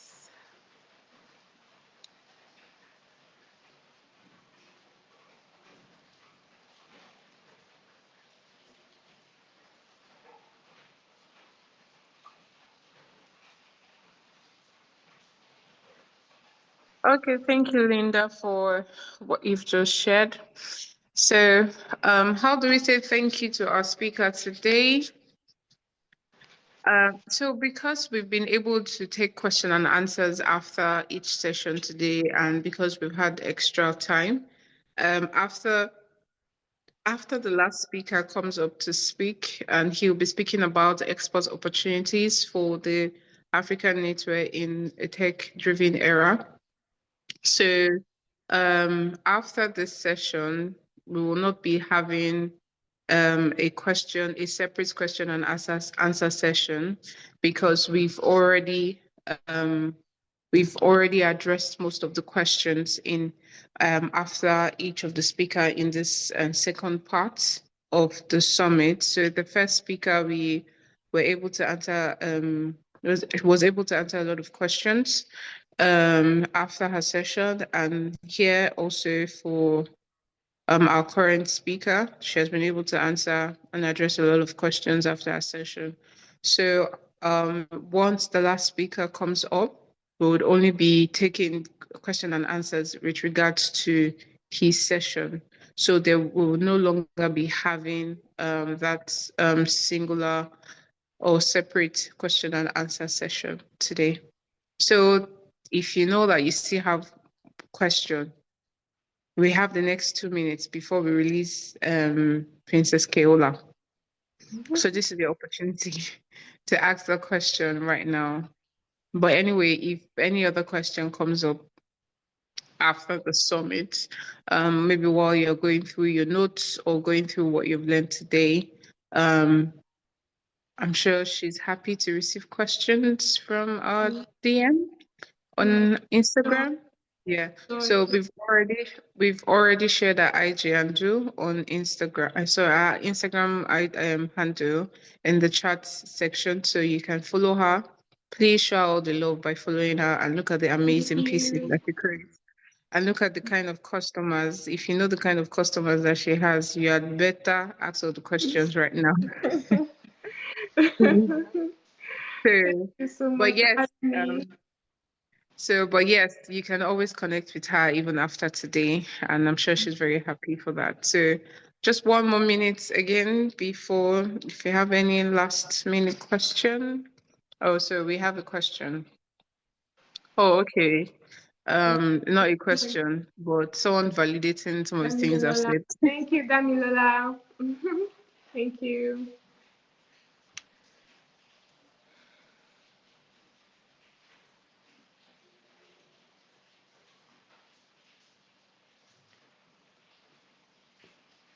I'm really having issues with patronage and becoming depressed. Wow. Um. Okay. First of all, I don't think you should compare yourself with every other person. Because comparison is the highest thief or highest robbery for your happiness and your joy. Everybody's journey is different. Um, I only started professionally, let's say 4 years ago, and I did not start making money my first year. Trust me, I I put out content for like a whole year without sales. My first and second year. What broke um the jinx for me was music videos. Let me be honest. So I sent out emails to stylists, um, videographers, all them Clarence Peters, Pink, what do you TG Amore, all these people. Email marketing is very important. You can share your portfolios with all these people. You have the internet. The internet works for you. So, like I was saying, what opened the way for me was music videos. I got featured on one or two prominent music videos, and from that um, exposure I got, I now knew that okay, you can actually message these people and they will actually respond if you have value, if your pieces are actually stunning and you have value for what you're offering. Because if you message these people and you don't have anything to offer, that is also a setback. Because trust me, they monitor your name and they know who you are. And if one person has a bad review and you think it doesn't matter, you can't tell who that person is, the people they know, and the people those people know. So, yeah, don't allow depression or seeing that someone is maybe whiskey is wearing somebody's crochet outfit and no celebrity has worn your own. No, your journey is different. Always bear in mind your journey is different. You can have 0 sales today and have 1 million sales next week. So just keep a positive mind, keep posting, keep creating. You don't have to go all out or do too much. Your little process videos, like I say, your little process videos, how I make this, how to style this, where can I wear this to, you know, all those small small things that you think do not matter is what adds up when clients come to your page and they go through it. They need to see that this person knows what they are doing before they can give you their money. Even as low as 10K, for someone to give you that money, they have to trust your brand. They have to trust you as a person. They have to trust your brand. And when they go, like when they ask around, when they verify, they have to get good feedback for them to patronize you. So don't be depressed. Your customers will come. Email marketing, social media, use those platforms because that's the easiest and fastest way you can get your clients, to be honest. So yeah, um, talk to God about your brand, pray, keep a positive mind, and things will work out. Um, yeah, I think that's the last question.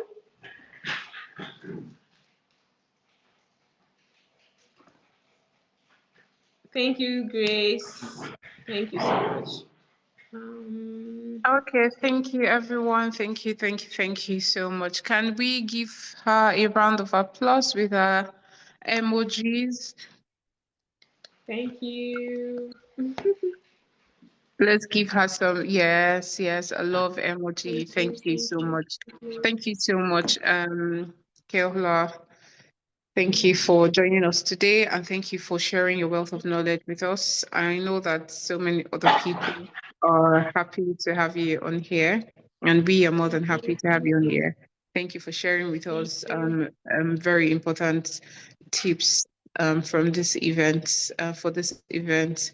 And they are actually very important, especially if you're looking to grow your business, get the right customer, and also the last one that you talked about is very key, and I hope some people actually caught that strategy Yeah.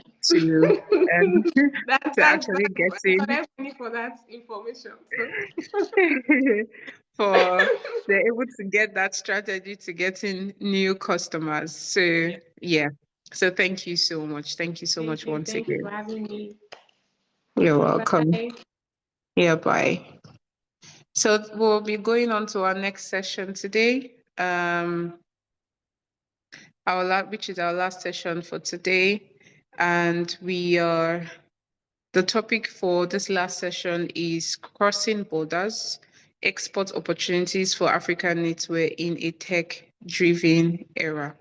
So in this session, we'll be talking about export opportunities, how we can, how we can how we can find export opportunities, what the opportunities that are out there, right? And how we can position ourselves for these opportunities, how we can prepare ourselves so that we can be beneficiaries of these opportunities. Because currently in Africa, so they've been bringing up opportunities for exports, and we have different commodities for export. Right. So, and currently, I think it's the UK that has opened its borders and, opened its borders to Africa and majorly Nigeria. And they've said, okay, we are opening our doors for you to export, export your goods, export what you have, and it's not just oil, because most people understand exports to be oil. So we have non-oil products, and our products as knitwear designers as part of the non-oil product. Yeah. So today we have someone who has quite a knowledge of experience. He has over 20 years experience actually in the export industry, in export and trade. So today, Mr. Gabriel Epo is a USAID, UNIDO, International Trade Center, and ECOWAS Commission trained export and international trade specialist. So he is a trained export and international trade specialist. World Bank Center for the Promotion of Imports for Developing Countries, Netherlands, Netherlands Enterprise Agency, ECOWAS Commission consultant, and is also a certified management consultant with over 20 years experience. So today in this session, he will talk about African knitwear designers, how African knitwear designers can position themselves for export opportunities, what the process is like, and why we should consider the direction for exports, direction of export for expansion. So let's give a warm welcome to Mr. Gabriel Epo. You know how we welcome our, yes, thank you. That's it. So the floor is open.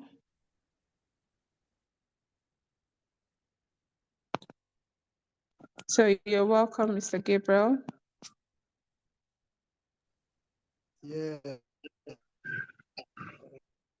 Hello. Good afternoon, good morning, good evening, everyone.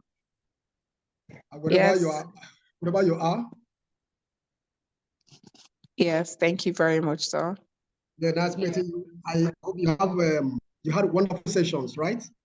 Since morning. Yes, we've had great sessions, really great sessions. Thank you very much.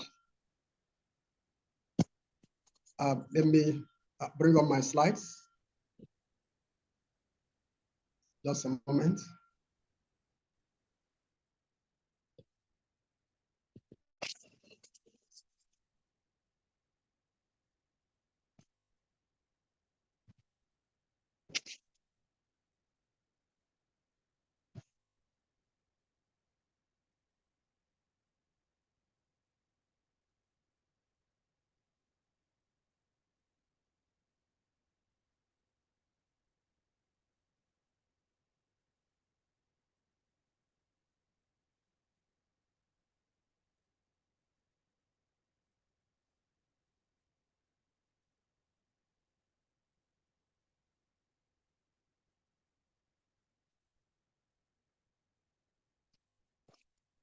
Sorry, Alyssa, can you hear us? We cannot hear you if you're speaking.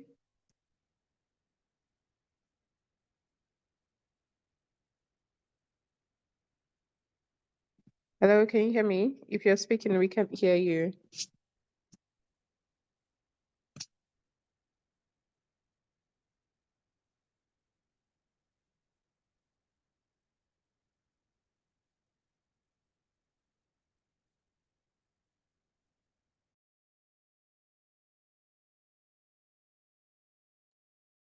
Just a moment, everyone. Might be having issues. Just a moment. I'm bringing up my slides, please. I'm opening my slides. Just a moment. I'm almost through, please. Thank you. Oh, okay, no worries. Thank you.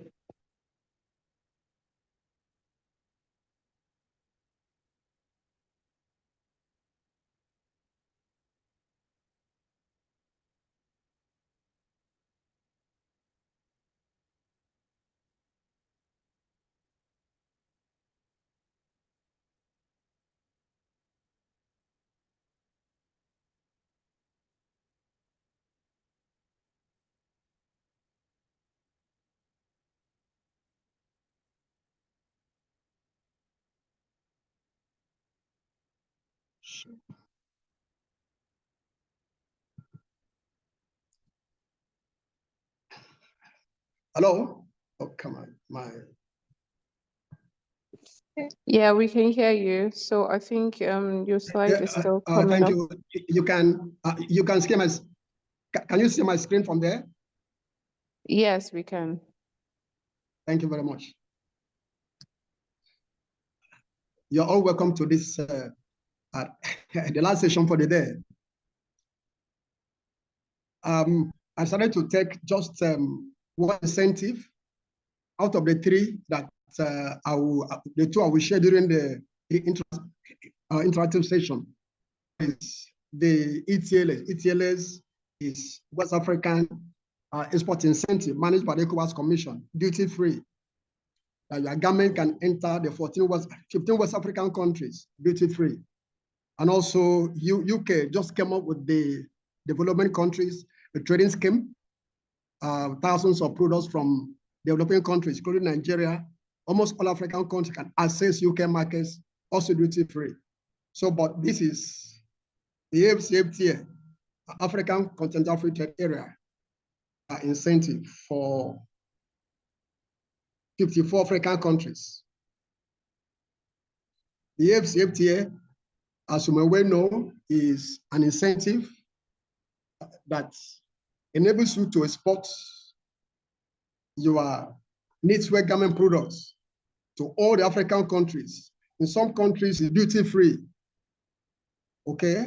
And some just very low duty, unlike the conventional exports that you can pay as high as 30%. That is, duty is your product cost plus the custom duty that that country who takes a product to add on top of your costs. Okay, but when it is duty free, it makes your product to enter more competitively. So let's see.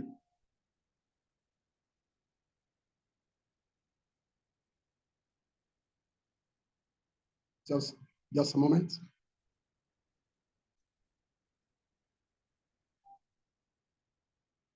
Slide ought to move. Just a moment.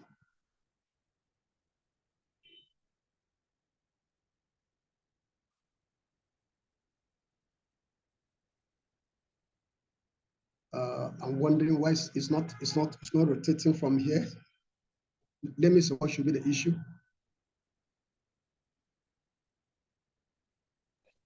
We can help with sharing your slides from here Okay. if you Yes, like yes. that.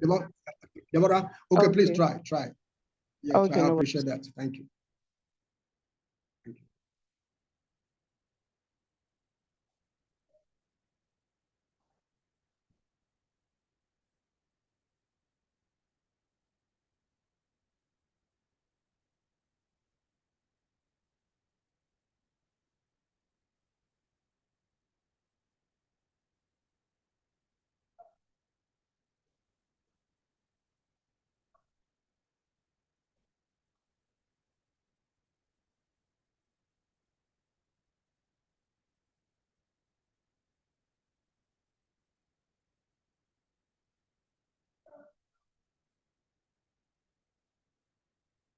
So you can continue. I'm already sharing the slide.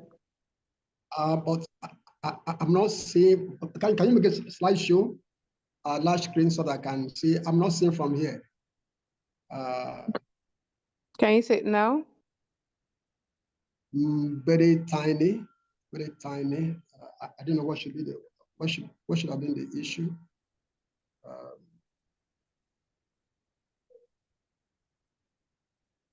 Can you check? It's not full screen from here.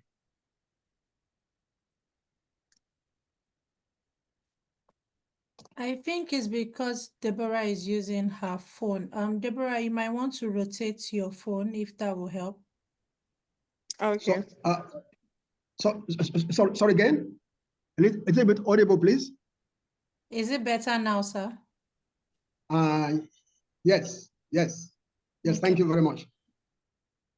Yes, thank you. So things we look at under the after.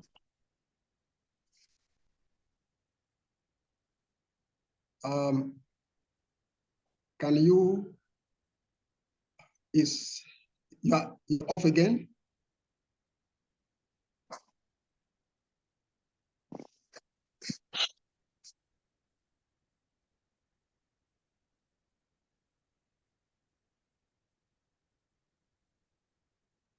Okay, great. So we want to see how you adapt from South Africa, Kenya, Uganda, Ghana. You can access the scheme and export to either from Nigeria to Kenya, Uganda, Tanzania, South Africa. We call it the rest of Africa. Okay, because here in West Africa already, the ECOWAS ETLS is ECOWAS Trade Liberalization Scheme. The ECOWAS ETLS duty-free takes care of more competitive exports within the space West Africa. Because with ETLS, you can send your garment products from Nigeria to Togo, to Cote d'Ivoire, Liberia, Sierra Leone, any of the other, not 14 now, -3, Niger, Burkina Faso, and Mali, which I encourage not to, because of this Sahel Confederation, agreement that the three countries, ceded to West Africa, to create their own, cooperation. So when you're exporting, I encourage you not to access those markets to avoid any legal issues that you cannot be able to manage. So, but you can access the rest of West Africa, which is Nigeria, from wherever you are, Benin Republic, Togo, Cote d'Ivoire, Liberia, Sierra Leone, the Gambia, Senegal, and so on, or all the rest. Okay, so that's what it's about. But let's look at after now. Next slide, please. Deborah, next slide.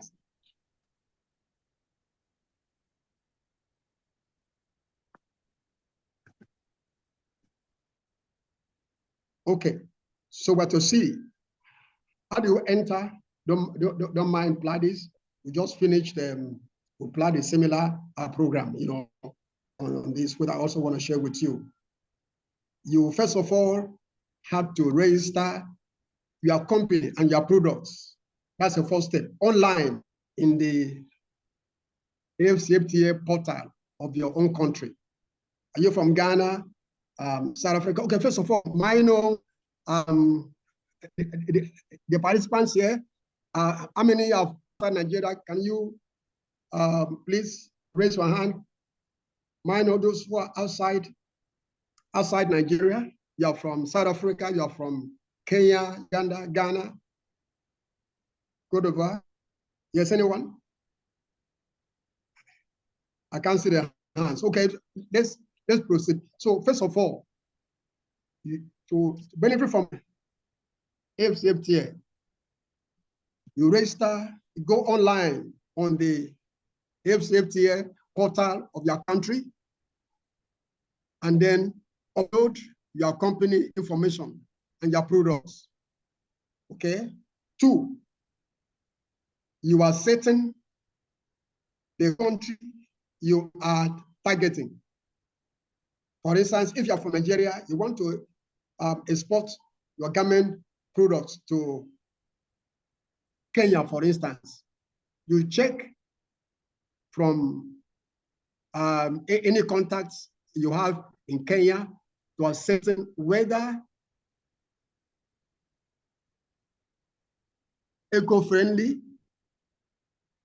African knitwear products are as allowed to be imported into Kenya under the AFCFTA. Very important. You must accept, because some countries have what we call import prohibition lists. I'm not sure you are hearing me, everyone. Are you hearing me very well? Yes, sir, we are. Thank you very much. So be sure that your products, the garment product, is not under an import ban in that country. It's called either import ban or import prohibition list. So if Kenya has that regulation, don't attempt to ship to Kenya. I hope I'm clear. Similarly, in any other country of Africa, if maybe the government has a regulation that they want only local SMEs to practice, to operate in that space, okay, to knit and distribute within the country. They don't allow any other company from outside that country to bring in. You must be aware. Don't go there. So look at a country that allows the importation of African knitwear into their markets, not for Africa, anywhere in the world you go. So always check that. Okay, always check that. Okay. Now also, just a moment. Just a minute.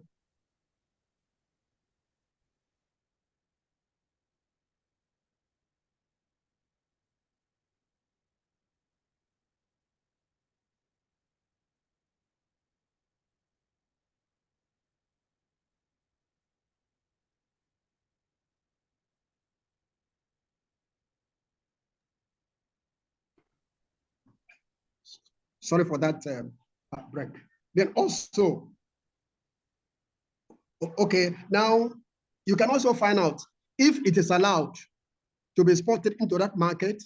Find out what is the rate of import duty that is attached to that product, so that it would assist you in computing the market entry costs the cost breakdown for you to enable you determine, is it more profitable to export to Kenya or to Tanzania or to South Africa? Next slide, please.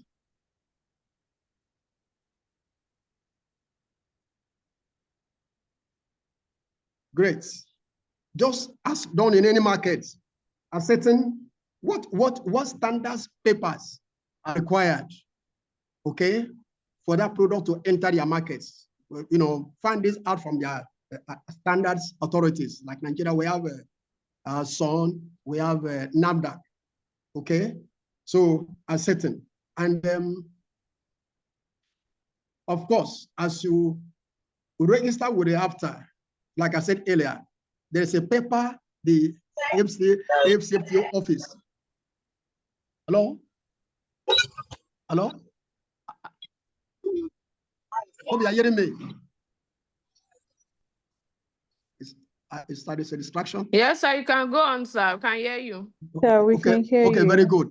So at the for... point of registration in your own country of origin, the Sorry, sir, please, can you just a minute? AFCFTA office. Sorry, sir. Okay. Please, if you know that you are not speaking and you are on mute, please can you mute so that we can avoid any form of distraction or disturbance? Please, can you mute? Oh, it's okay. There's Goodness, no distraction. Goodness, please There's no mute. distraction again. There's no more distraction. Okay, just a minute. Okay, sir. I'm talking to the participants. Whoever Okay. is doing, who left phone Note 16 Pro, please can you mute? Linda, please can you mute? Goodness, please can you mute? Linda and Goodness, please, we're waiting for you. Can you mute your mics, please?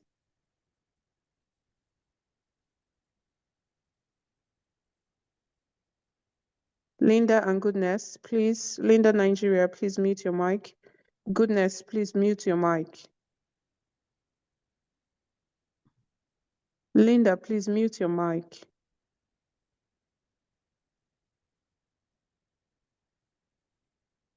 Please, can you mute your mic?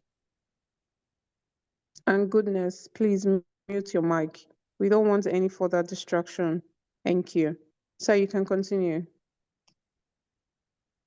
Thank you very much. So like I said earlier, at the point of registration, the FCFTA office will give you the FCFTA certificate of origin, COO, of that country, which you will attach to all the other shipment documents. The shipment documents are the same, the normal export guidelines of your own country. But on after, that's the only paper you have to collect from that office to add in all your transactions. And remember, every shipment you make, just like the conventional export, you will collect the after COO to attach to that shipment. Okay. Now, the buyer you have identified, say in Kenya or Uganda or anywhere, should there be any documents that you cannot, that is required by that market, but in your country origin, like Nigeria, such document is not available in Nigeria. You have to revert back to that importer and let him or her know that in our own environments, we don't have such documents. And now, is there any option or alternative? Then he or she will let you know. If there is no alternative, he will see how to manage the situation. Why am I saying this?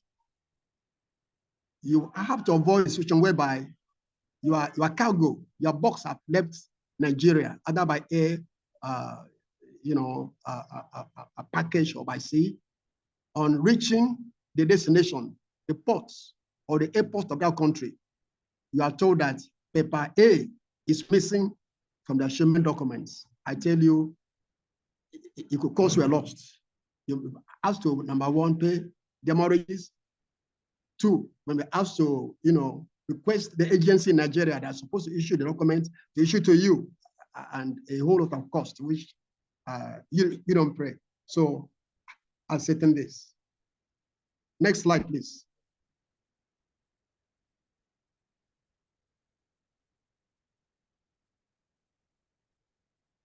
Of course, what you do in the market that we have chosen, you have to cultivate leadership in that market. The normal marketing which are used to in your domestic market here, you have to apply. You can share from my experience what I do also. You can collect from your marketing team your promo materials, okay, T-shirts and flyers and even videos, okay, and pass on to your new importer in that market. You will use that to do the local. You will fine tune it to suit the local environment there, and use to promo activities to gain the markets, okay. And not only that, in branding, in packaging, be sure that you don't use English only, because not only English speaking people go to the market or shops or stores to buy. You know, people like Africa, West Africa, for instance, we have English speaking,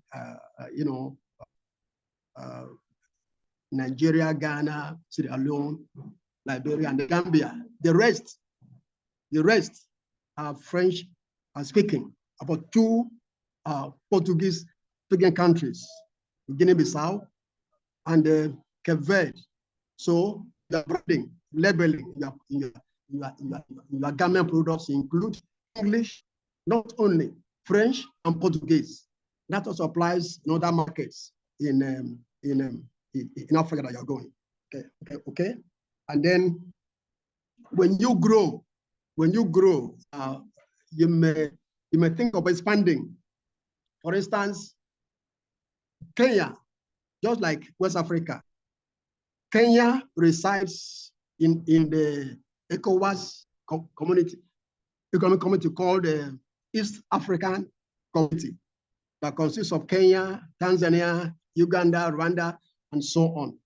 And whatever duty that is charged for your garment in Kenya, the same duty under AFTA applies in that community. All the rest of the countries accept the same duty. So if you produce in Kenya, for instance, you can easily export from Kenya to Uganda nearby, Rwanda, and so on, as against taking from Nigeria, considering the high logistic cost and all that. All right. So you can use this factor in your market expansion in East Africa. Slide, please.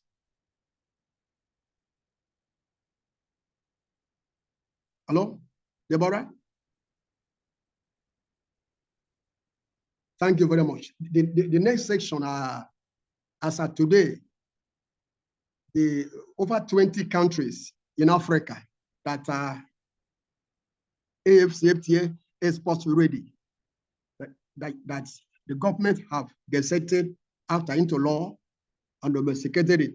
That is, you are free to send products to them, to export to them. They are also free to send their goods also to Nigeria or anywhere that AFCFTA is gazetted and domesticated.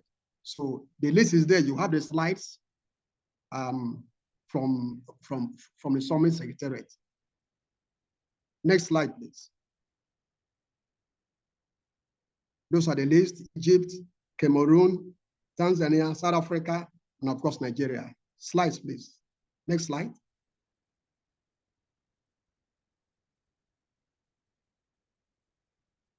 The dates that were gazetted are all indicated. Next slide, please.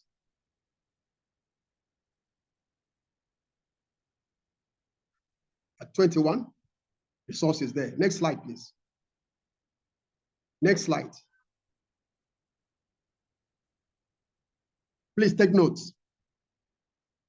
The key to export success does not lie in volume or efficiency, but in your ability to move more quickly than the others. I always tell people, if you go to Ghana 10, 15 years ago to a major importer, if you are from Nigeria, for instance,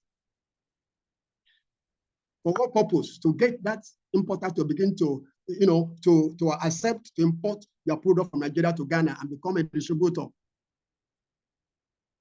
As you sit in the man's reception, the lady's reception, you may meet 2 or 3 or 4 more export personnel from companies of Brazil, of USA, of UK, of South Africa, of Morocco, of Egypt, sitting in the same reception, waiting for this one man.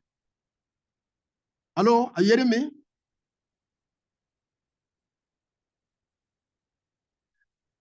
Hello? Hello, sir. You Are can you go hearing me, ahead, please? sir. Yes, sir. Thank you very much. Thank you very much. So, if you are not there that day, if you wait till the next 5 years and still go for the same company, same importer of your products, what do you think will happen? Those who were there earlier from South Africa, from Morocco, from Egypt, from Brazil, already they have, cornered that importer to themselves and sign him on to distribute your products in their markets. That is why Finland is the smallest country in Europe. In 2006, they won the global best of the best export awards. And their CEO was interviewed by a journalist. Come on, you are the least in the whole of Europe, 27 countries. How come you corner the best of the best awards? The CEO made this statement: the key to exports does not lie in volume. I can churn out so volume or quantity of polo, t-shirts, and all that. In fact, my brand is super. No, you're super in your factory.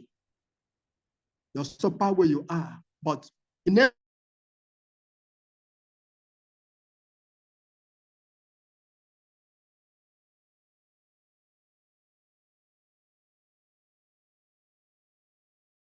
sport, what matters is who takes that in. Someone says the first call, encourage your company as you are strategizing the market entry, approaches. Please, in this new FCFTA that in fact, Nigeria just accepted exporters in Nigeria, we waited for 4 years, 4 months since January 2021. 4 years, 4 months. But those who still want to wait again for the next 5 years, before they get to Kenya, Uganda, South Africa, competitors have taken over juicy importers and they want to sign on. I don't pray. Next slide.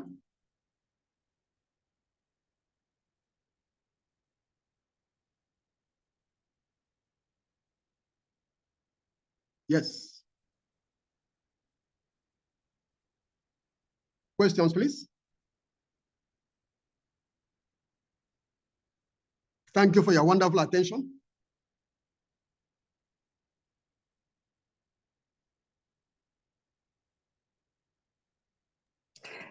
Sorry, it kind of takes me quite some time to navigate sharing with the device I'm currently using. So thank you so much, sir, for that session. It was very, very insightful. And it was very insightful, very, very educative.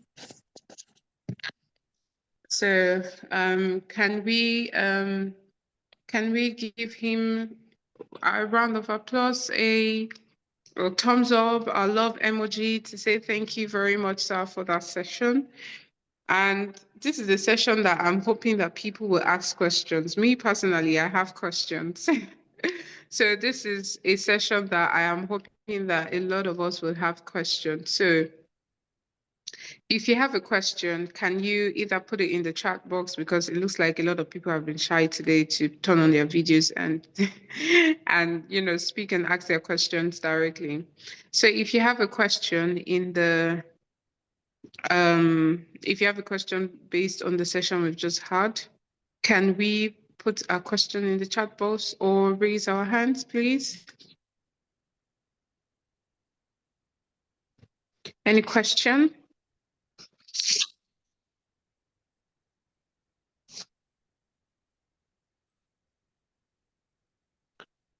Okay, so I will ask this question. So you talked about the AF, I hope I'm able to get the correct acronym. I think it's AFCTA, right? AFCFTA, AFTA, Okay. African Continental Free Trade Area Program. Okay. Or scheme. Thank you very much, sir, for opening our eyes, the opportunities and what the possibilities are. And I think the last quote that you shared with us is very valid. I think hearing that quote, it gives us an idea of the fact that we don't need to we can move away from the mindset that until you have volume before you can move. So from this session, we've been able to learn that we don't have to have the volume yet for us to be able to position ourselves for export opportunities. So for this incentive or this program now for African countries, I would like to ask, how do we make our registration? For example, do we need to register? I know you mentioned something about registering in our different countries. So is there a platform? And if there is a platform, can you help us to put it in the chat? What the platform is? How do we access the platform? Okay. Yes, you don't begin by going to the platform. It is domiciled in Nigeria, for instance, the Nigeria AFCFTA Coordination Office in Abuja. One office in Nigeria is in Abuja.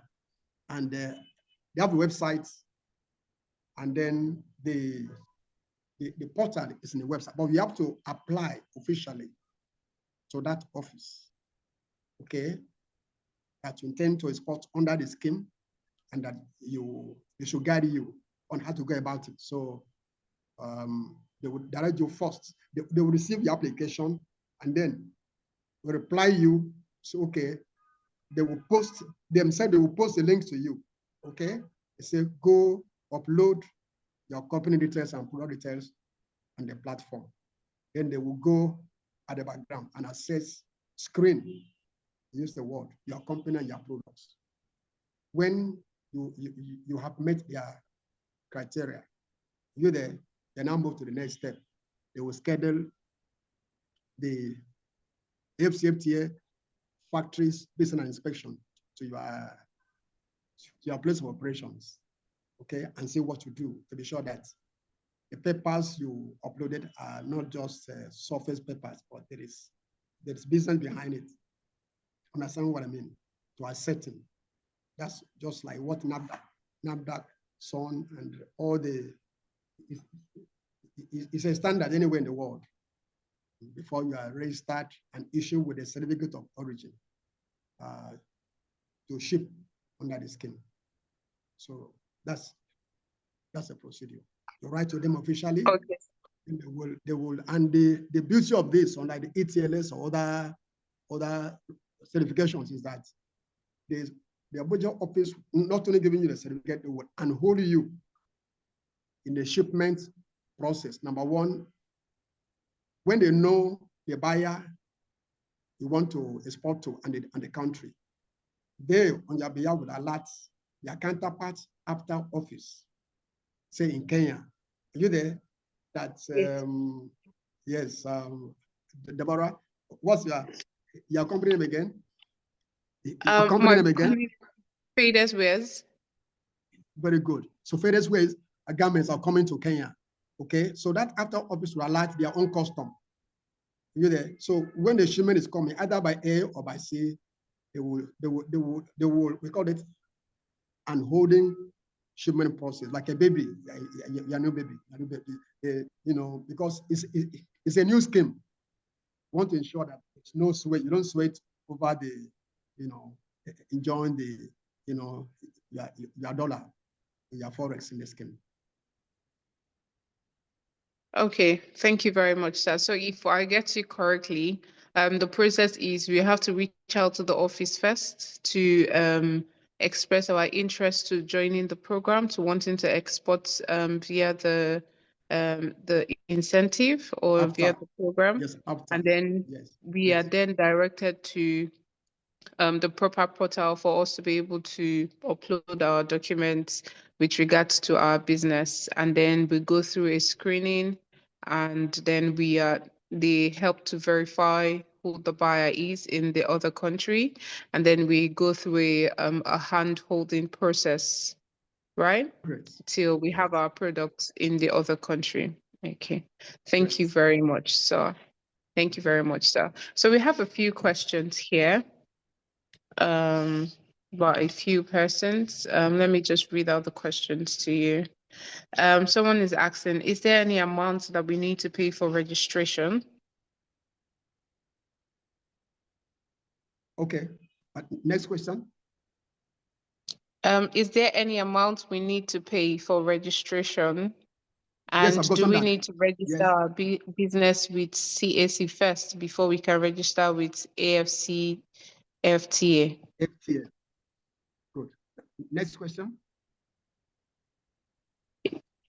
Okay, so the third question is, as a new knitwear designer that has not gotten a factory but works from home, does it mean that I cannot export?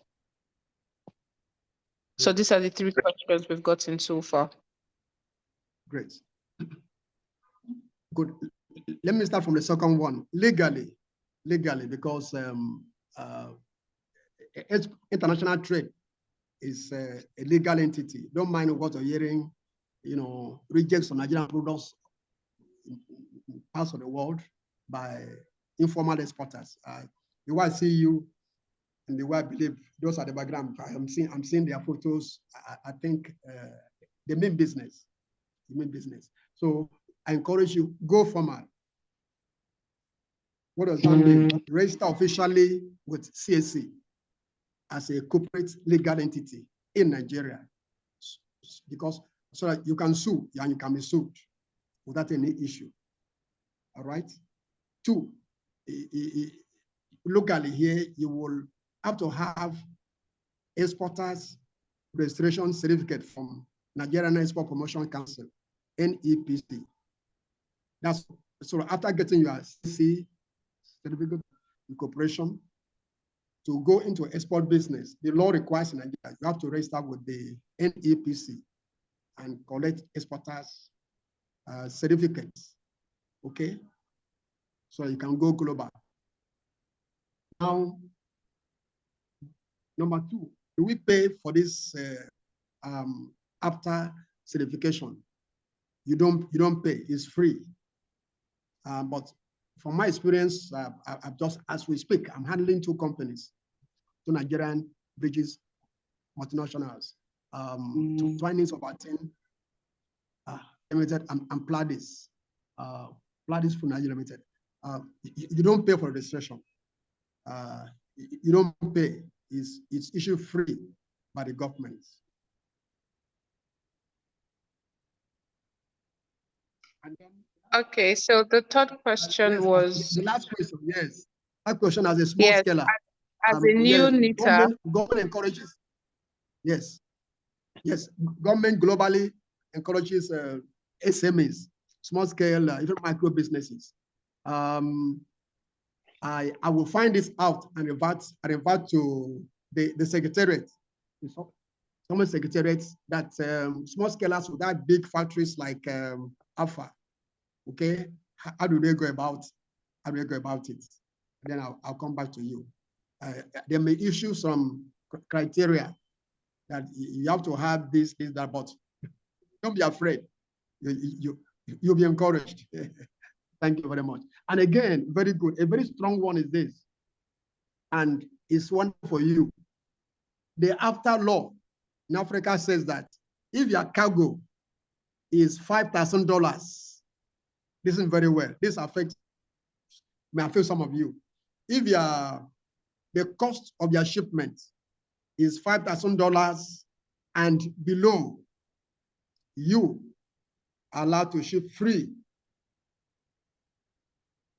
without the FCFTA certificate.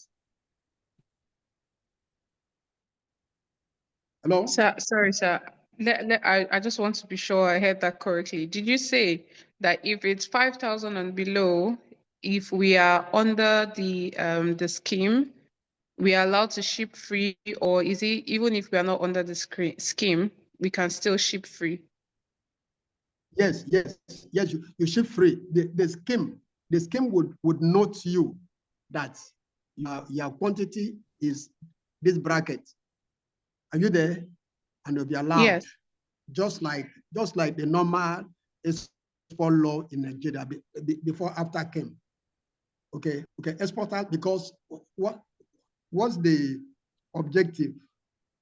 Historically, any country is surrounded by neighbors. For instance, in Nigeria,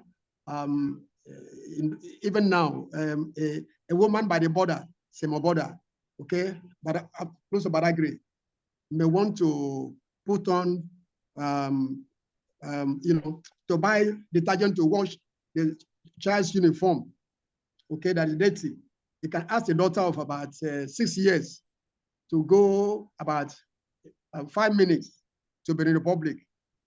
The next country, buy the detergent, give to mother. Mother is waiting with the bucket or something to wash clothes. Okay, they can buy matches, Benin Republic, come and light stove in Nigeria and cook, 2 countries.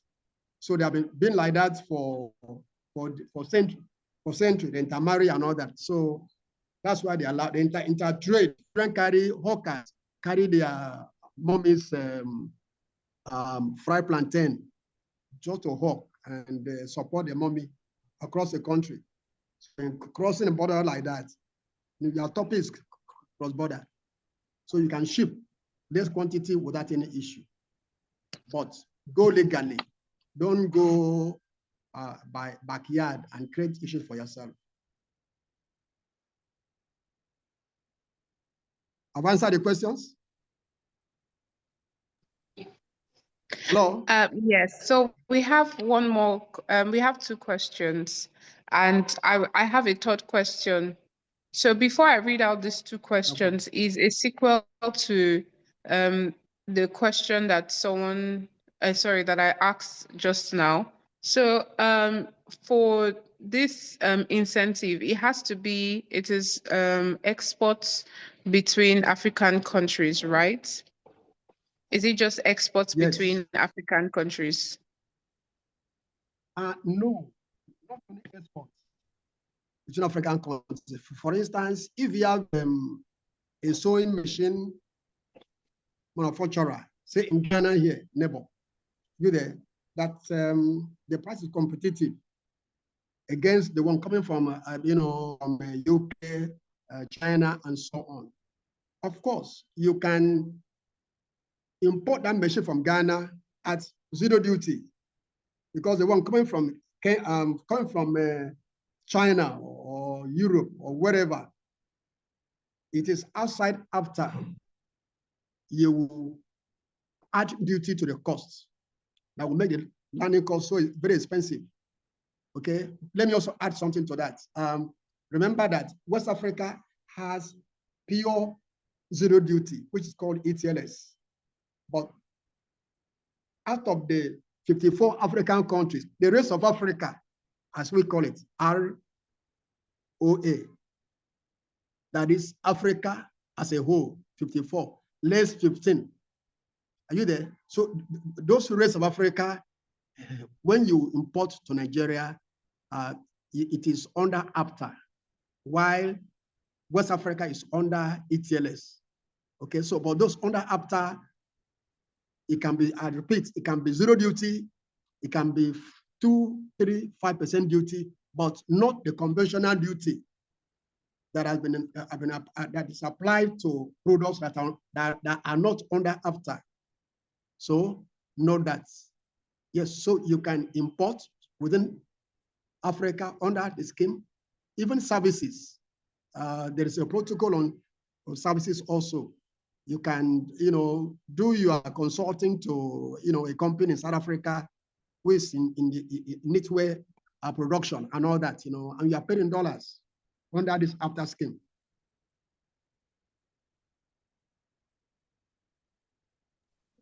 Well, that's Have I a answered that lot of. question? Yes, and it's your responses are making me to have so many other questions. No problem. Yeah, it is a class. It's a class. That's good. Yes. We have two other questions from two other people. It says, how do we get to attract these clients who are not within Nigeria so as to go global? And then the second question is, this free shipment, is it in Naira?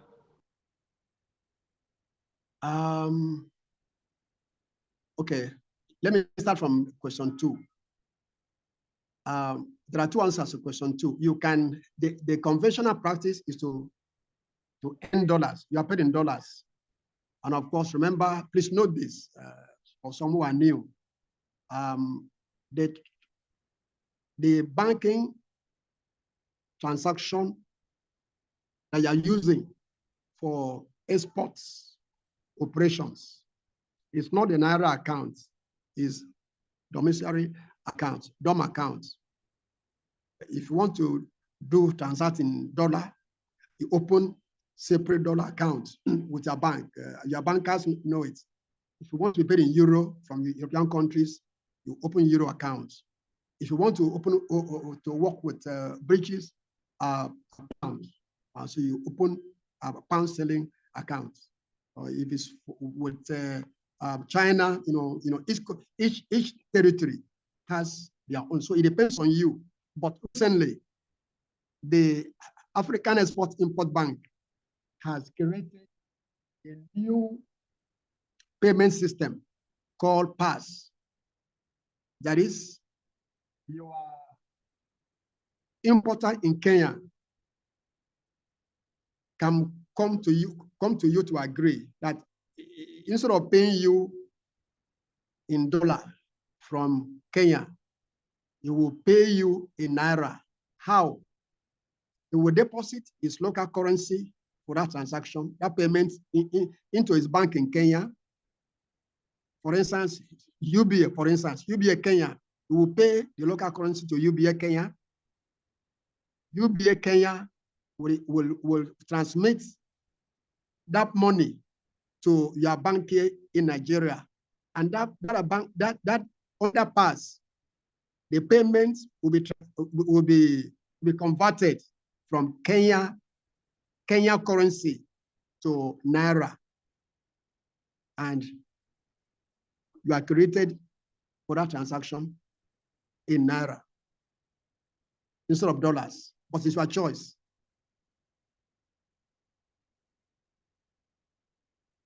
So have I answered the question? Hi, Deborah. Yes, Amaka as if yes, she said yes. No, I mean, have I answered a particular question? Yes, the person who asked the question said yes. Great. Next.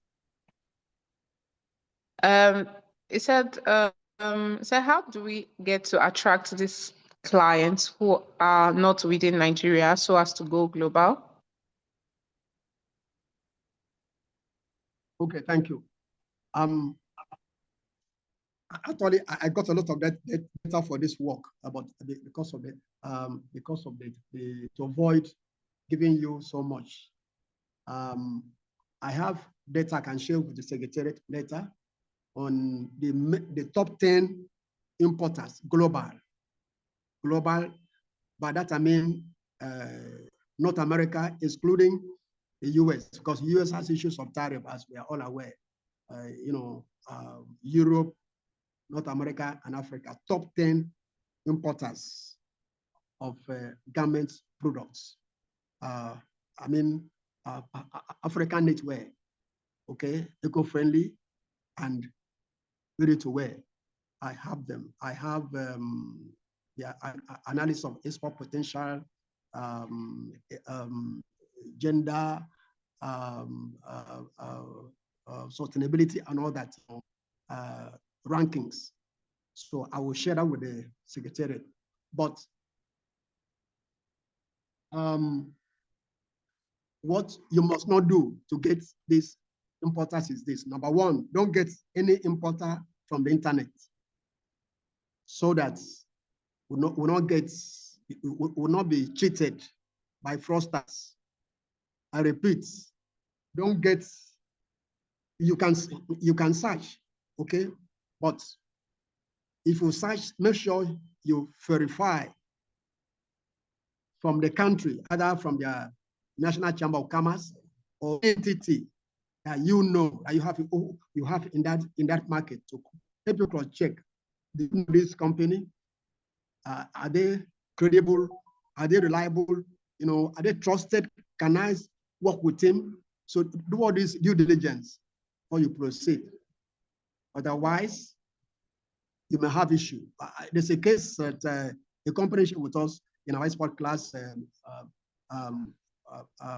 some time ago, that a big company in Nigeria, while they were waiting for their import container to land in Apapa or Tinkan, another company was also waiting for that same container.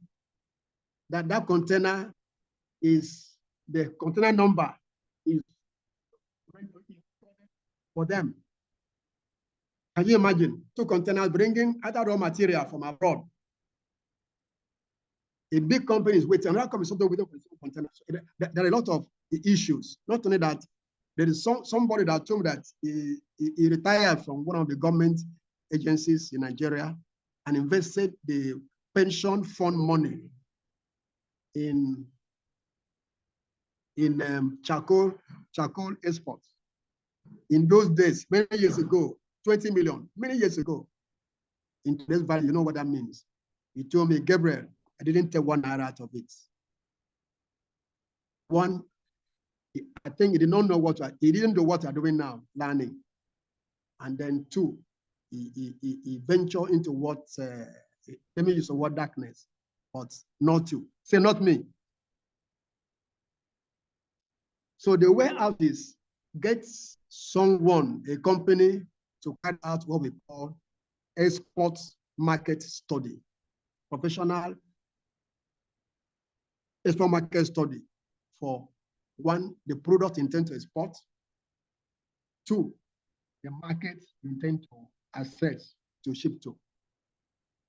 Not only giving you the document, submitting the study to you, you pay, but it should hold you in the export process till you receive your payments. That's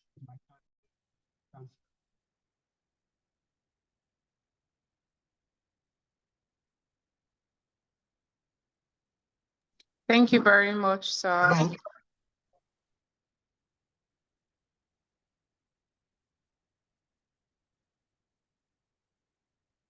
Is there any other question? Yes, we have one more question. Someone is asking, through this scheme, can one export to countries that are not in Africa?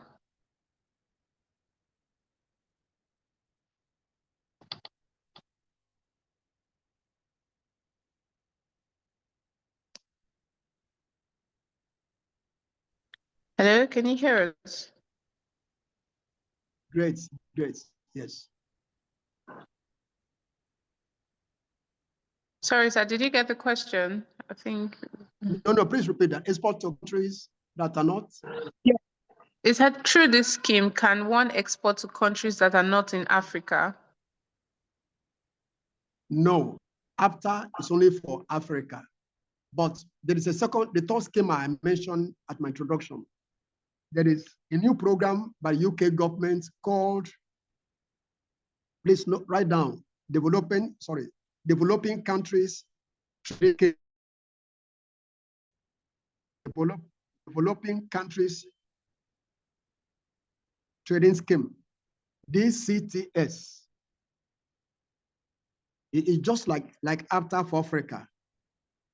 That is the one that the government approved, I think sometime was launched sometime last year, for over 37 countries globally.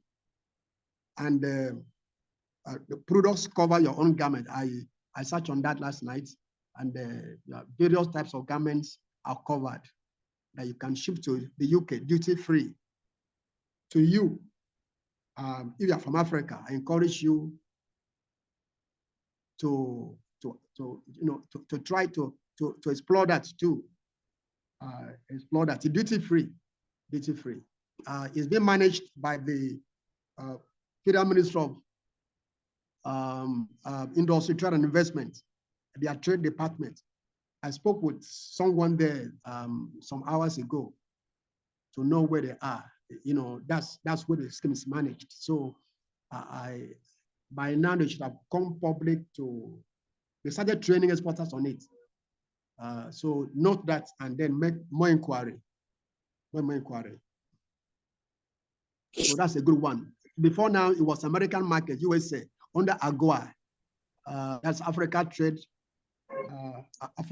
and Development, Africa Trade and Africa Trade Development Act.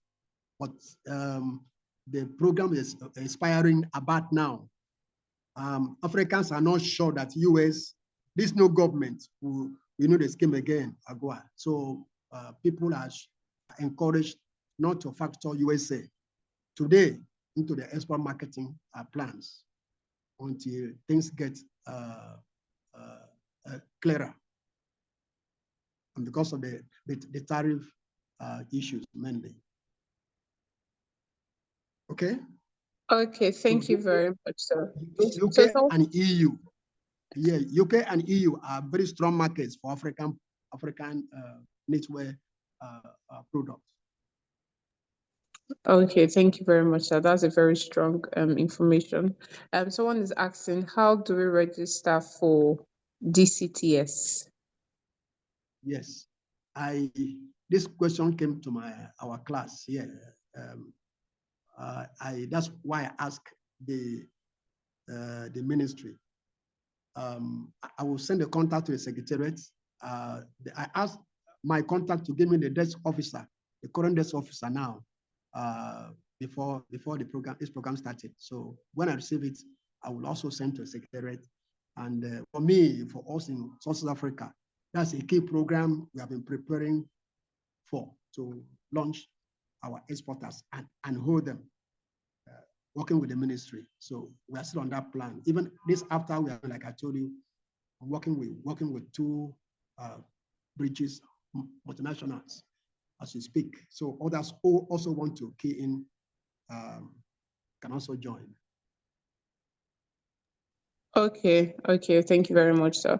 So Linda asked the question, which I believe that you've responded to, is how do we attract these clients who are not within Nigeria? So, and I think the response was you need to first of all do a study of what you want, of the market you want to ship into.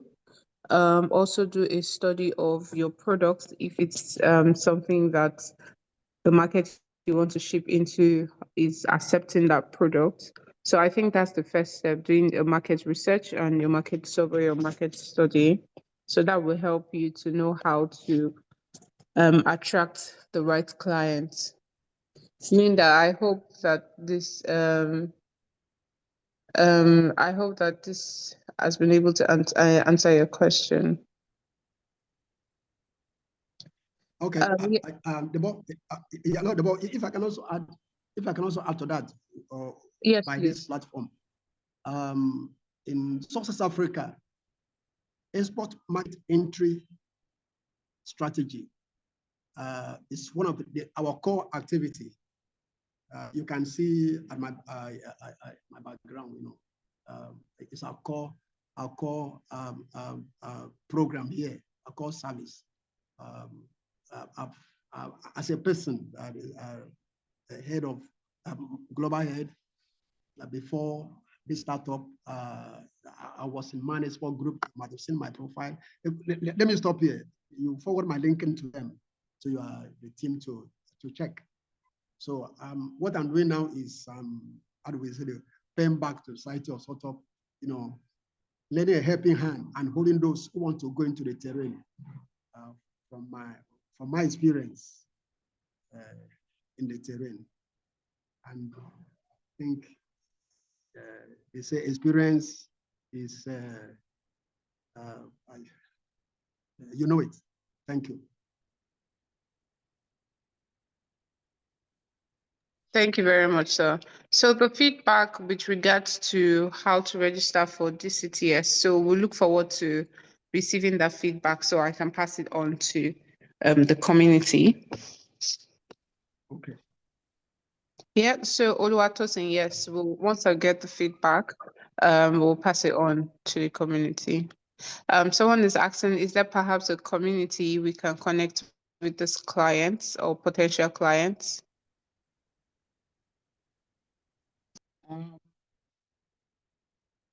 Like I said, even if you have a very big client, very big, sorry, let me just add this. One of our workshops I trained, she owned a garment factory in Lagos, Lekki British Zone. She went to a exhibition in US.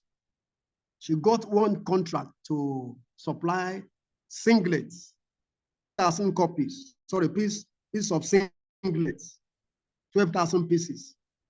She flew back to Nigeria, look around our system, our factory, and look around everything.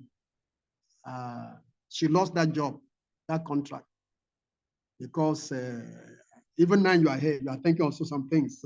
So she could not handle it. So it's not just getting, seeing, knowing someone, but and holding is key.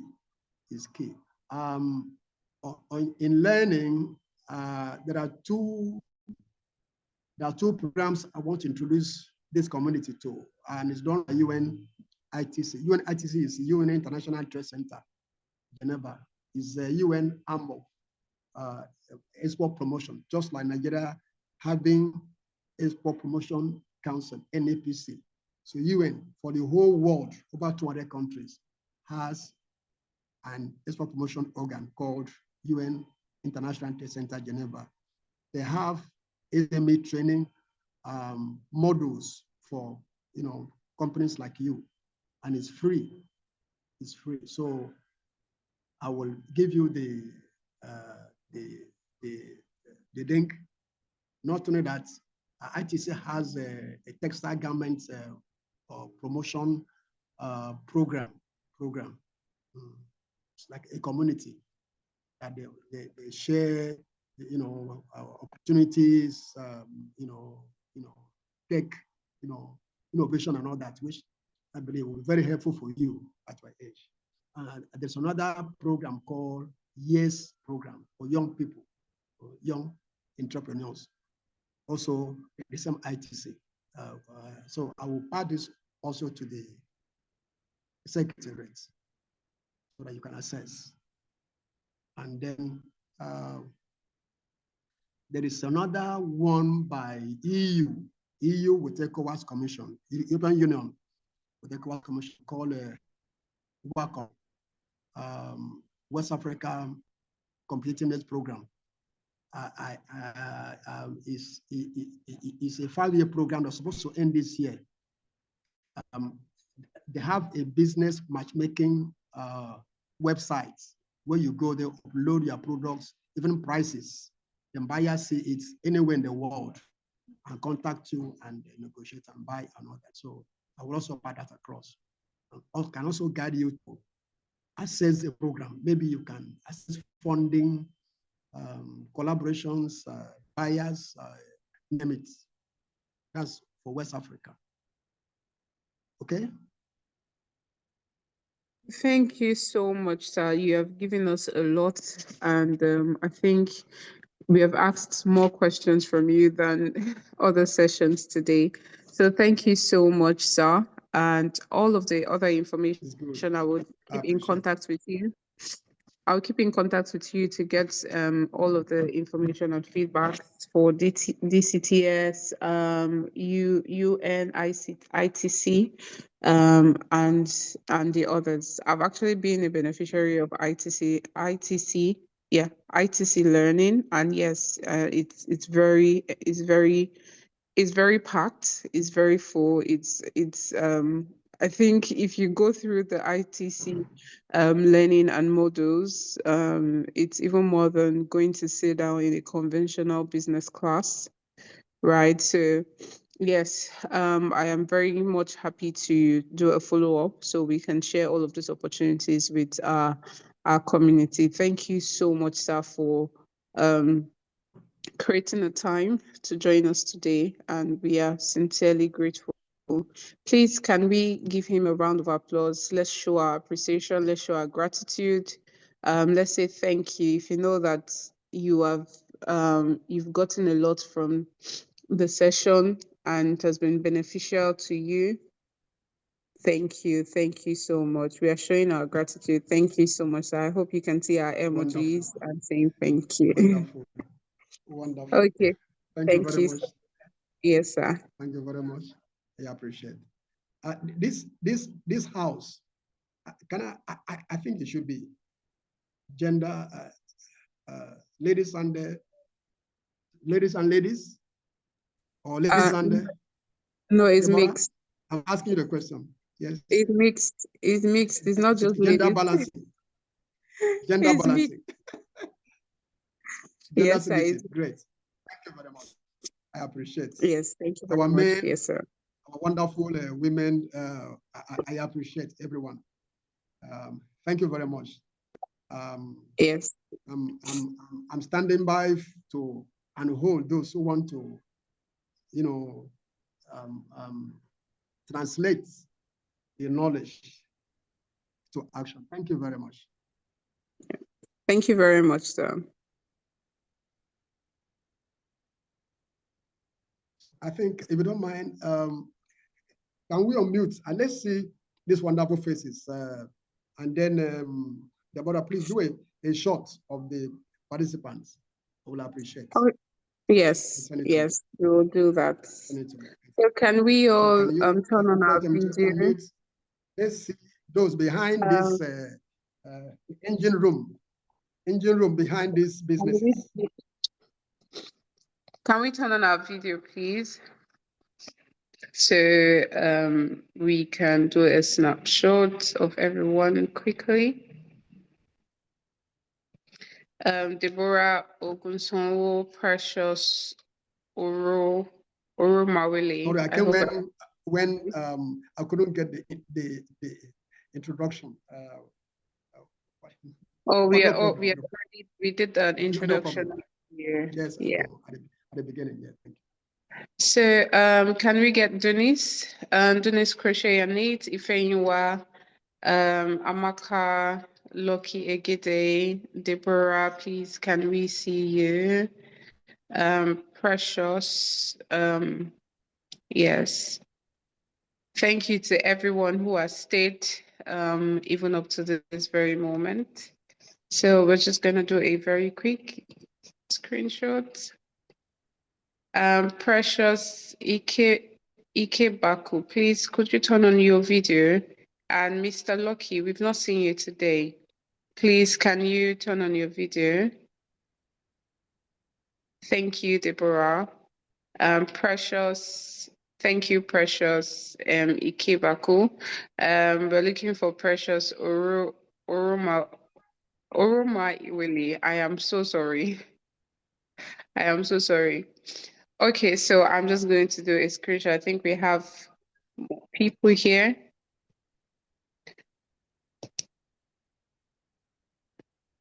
Yep.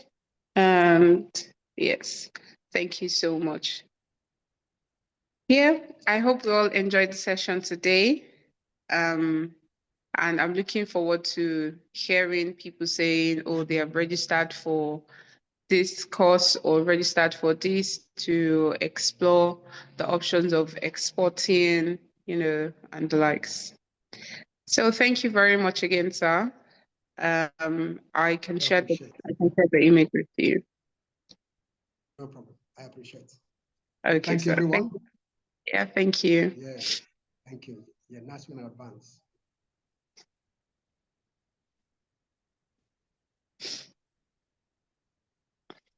Okay, so it's back to us. Thanks to everyone who has stayed from the beginning to the end, who attended the first session and also the second session.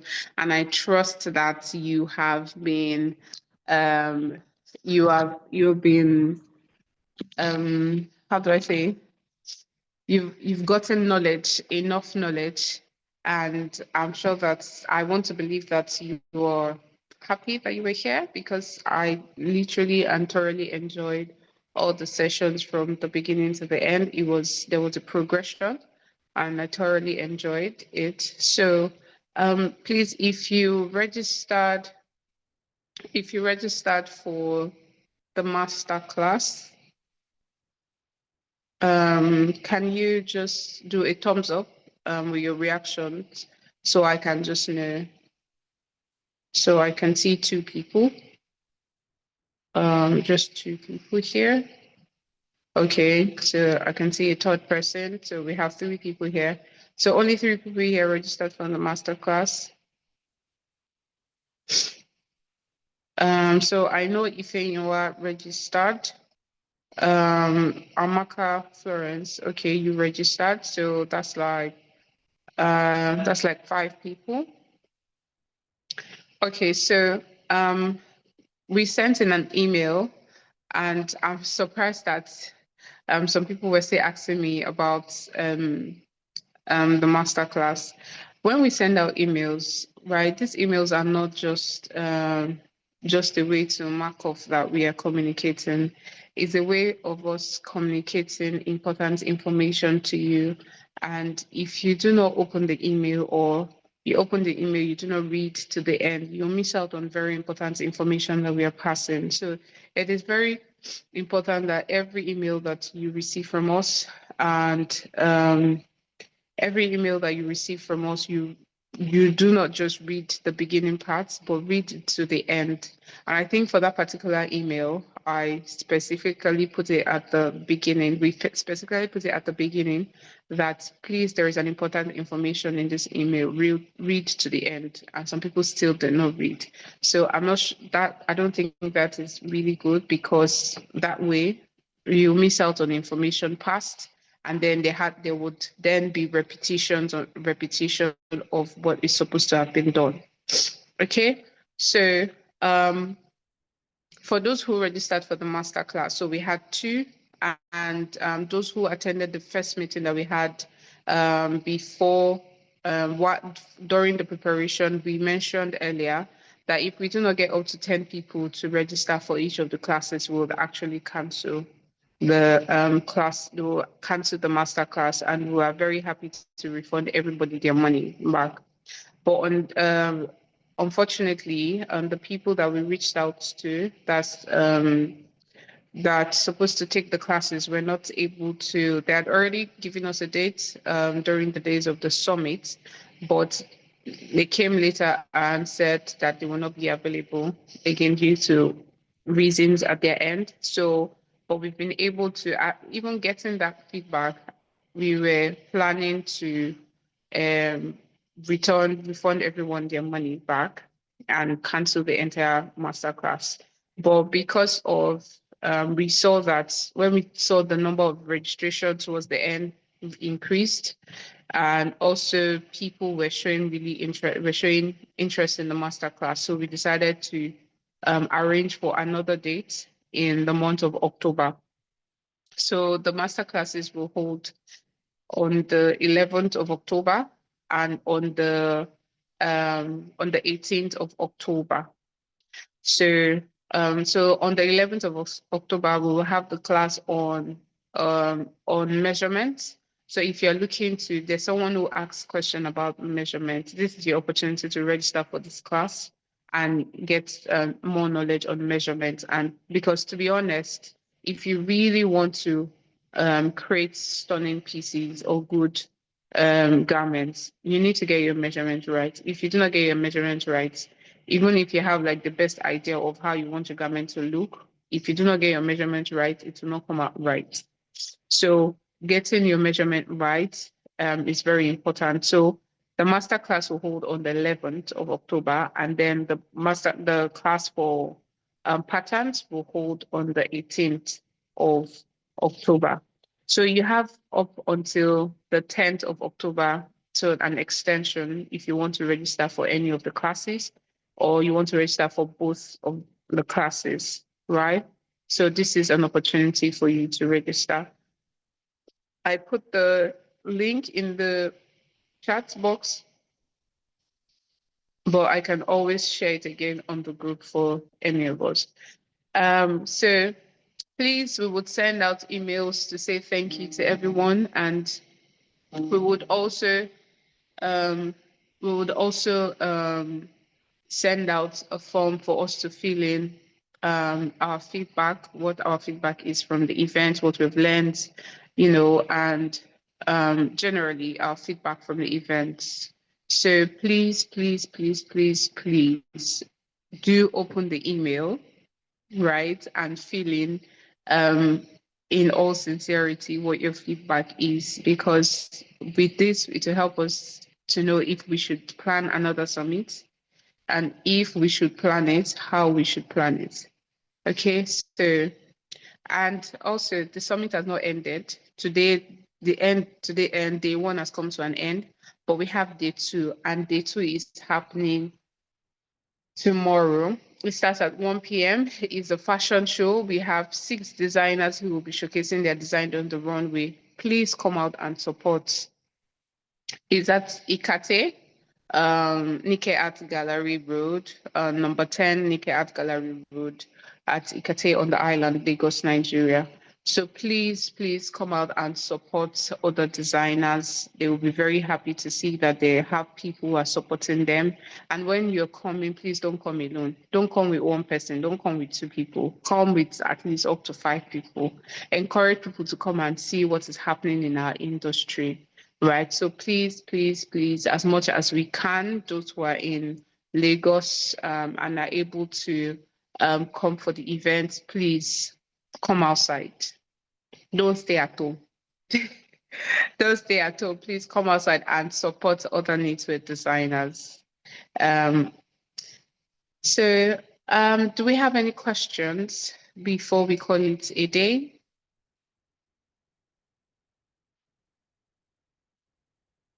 Okay, so if we do not have any questions, I want to say thank you to everyone.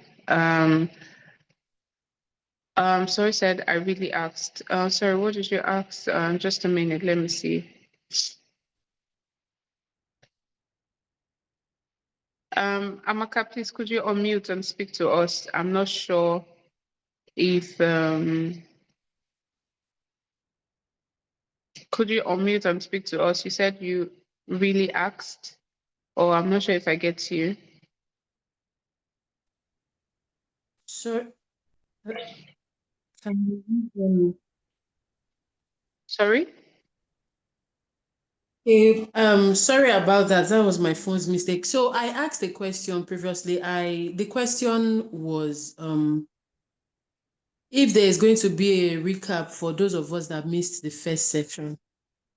Yes, we will be sending the recording to everyone who registered. So if you did not register or you did not put your email properly, and there is nothing we can do about that, because if your email is not in properly, because by the time we're importing contacts to the platform in which we used to send emails, we had a lot of errors. And meaning not the errors are not from our end, the errors are from people who registered. So if one way or the other you are here and you have not been getting emails, maybe you were able to get the link maybe directly from me or from someone, which I'm hoping that people did not share, because, well, we're able to cope hackers joining the event today. So if you registered for the event and you've been receiving our emails, you will definitely get a recording of the session today. Okay?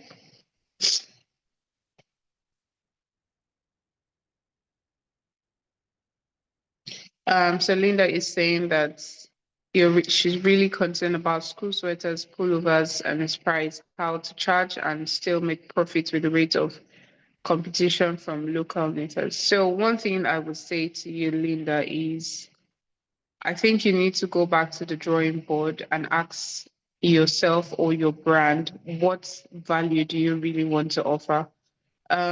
School sweaters are just one of the products that can be produced, or one of the products that can be made in the knitwear industry. There are many other things, many other value that can be offered. For me, for example, myself as a knitwear designer, I don't do school sweaters. And from the moment I learned knitting, I made up my mind that I will not do school sweaters. And I have not been tempted in any way. I have not been tempted in any way to do school sweaters.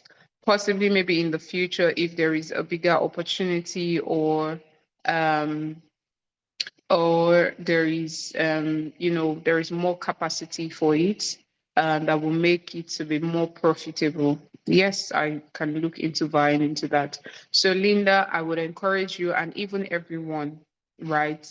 There is so much, to achieve. There is knitwear is you can explore, right? I I think I want to encourage every one of us, do your research, do a study. There are different areas of fashion that you can do. There are people that actually do, there is knitting in automobile. There is knitting in automobile. There's knitting in medicine. There is knitting in filmmaking. So do not limit yourself to what you can see. Do not limit yourself to what you feel is around you, right?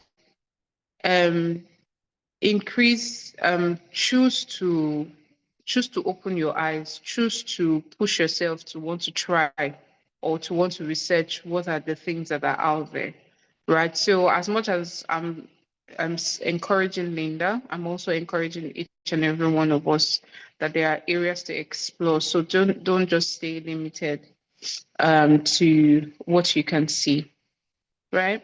Maria is asking, how can I improve in teaching school pupils crochet and knitting? So that's a different ballgame.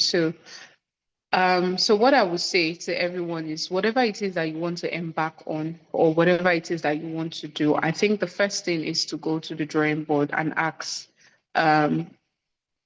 what value am I trying to offer? What problem am I trying to solve? Or because if you want to be in business, or even if you're in the social impact, or you're doing social enterprise, or you're doing NGO, there's a problem or there's a gap that you're seeing and you're trying to solve. So you need to go back to the drawing board and ask that, okay, what value am I trying to offer? What is the problem? What is the problem? What solution am I offering? And how can I make it valuable to the person? So there has to be a need or there's a problem, and then you're filling in the gap. But if you're creating a product, if you're creating a product or you're creating something and then looking for a need to match it, that's where people are going to have a problem. Is it possible? Yes, it's very possible for people to actually create products and then look for a need to sell that product to.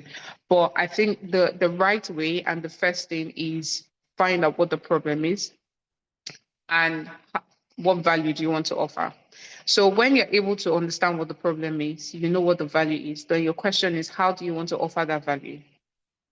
Right. So to Maria who is asking, how do I improve in teaching school pupils crochet and knitting? So the first thing you need to ask is, yes, you want to teach, they want to learn. So let's say, for example, they want to learn, but if they don't want to learn, no matter how much you want to try to improve, you will have to put in so much effort to wanting them to want to learn. But if it's something that they want to learn, right? So the question is, how do you want to teach them?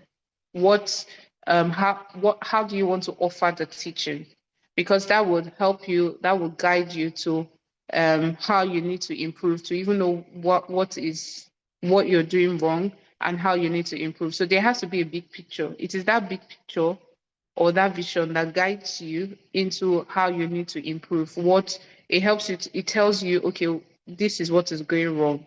This is what then it helps you to say these are the other things that I can try, or these are the other strategies I can try to improving. So because I can say, oh, have like a general class, right? Have like a general class, bring maybe bring the yarns or create a kit for them to use and have maybe like a slide or something. I can give you all of that. But then you have to look at the people that you are trying to reach. Is it going to work for them? Also, does it fit into your own big picture? Does it fit into how you have said you want to offer the value to the people? So all those things are very important. So the very first thing is go back to the drawing board. What value are you offering? How do you want to offer that value? In what way is it going to benefit the people? How is it going to fit into the people that you are trying to provide value for? So I think that will help or help you to understand how best to improve your teaching. Okay, so you said you haven't gotten any email. Are you on the group? If you're on the group, please kindly send me a message directly on WhatsApp, because once we end this call, I'm not going to see your email anymore. So please send a message on WhatsApp. Thank you. So I think with that, we have come to the end of the summit today. Thank you, everyone, and do have a lovely evening.